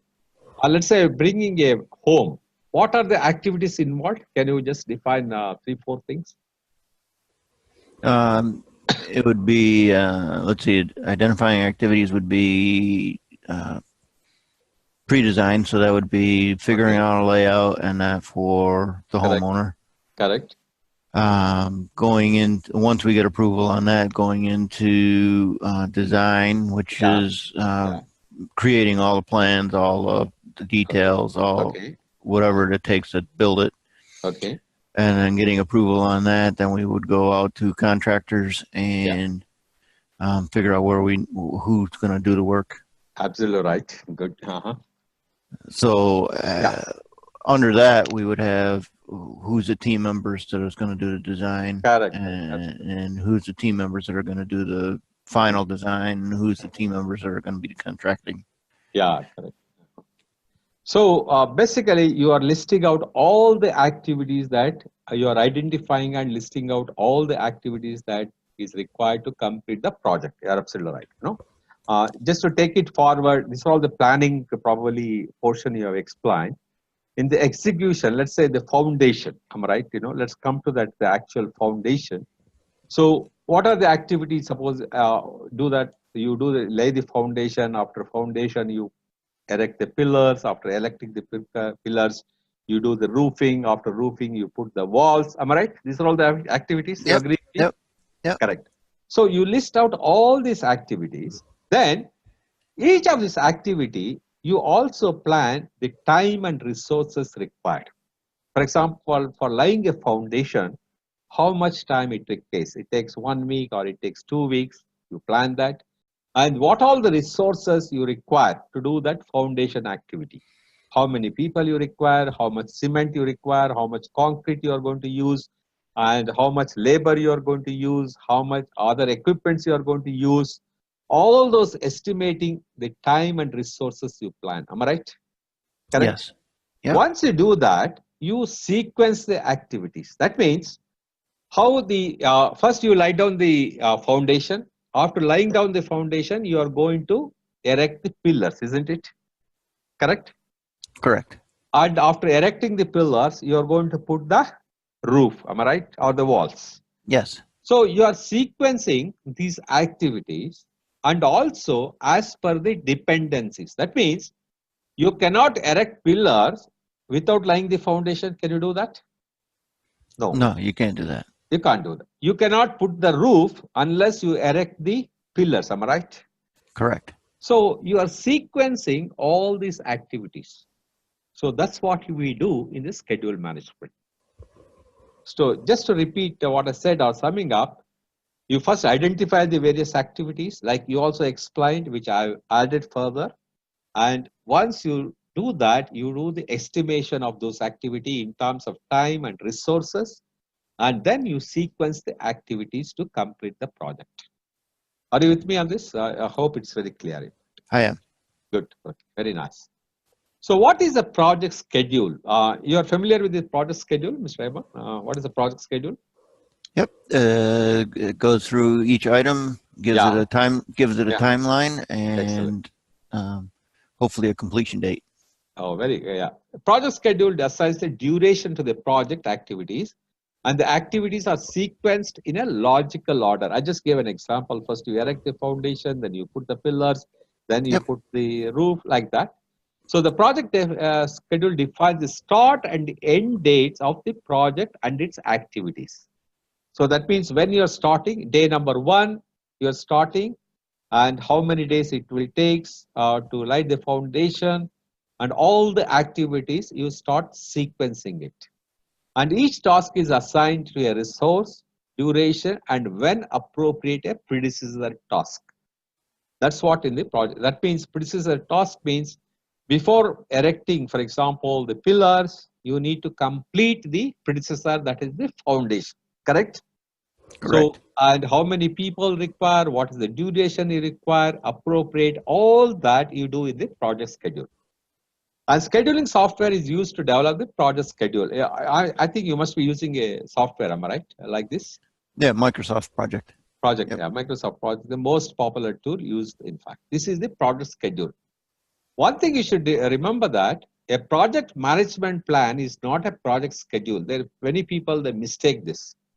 Project management plan is not a project schedule. It's entirely different.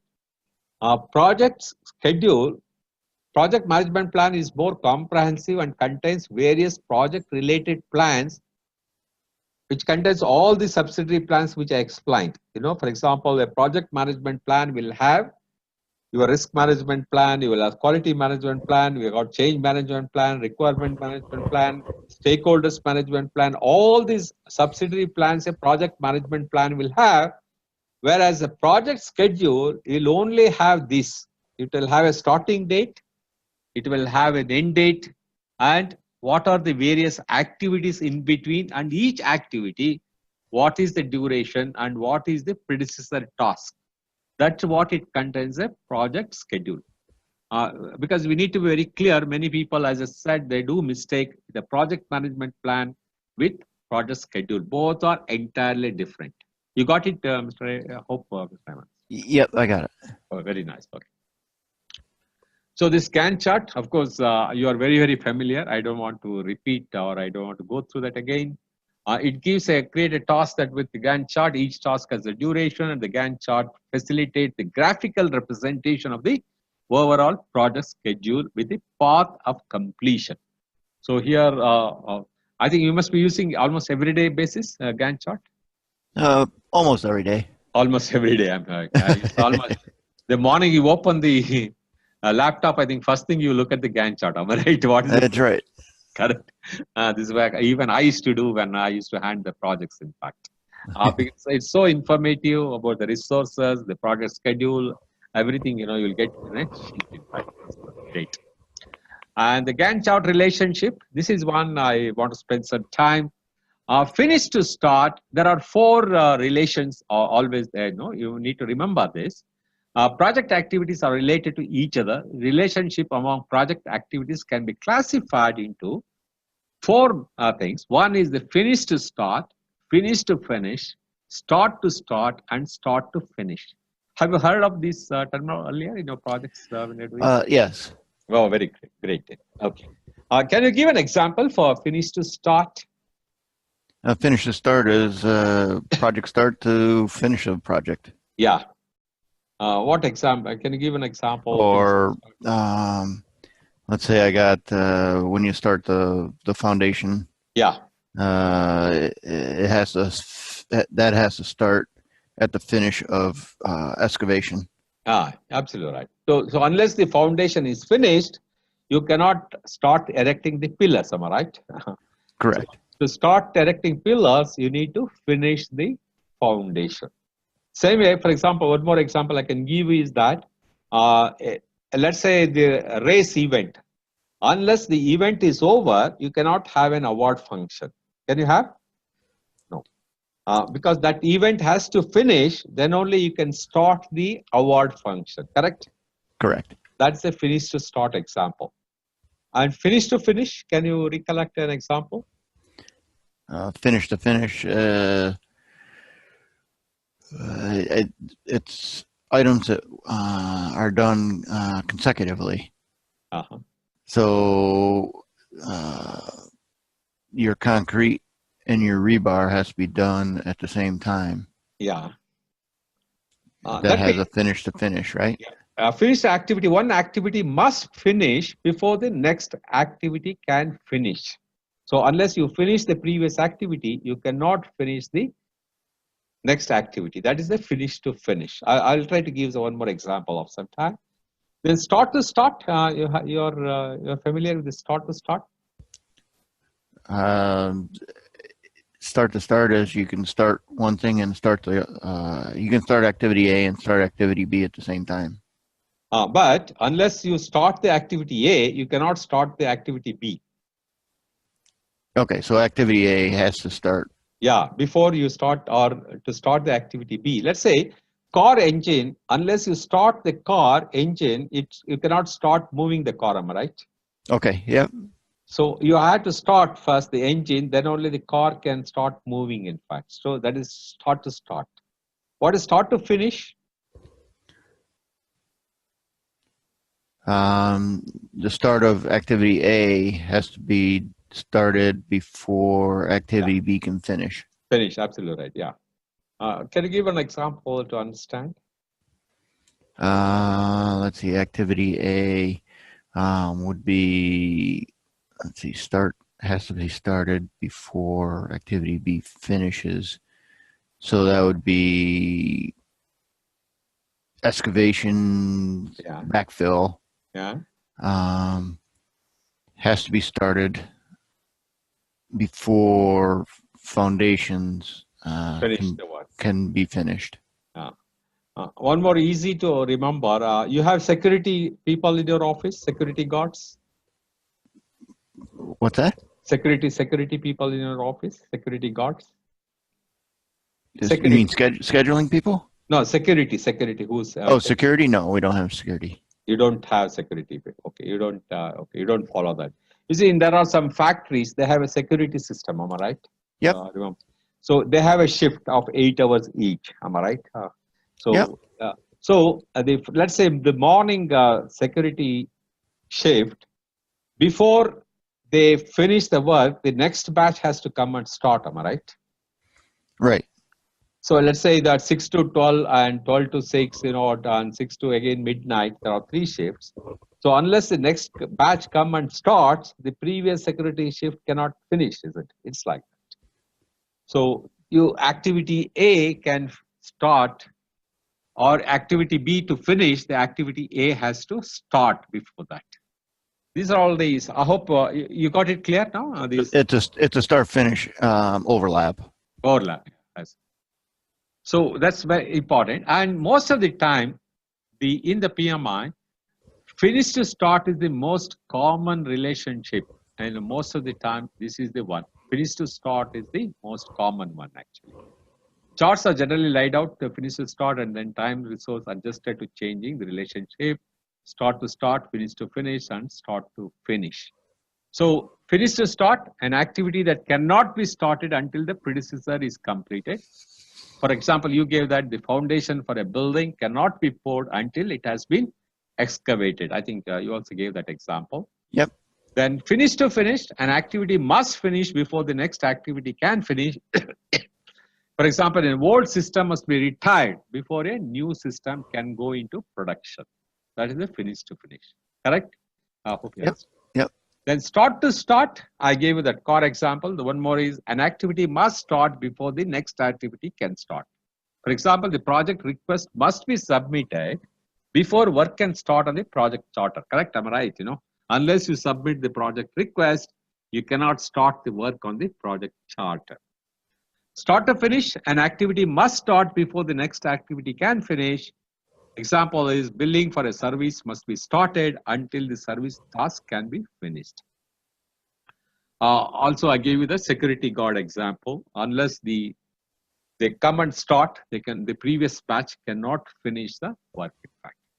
Yep. And I wanted to just put this in various examples and practice it, Mr. Eban, because at least one question you can expect from this slide. Okay. They will give you a scenario and you have to define whether it's a start to start, is a finish to start, or a start to start or start to finish. One of the relationship will be there in that question and you need to grasp it immediately and answer it. So keep practicing it into various, keep writing 2-3 more examples of each of this, finish to start, so that immediately, it will strike you to answer the correct answer. Okay. I hope it's clear. Okay. Now, some of the dependencies we'll discuss. You're familiar with mandatory dependencies and discretionary dependencies? Mandated is it has to happen. It has to happen, absolutely right. Discretionary is mandatory is these dependencies are inherent in nature of the work and cannot be paused by example. Like, the foundation of a civil structure must be laid before working on the pillars and slabs. It's a mandatory dependence, am I right? Without correct. Foundation, how can you erect pillars? It's not possible. So it is a mandatory. Discretionary is these dependencies are based on the preference of the team and can be changed if required. It is purely on the soft logic based on the project managers or the team members. Discretionary. Painting activities can be started only after all the electrical and plumbing work is done. In the home projects, normally the painting activities can be started only after all the electrical and plumbing work is done. This is the discretionary, but many times they do it parallelly also, am I right? You must have observed it, in fact. The painting work, when all the electric work still going on, some people may do the painting activities also. So it's purely discretionary. It is a soft logic there. Whereas the mandatory, you cannot do anything about that. Clear? Am I right? Yep, correct. And there's one more classification, external and internal dependencies. What is extension? For example, these dependencies involve an external entity that may impact the project. Approval by a government authority for a structural design of a building. You see, this is the external dependency because without the approval, you cannot do anything about it. Am I right? You cannot start the work, correct? Correct. And you have no control on that. Government may give, government may not give. Am I right? Am I right? You don't have any control on these things. That is the external. What are the internal dependencies? These dependencies are within the control of a project team. Example, commencement of a slab work depends on the availability of ready-mix concrete. This is an internal dependency. You can make it available, for example, ready-made concrete, and you can start the work also. So these two classification: mandatory, external, internal, and discretionary. I hope it's clear. In fact, right? It is. Yep. Good. Okay, great. Let's come to the network diagram. A network diagram is used to plot the activity dependencies. Project activities are represented in the form of a network. So here, as I was telling you that all the activities which you discussed, like foundation could be one activity, erecting pillar could be another activity, erecting your roof could be an activity, am I right? All those activities, or for example, you plan it in a diagram. So network diagram can be drawn in the following two ways: precedence diagramming method, PDM, or activity on node. Have you heard about these terminologies? Precedence No. diagram? No. Okay, you must be doing it. Probably you are not aware of these terms only. That's the only difference. Right. So in precedence diagramming model, the boxes represent activities. This is important to remember, please. The boxes represent the activities. Arrows indicate the dependencies. I'll show you in the following slide some pictures so that you can understand. So here the boxes in the precedence diagramming, boxes represent the activity, arrows indicate dependencies, and all the four relationships, finish to start, start to start, finish to finish, start to finish, or all the relationship are there in the precedence diagramming model. You got it? This is very important. Yes. Okay. Whereas in the arrow diagramming model, ADM, the activity on narrow is also called an activity on arrow. The arrow diagramming model, arrows are used to represent activities. Here the boxes represent, here arrows represents. Here the direction of the arrows indicates the relationship and sequences. Here also arrows indicate the dependencies. Here also indicates the relationship and sequences. But only difference is in the arrow diagramming model, only finish to start relationship can be shown. You cannot show, for example, start to start, finish to start, finish to finish, start to finish, you cannot show. Whereas only one relationship you can show is finish to start, and the dummy activities may be required to show the dependency. These are all the basic difference here. You got it, Mr. Weber? Yep. There are two types of diagrams. One is the precedence diagram model, PDM it's called, or activity on node. Another is arrow diagramming model, ADM, or activity arrow. That's the difference. Activity and node, activity and arrow. In the first one, all the dependencies are there. Finish to start, start to start, finish to finish, start to finish, all the dependencies. Here only finish to start relationship can be shown. The dummy activities may be required to show a dependency. You need to just understand this diagram. That's important. I'll show you an example. There may be questions in the PMP exam based on the network diagram. So create and work with the diagram, network diagram. So ensure that you understand the value. This will make answering the question based on the network diagram easier. If you practice it, putting it on a piece of paper, I hope you will understand it much, much better. Yeah, okay. So here is one network diagram example. For example, here is the start. You have an activity A, then you have an activity B, then you got activity C and activity D. These are all the boxes which I showed you yesterday, the previous one. And the arrows denotes the relationship, precedence, or the successor. Okay, am I right? You know, here for example for B, this is the successor, this is the predecessor activity. So parallelly, you have an activity C, you have an activity D, then all put together, then you come to the activity E, then you finish the product. This is one example of network diagram. Do you follow such a system in your company? Yes, I do. You do follow. Oh, excellent. Good, in fact. So you are very familiar about this, in fact. So the hammock activities are used to show a comprehensive summary activity, which can be used to control and the reporting purposes. Now, let's try to understand some of the key terms, leads and lags. Are you familiar with the leads and lags? Leads and lags, I'm kind of familiar with those. Yeah, just tell me whatever you know. Leads means it's an item that has to go ahead, and lags could fall behind. It could fit behind the lead. Correct. So basically, leads means a successor activity is said to have a lead when it can start before the predecessor activity. For example, activity B can start 2 days before the completion of activity A. That means you have got 2 days extra time here. Before you could start the activity B, you have already done the activity A. That's how, in fact, the activity B can start 2 days before the completion of the activity. That means you are getting 2 days lead there. Okay.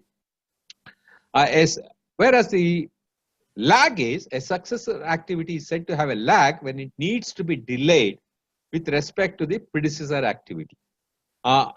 let me give an example in the home construction.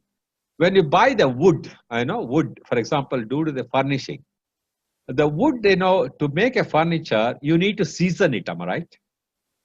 Yes.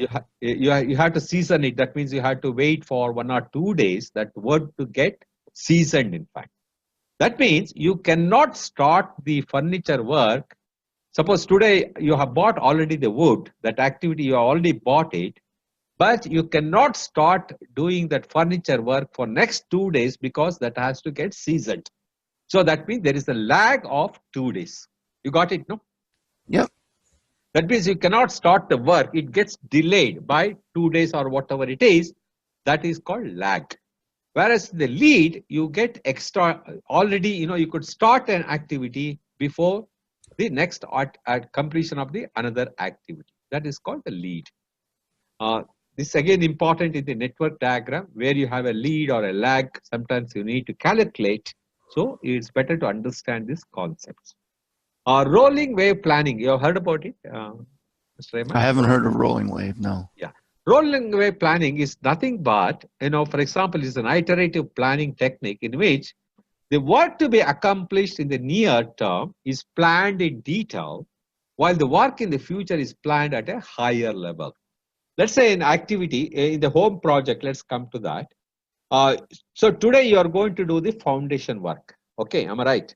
So the entire foundation work, today you are going to plan in detail. Today, what you are going to do, how much material you require, how much cement, how much concrete, how many labors, everything you plan in detail. Whereas for the roofing, we are going to do after, let's say, 1 month or 15 days, you have a broad level of roofing, what you require, how many square feet, you have a broad level. But when you get into that doing the roofing, you do the detailed planning. Correct? Am I right? Yes. That's how we do it. Am I right? Isn't it? Yep. For your immediate work, you plan in detail. For the future work, you have a broad plan, but only on the day it is happening or near to that, you do a detailed planning actually. That's called rolling wave planning. Or it is also called progressive elaboration.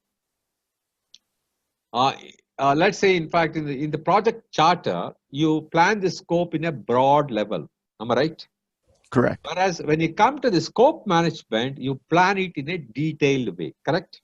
So Yep. that's called rolling wave planning or the progressive elaboration. It's nothing but planning in detail when the job is on hand, and for the future, you plan it in a broader level. That is called a rolling wave planning. I'm sure you must be doing it in your projects also, isn't it? Many of things. Yeah, exactly. For immediately thing, you go all details you take into consideration. For the task for after 3 months activity, you have a broad line, and when it near to that time, you do the detailed plan. Now let's try to understand. There are some estimation technique. What is analogous estimating? Have you heard about that in your company? Do you follow that, or were you involved in this type of estimations? I haven't heard of an analogous estimating. Analogous is basically, that means you're estimating based on the data from the previous project. For example, if the last 5 similar projects took 6 months, this one will also take 6 months. Very simple, in fact, based on the past data. You're doing a home project. It has taken 6 months. The last 5 projects has taken 6 months. That means this project also, it takes 6 months. It is an analogous estimating. You got it, in fact? Yep. Good. The next one is the parametric. What is parametric? Have you heard about parametric? Parametrics. Yeah. Parametric. I've heard of it, but I don't know the exact definition of it. Parametric is nothing but the analogous estimation you have done based on the past data, but here you use a mathematical calculation for that. Let's say here in parametric, as I told you that, it is a mathematical model to calculate the projected times for an activity based on the historical records from the previous projects and other information. Let's say, as I told you, the project took 5 months. In the previous analogous, it has taken 6 months. Now, in the parametric, what happens? This 6 months, how many people were involved? How many hours they worked? to complete in to 6 months. So some sort of mathematical calculation will be involved in the parametric estimation. Got it? Yes. That means you need to justify how it took 6 months because 10 people worked for every day 8 hours for 6 months. That's why they were able to do the project. That is parametric, where mathematical calculations is required. For example, you said, to go to your office every day, it takes 20 minutes. Am I right? Yesterday you were telling. Yep. Correct? So that is an analogous estimation. It is taking 20 minutes for you to reach your office from home. Parametric is this 20 minutes, in what speed you had traveled. Did you drive your car at the rate of 80 miles or 100 miles? That is the parametric. I reached my office in 20 minutes by driving at 100 miles speed. Got it? That Yep. is become the parametric estimation. Now there's one more. The other two more calculations are there. I will explain to you probably in the next slide. The effort is the total amount of work required to complete an activity. Is a very simple one. You remember. The duration is the calendar elapsed time required to complete the activity. Example, an activity requires 10 people to work for 5 days. So the total effort is 50% days. The duration is 5 days. I hope it's very clear in fact. That's how you calculate the duration. Correct, Mr. Rahman? Yep. There's no confusion. And the decomposition, we discussed at length. Decomposition is the technique of breaking a task into smaller pieces. Note, decomposition should continue until there is no further value from the decomposing the task further or until it can be estimated accurately. I want to remember all these, some of these important key terms, analogous and parametric, duration and decomposition. It keeps coming. I'm sure another 3-4 slides, it will keep coming so that you will also get familiarized with those things. Okay.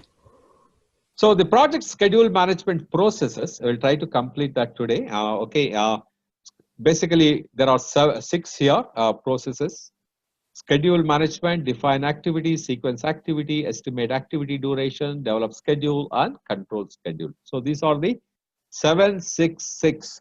This is the third digit of mobile number which I have given you. Yep. Okay. There are 6 processes. So plan schedule management is a process of establishing the policies, procedures, and documentation of planning, developing, managing, executing, and controlling the project schedule. It's like any other plan management. Here also, the same you establish the policies, procedures, and document it for planning, developing, and managing and executing. So what are the key inputs here? The project management plan, project charter, enterprise environmental factors, OPA. Here, the same, the common tools and techniques, data analysis, meetings, and expert judgment, and you get a schedule management plan.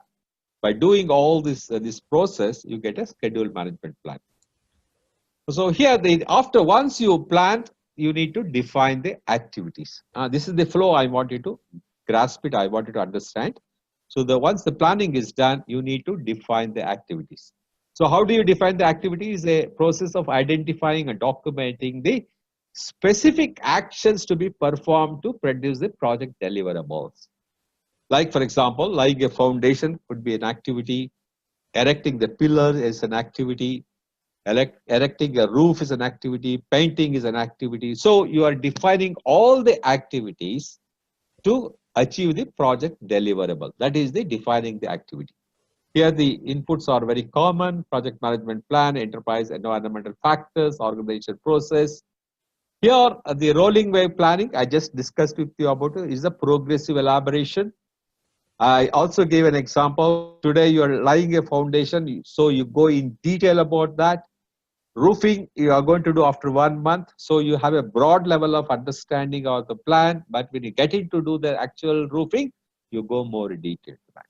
Decomposition discussed, and you get a list of activity or activity list you get.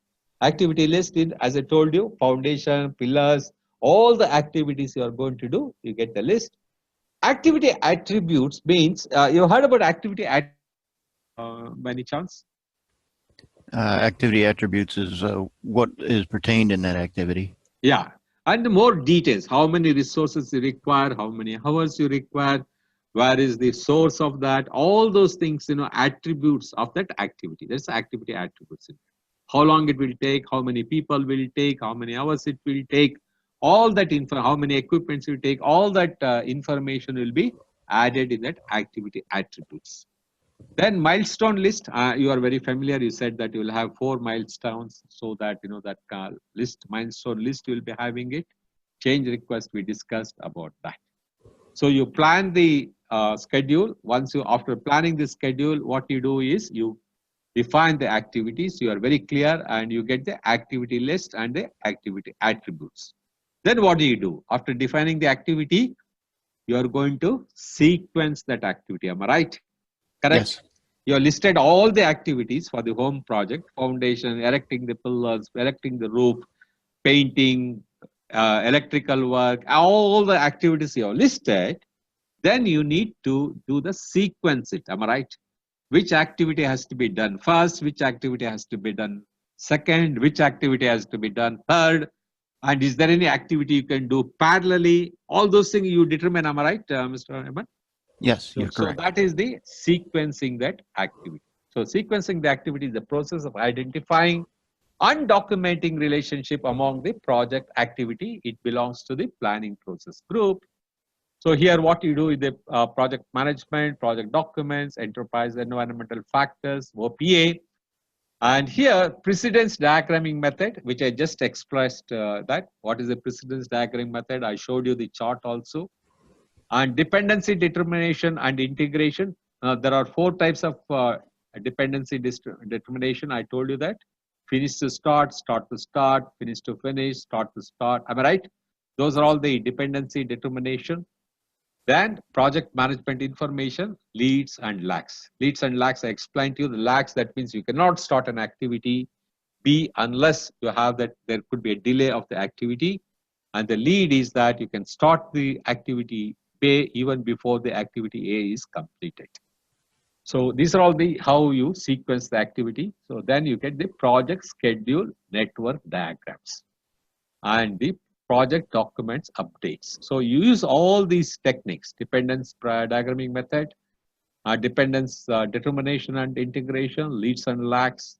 By using all the tools and techniques, you do the project schedule network diagram. Okay, once you do that, then what you do? You need to estimate the activity duration. That means foundation, pillar erection, how much time, how much resources you require for these activities. So you are going to estimate that. So estimate activity duration is the process of estimating the number of work periods needed to complete the individual activity with the estimated resources. For example, an activity of foundation, how many people you require, what are the other physical resources you require, you estimate that. That's how you do in your projects, Mr. Eber, I hope. Yes. Correct. So the key benefit of this process is that it provides an amount of time each activity will take to complete, which is a major input into the developed schedule process. It belongs to the planning process group. So here the project management plan, project documents, enterprise environmental factors, OPA are the major important inputs, expert judgment, 3-point estimating. Have you heard about this 3-point estimating by any chance? No, I haven't heard of 3-point estimating. Okay, we discussed about the analogous. You remember just now we discussed analogous. Can you recollect what did I say about the analogous estimation? It got a little more detailed. Analogous is based on the past data. Am I right? Yes. That means the last 5 projects has taken 6 months. So this project will also take 6 months to complete. That is analogous. Okay. Parametric, I told you. Can you recall? Parametric is getting more detailed on the estimate. Yeah, it's a mathematical calculation. Yep. That means it has taken 6 months. How many people have worked? How many hours have worked? So that is a mathematical calculation to that. Same way, I give an example of you are going from home to office. It takes 20 minutes time. That is the analogous estimation. But parametric is at what speed you have traveled to reach in 20 minutes. So there is a mathematical calculation to that. That is parametric. I hope those two are very clear. Am I right? Yes. Good. Now the third is 3-point estimating. 3-point estimating is for everything. Normally, this analogous or the parametric is two ways of estimation. 3-point is you take 3 factors into account. For going to your office, let's say it's taking 20 minutes for you. Optimistic, suppose there is absolutely no traffic, in how many minutes you can reach? 15. 15 minutes. You can reach in 15 minutes. And if there is too much of traffic, how many minutes it will take? It'd be more like 35. 35 minutes. So optimistic is 15 minutes. Pessimistic is 35 minutes. And most likely, how many minutes it will take? It's about 20 minutes, am I right? Most of the time. Correct? Yep. Correct. So here, the 3-point estimating, to make it more accurate, you add optimistic plus most likely plus pessimistic divided by 3. So that means 15 is your optimistic, 35 is your pessimistic, that means 50 plus most likely you reach in 20 minutes. So 50 plus 20, 70 divided by 3 is how much? 70 divided by 3.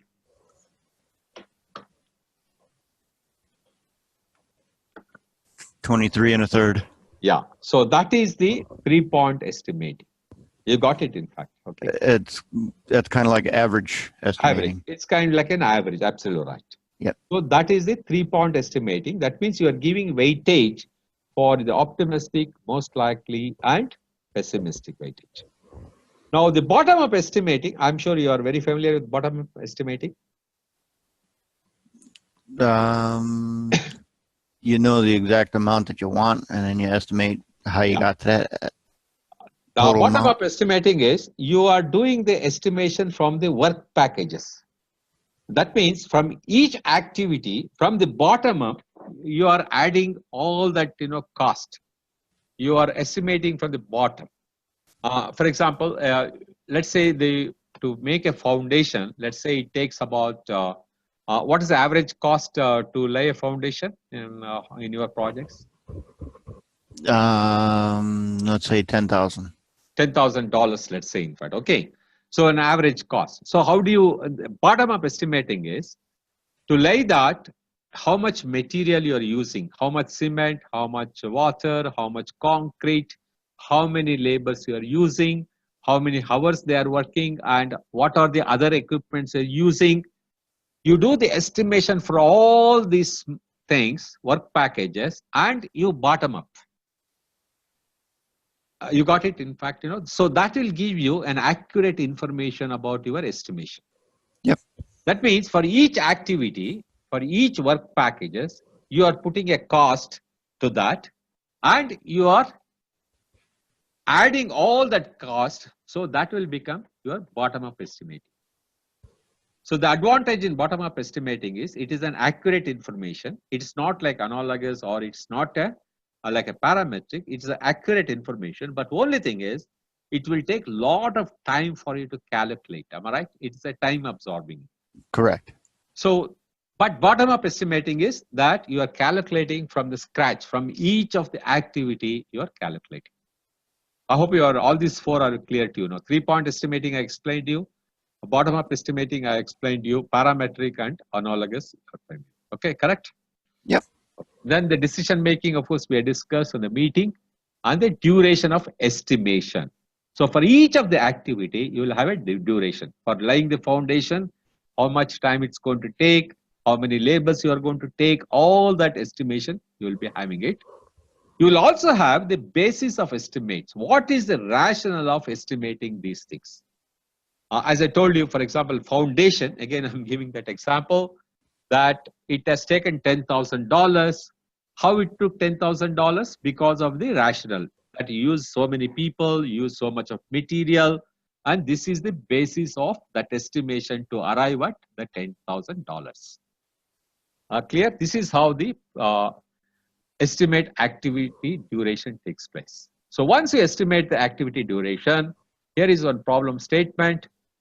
Jan, the VP of a manufacturing division, has commissioned a Jack to lead a project initiative in her area of responsibility because of his attention to detail. Jack is moving with his team to estimate activity duration so they can map out the schedule for the project. After a successful decomposition process of the scope statement of work, Jack is confident in his team's ability to capture the true work effort that needs to be estimated and scheduled. In reviewing the activities to be estimated, Jack realizes that large number of activities could benefit from some other historical data and the use of mathematical parameters.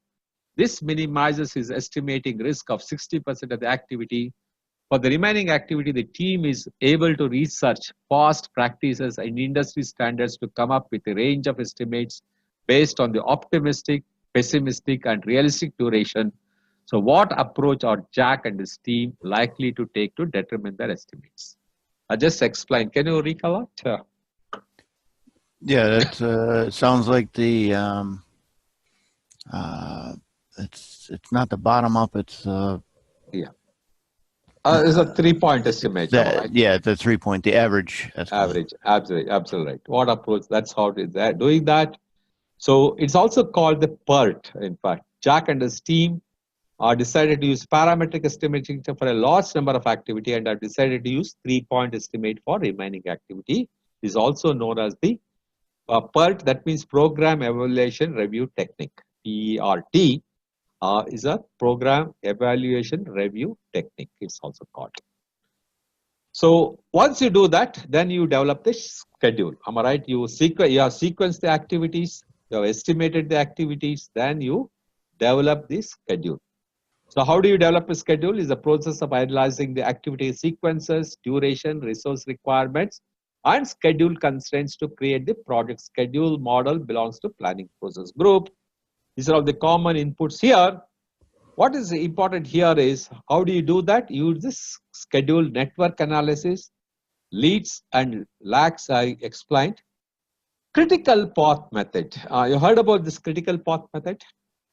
Yes, it's critical items that need to get done. It needs to be. That is the longest duration path. Am I right? Yep. The longest duration path is to complete all the activity. It is your critical path method. Schedule compression. There are some things. Have you heard about schedule compressions, Shravan? That's how you can shorten the schedule. Schedule compress. How do you compress? There are some techniques to schedule compression. We'll discuss that. Resource optimization, project management information system, agile release planning is nothing but what we discussed. It's an iterative process which we discussed. I will explain to you this schedule compression method and also the critical path method in detail because these two are very, very important in the following slides. And once you do this, you will get the schedule baseline. Like you got the scope baseline. Here in this process, you get the schedule baseline where you are going to do the variance alliances, various performance analysis, and also you do your measurement analysis. All these things you'll be taking in the schedule baseline. Then you get a project schedule. I explained to you that project schedule is different from the project management plan. Here you got the dates, the starting date, the ending date, and the resources utilized, all those things. Then you will have a schedule data and project calendars. Project calendars is nothing but all the required information that how we are going about the project. So let's try to understand a little bit about the schedule network analysis. Along with the time estimate, it's necessary to know if the required resources are available at a given time. Schedule network analysis technique generates a project schedule. Various schedule network techniques are: one is the critical path method. It determines the critical path on a project schedule. In the following slide, I will show you with a picture so that you can understand. A critical path, as I told you, that it's the longest duration of the path. There is one more, the critical chain method. Critical chain method is determined based on the resources required to execute the project task. It reflects the delays that occur due to task switching, Parkinson's law, work grows to fill the available time, and lack of prioritization. That means suppose if the resources, it reflects the delays that occur due to task switching. If these resources, what they're doing in a particular thing, suppose you switch them, if they start doing something else, then it will have the effect of the project. So critical change method is determined based on the resources required to execute the project task. What if scenario, it varies a certain parameter and observes the impact on the schedule. You look at the various scenarios and you look at that. Then resource, what if scenario is, suppose you look at 10 people are working, how long it will take. If you put only 8 people resources, how long it will take. So you look at the various scenarios with the available resources or by using different resources pattern. Then resource optimization technique is they arrive at the optimal utilization of the resources used on the project. You put all your resources and make use of the best of that, and you put the optimum utilization. So these are all some of the schedule network analysis. Let's go a little more detail into that. Now the program evaluation and review technique, PRT, which I explained to you. There is one more. You calculated the PERT using the 3-point estimate for an activity. Am I right? Use the optimistic, most likely, and pessimistic. Now the pessimistic P estimates that refer to the duration activity would take the worst case scenario. Most likely takes a realistic scenario, and optimistic takes an activity would take the best case scenario like that.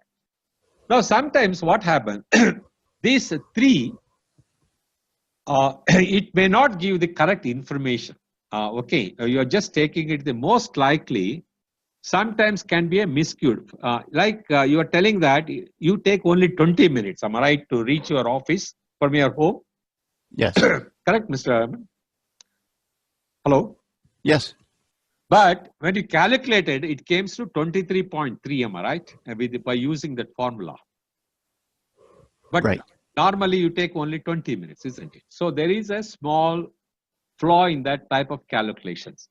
So suppose, let's say to calculate you use this formula to calculate the expected duration of the estimate. Based on the 3 estimates, you divide it by 6. Now let's calculate. Your pessimistic is 20. You said 35 minutes. Am I right? You just make a note of that. Yep. 35 minutes. 4 times most likely. Most likely is 20 minutes. So 20 into 4 is 80 minutes. Correct? Right. So 80 plus 35 is 115, and your optimistic is 15. Am I right? Yep. So that makes how much? 130 divided by 6 gives you what figure?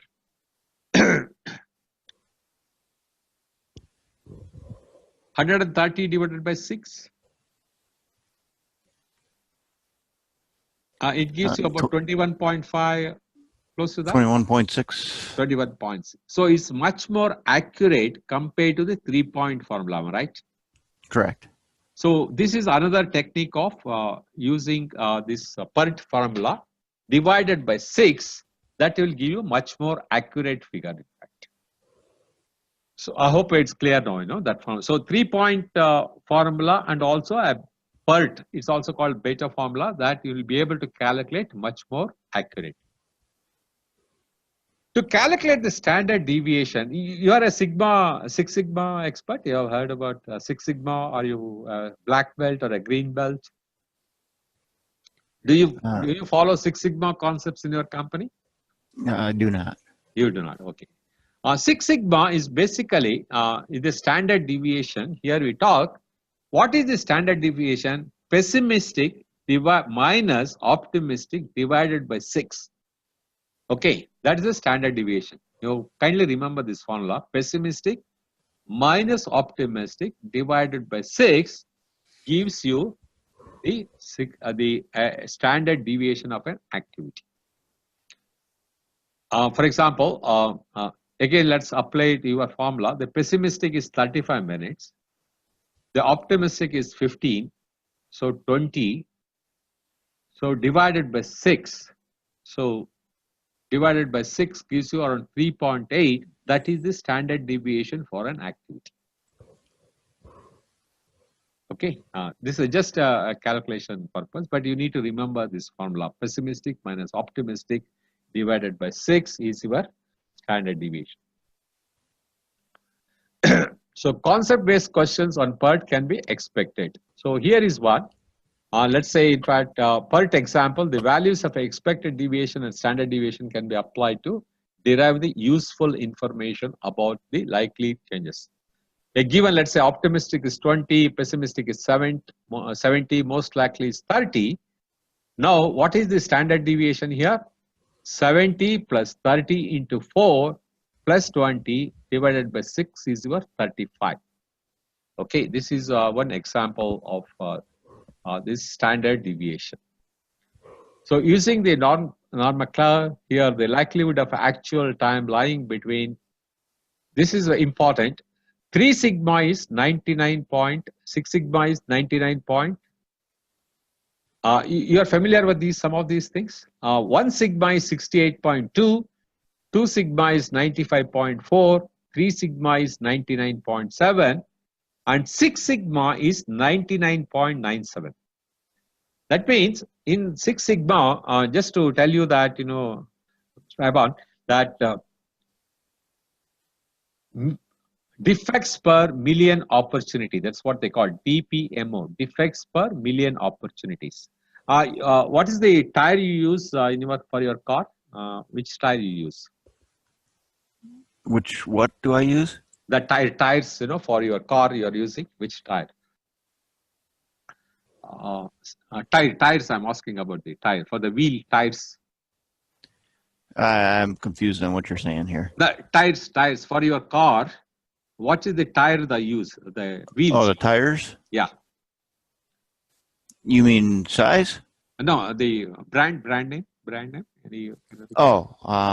Goodyear. Goodyear is. Okay. The most of the manufacturing companies, they follow the 6 sigma, in fact. That means Goodyear tires, I'm just giving an example. I'm not sure whether they're following the 6 sigma, but for 1 million tires, the 6 sigma, if it is a 6 sigma company, only 3 defects can be found out of 1 million tires. You got it, in fact. So that means the process is so accurate that only 3 defects will come out of 1 million opportunities, in fact. Whereas if a company is, let us say it's only a single sigma or 1 sigma, 68.2% defects can come. If it is a 2 sigma, 95.4%. If it is a 3 sigma, 99.7%. That means 99%, 7 means around 6,000 tires can be defective. Whereas in 6 sigma, it is only 3 defects, 3.4 defects per million opportunities are there. That means the process is so accurate. That's what they follow, in fact. So the 6 sigma, most of the manufacturing companies, they follow that. Even I think the General Motors, GE, some of the companies, they follow the 6 sigma. That means they have perfected the process so much, only very, very minimum number of defects can happen, actually. So these are all some of the examples I thought I wanted to share with you. Are you clear about this concept now? The PERT, I hope you are clear? Yep. Good. Okay, good. So the PERT allows you to plan based on the intended level of confidence in the outcome, and they determine the buffers accordingly. That means you can adjust your schedule based on these calculations, that how long it will take and how you can adjust your network. So the critical path method, as I was telling you, that is the longest duration path through a network diagram, which determines the shortest time to complete the project. So these two, I request you to remember, it is the longest duration, the critical path, and takes the shortest time. Float, also called slack, is calculated in a network diagram. There are 3 types of float, or as follows. Total float, the amount of time that a scheduled activity can be delayed or extended from its early start date without delaying the project finish the date of violating the schedule. That means, I think in the following diagram, I'll show it to you. Every activity will have an early start, early finish, late start, late finish. I will show you in one diagram, then probably we can come back to that if required. So how do you calculate the float? One second. Yeah, this is one. Probably today you can take this as your homework also, so that next time when you meet, I want you to we'll discuss on that. This is a very, very important to understand. This is the critical path example. Are you with me on this? Yes. Okay, let's say now this 0 is for every block you write an early start, early finish, late start, late finish, early start, early finish, late start, late finish, late start, late finish, early start, early finish, late start, late finish, early start, early finish, late start, late finish, like this. Okay, this is how the diagram needs to be put. Probably I can send it across you, or next week, I'll try to share one more slide so that you can easily understand if there is any confusion. So here, let's say activity 1, the duration is 3. You need 3 days to complete the activity 1. You can see here, Mr. Raymond. Yep. Activity 2, it takes 3 days. Activity 3, it takes 4 days. Activity 4, it takes 8 days. Here is 8 days. Activity 5, it takes 4 days. Now, how do we calculate the critical path? Okay, let's try to example. Now, this is activity 1. You always start from 0. The first day of the activity is always 0, am I right?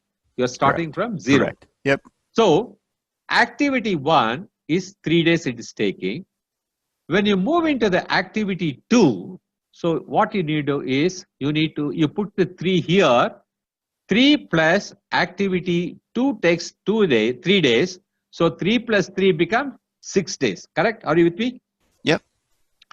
Now activity 3 takes, let's say, here activity, you come back here, or we'll complete this and then we'll come back here. So activity 3, activity from 2, it goes to activity 4. So activity here, 3 plus 6 is here, so you transfer the 6 here. Activity 4 takes 8 days here, 8 days, am I right? So 6 plus 8, it will become 14 days, okay? So this 14, then you move on to activity 5. So here 14 days plus activity 5 takes 4 days. So 14 plus 4 becomes 18. So the total number of days to finish will become 18 days, correct? Are you with me on this? Yep. Okay, now activity 1, parallelly you're doing another activity. Activity 1 takes, let's say, 3 days. So 3 here. Then from 1 to, you are going to activity here 3. So that will take 3 days. So 3 plus 3, it will become, now here activity 3 takes 4 days. So 3 plus 4 becomes 7 days. Now from 7 days, you are going to activity 5. So that takes 7 plus activity 5 takes, let us say, 14. So here, whichever is the longest period, since this is taking 18 days, this is the critical path. Whereas this takes only 7 days, so this cannot be the critical path. Are you with me? Yep.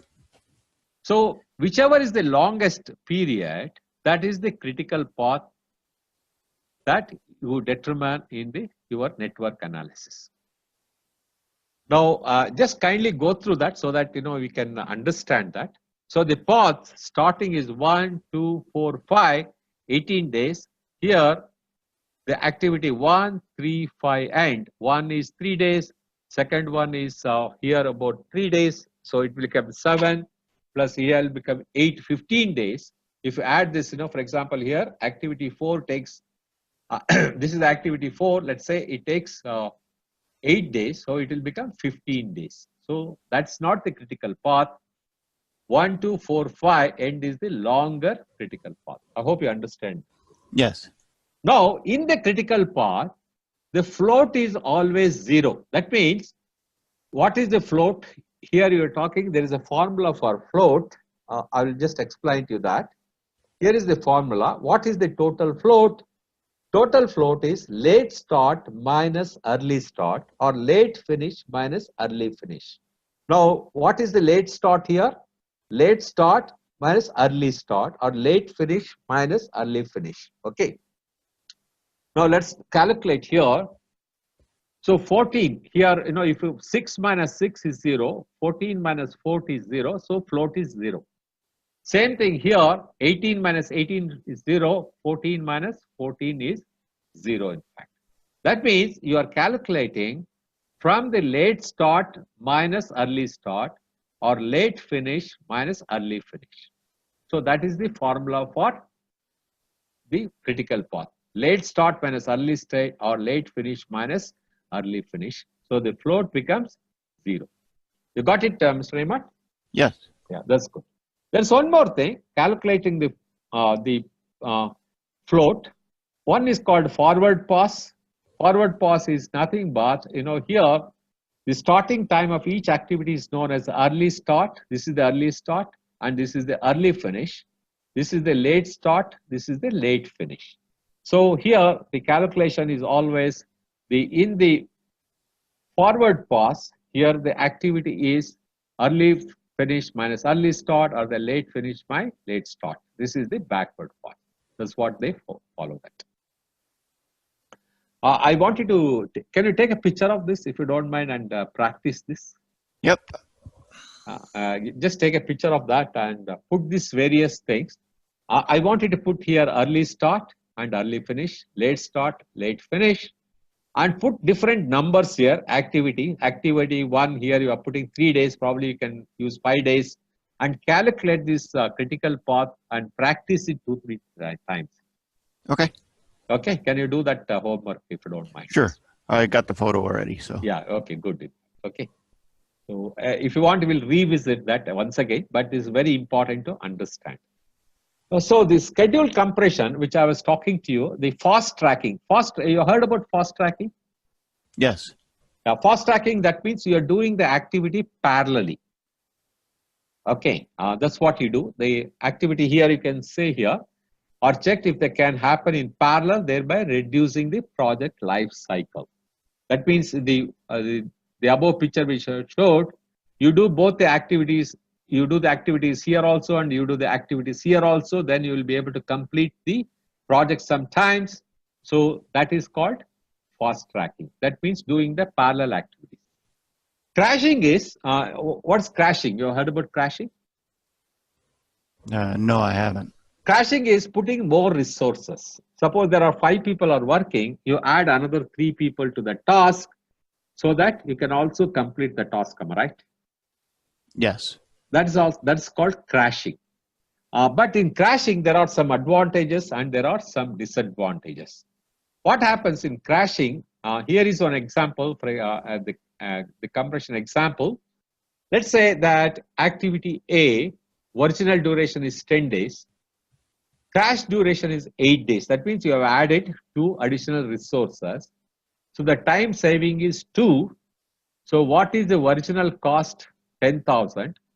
The crash cost, since you are putting additional resources here, it will cost you extra 2,000. So it will become 12,000. So extra cost is 2,000. The crash cost per day is 1,000. Now, activity B, 14 here. Crash duration is 10. You have added 4 people here. So 14,000. Crash cost is 24,000. Extra cost is 10,000. And the crash cost per day will become 2,500. Activity C, again 5, 4, 1, 15,000, 17,000, 2,000. This also you can take a picture and you can analyze it. You will compare that. You will discuss that in detail if you want.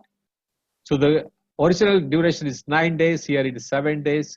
Saving time is 2. 12,000. Here is 18,000 and 6,000 extra. And here the cost is 3,000. So activity A has the minimum crash cost per day. If you calculate all these things, if you look at it, so here the 2 extra resources used, but the minimum is 1,000 rupees per day is the minimum, $1,000 per day is the minimum crash cost per day. So you can calculate. The table summarizes the project activity details. Which activity would you crash to reduce the project time by 1 day? Suppose if they ask a question, Probably this is how you can analyze it and answer it. This is another example. So crashing is nothing but you are adding more resources to complete the job.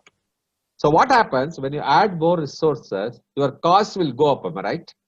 Correct. So that is the factor you need to keep in mind. So it's a risk area there. So the impact of schedule compression, here is an example. Fast track, that is doing parallelly, it adds risk, increases management time for the project manager because you are doing parallelly. So when you put the parallel work, what happens? The efficiency of your people also can come down, am I right? Can they do 2 jobs at the same time? Typically not. It's difficult, am I right? So the quality of the work also can come down. That is the problem here. Now, crash, it adds cost, it increases the management time for the project manager. You saw in the previous slide example, when you crash it, it adds cost. Whereas the fast track, it adds risk here, correct? Yep. And the reduce scope, if you reduce the scope, what happens? Your customer will not be happy. Am I right? If you reduce scope. Yep. And cut quality, again, it saves cost, resources, but it increases the risk. Your customer may not be happy at all. Then resource reallocation does not add cost or increase risk. This is also one of the best technique. You do the resource allocation for the project. So other few techniques are what if scenario. In this method, the following questions are asked to produce a realistic schedule. What if scenario, particular scenario, change the project, would test that produce a shorter schedule. That means, suppose you increase the number of people or decrease the number of people, you look at the various scenarios and then you work it out. That is another what if scenario method. Monte Carlo analysis, in this method, a computer modeling program is used to simulate the outcomes. By any chance, do you use this Monte Carlo analysis? I don't think so, right? In your company, do you use that? No. No, you don't. So the Monte Carlo analysis, you put the various scenarios in the computer graphic, and you get the projections there. Actually, that is the outcomes of a project by making use of input values selected the random from probability distribution. You assume various things and you put the data. There is a software actually, and that will give that information, which is the best one, Monte Carlo analysis. Resource optimization, in this tech, a resource limited schedule is produced. Resource optimization results are more stable number of resources used in the project by resource leveling their effort. That means you level the efforts of all the resources. That is one technique. By optimizing that, you'll be able to the schedule, you can deliver the schedule. Then the critical chain method, which I already explained. Critical chain method is determined based on the resources required to execute the project risk.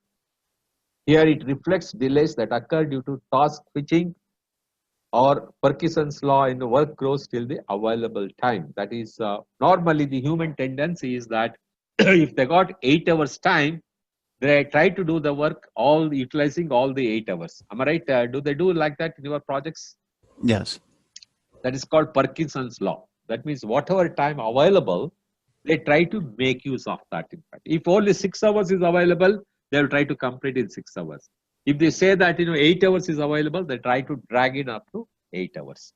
That is, these are all some of the other scheduling techniques. Any questions on this thing? No questions. Good. Okay. Am I going too fast or is it okay now? No, you're all right. All right. Okay. So the last one comes to the control schedule. That's another process in the schedule management. Here, the control schedule is the process of monitoring the status of the project activities to update the project progress and manage changes to the schedule baseline to achieve the plan. It is a part of monitoring and control process group. Here, some of the inputs are very similar. Here, even the resource optimization, we discussed critical path method. We discussed critical path method. You kindly remember is the longest path and the shortest duration. That is the definition of the critical path. Schedule compression, we discussed about the parallel of the fast tracking and the crashing, some of the techniques we discussed. Leads and lags, we discussed about it, and your information system and data analysis. And This is how you get the work performance information. From the work performance data, you process it, you get the work performance information, and you get the schedule forecast. By doing this method, then you also have the output of change request we discussed. So here is one problem statement. In one of the Jenny's project team meetings, her team is reporting the status of their assigned activity defined on the project schedule. About halfway through the meeting, a problem with the schedule is discovered as several activities are behind schedule. After all the activities for the phase of the project are reported, the overall schedule is determined to be progressing at about 75% of what has been planned. Janice has to figure out how she can get the schedule back on track. How can Janice go about solving this schedule problem? What do you think, Srem? She can look at adding crushing staff members. You're looking at the crushing of the activities? Crushing, am I right? Yep. Looking at adding resources. Mm-hmm. Adding hours to current employees. Okay. And then figuring out what is the better of the two solutions. Okay, let's look at it. To help the cost out. Okay. So the best thing is to hide the decision-making process. Janice needs to schedule a follow-up meeting with her team to evaluate the impact of this delay due to the triple constraint. That's very important. In fact, you need to look at the cost, you need to look at the schedule, the scope, the delivery of the scope, budget, and schedule, along with the quality expectation, resource availability, and risk has to be evaluated so that she can present a strategy for connecting the project schedule delay to the project sponsor. Due to the team's assessment, Janice can make the decision to add additional resources. Is what you said, crashing, am I right? This is what you also mentioned it.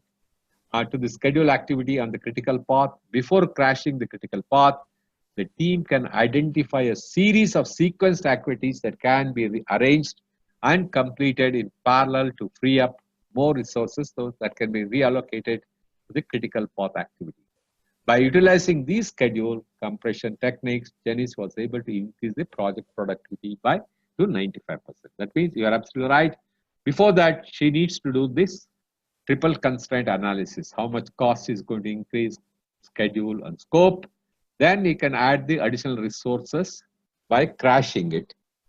Even though the risk will be there, but still she can increase the productivity up to 95%. You got it? Hope. Yep. So what are the key takeaways in the schedule management? It includes the processes required to manage the timely completion of the project. A project schedule defines the start and end dates of the project and the project deliverables. And these activities are assigned a duration and a sequence to in a logical order. Gantt charts and network diagrams are used to identify the project activities and determine the relationship and dependencies. And Gantt chart displays the start and the end dates of the project activities, the overall project schedule, and the logical task relationships. While network diagram is used to plot the activity dependencies. These are the 6 processes here: plan, define, sequence, estimate, develop, and control. Schedule are the 6 processes under the project schedule management. And the schedule network analysis technique generates project schedule based on the estimates of time and resource requirement. What is very important to remember, Mr. Raymond, here is, as I told you, that some of the scheduling techniques you need to remember, and the fast track and crashing, you need to remember in this. It's very, very important. There could be some questions on that. What is fast tracking, what is crashing, and what are the advantages and disadvantages I wanted to remember. And this one, of course, how to calculate, for example, you should know about this. And very important is the fast tracking I already explained. I want you to practice this 3 to 4 times. That's very important. Okay. And the dependencies relationship.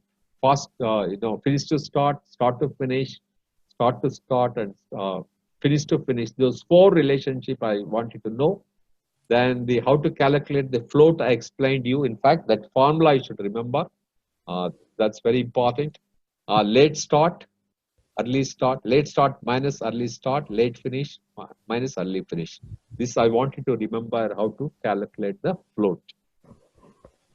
And the total float, free float, and independent, of course, that you are familiar.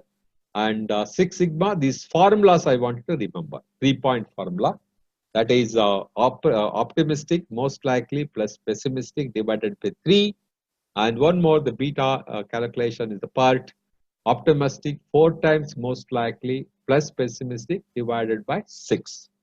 And the standard deviation is always pessimistic minus optimistic divided by 6. I want you to remember this formula. Okay. And these are all some of the important things that. And analogous, parametric, bottom up, and 3-point calculation. Again, some questions will come on that. Again, in the cost, when we go to the cost knowledge area, again, we'll be discussing the same formula. So I'm sure, you'll become expert on those things. I'm sure about that. Any questions, Raymond? No questions. So far, everything is going okay so far? Yep. Excellent. Good. So I think we should take a break today. Am I right? It's a long thing, I think. Okay. So next day we'll take it up next week, the cost management. Okay. Try to go through these formulas and also try to go that relationship, and particularly this diagram. I want you to practice it because definitely there will be some questions on that. Which is the critical path? One common question they will ask is, they will give you this thing, and which is the critical path you need to calculate. So just get yourself familiarized with these calculations. That's important. So put the various activities here and start calculating. You can expand this. Once again, I'm telling you, put these early start, early finish, late start, late finish like this, and you calculate. Okay, it's fine. Okay. So when the forward, only one more thing I want to tell you, when you do the forward pass, you are going from, for example, here to here like this. When you go from the backward pass, what you should do is, you should take, for example, from 14, you should take the highest one and you go. Okay, so for example, here you are shifting, when you're doing the backward pass, so 14, you have to go like this. So that's how you calculate the total float. Suppose you put it here, the 14 and 7, so that you can calculate the float for this activity. So float for this activity is, it's not a critical path. So float for this activity is 14 minus 7, it will become 7. So 7 number of days you have the float. So that means you can start the activity even so many days. So that's how you can calculate the backward pass.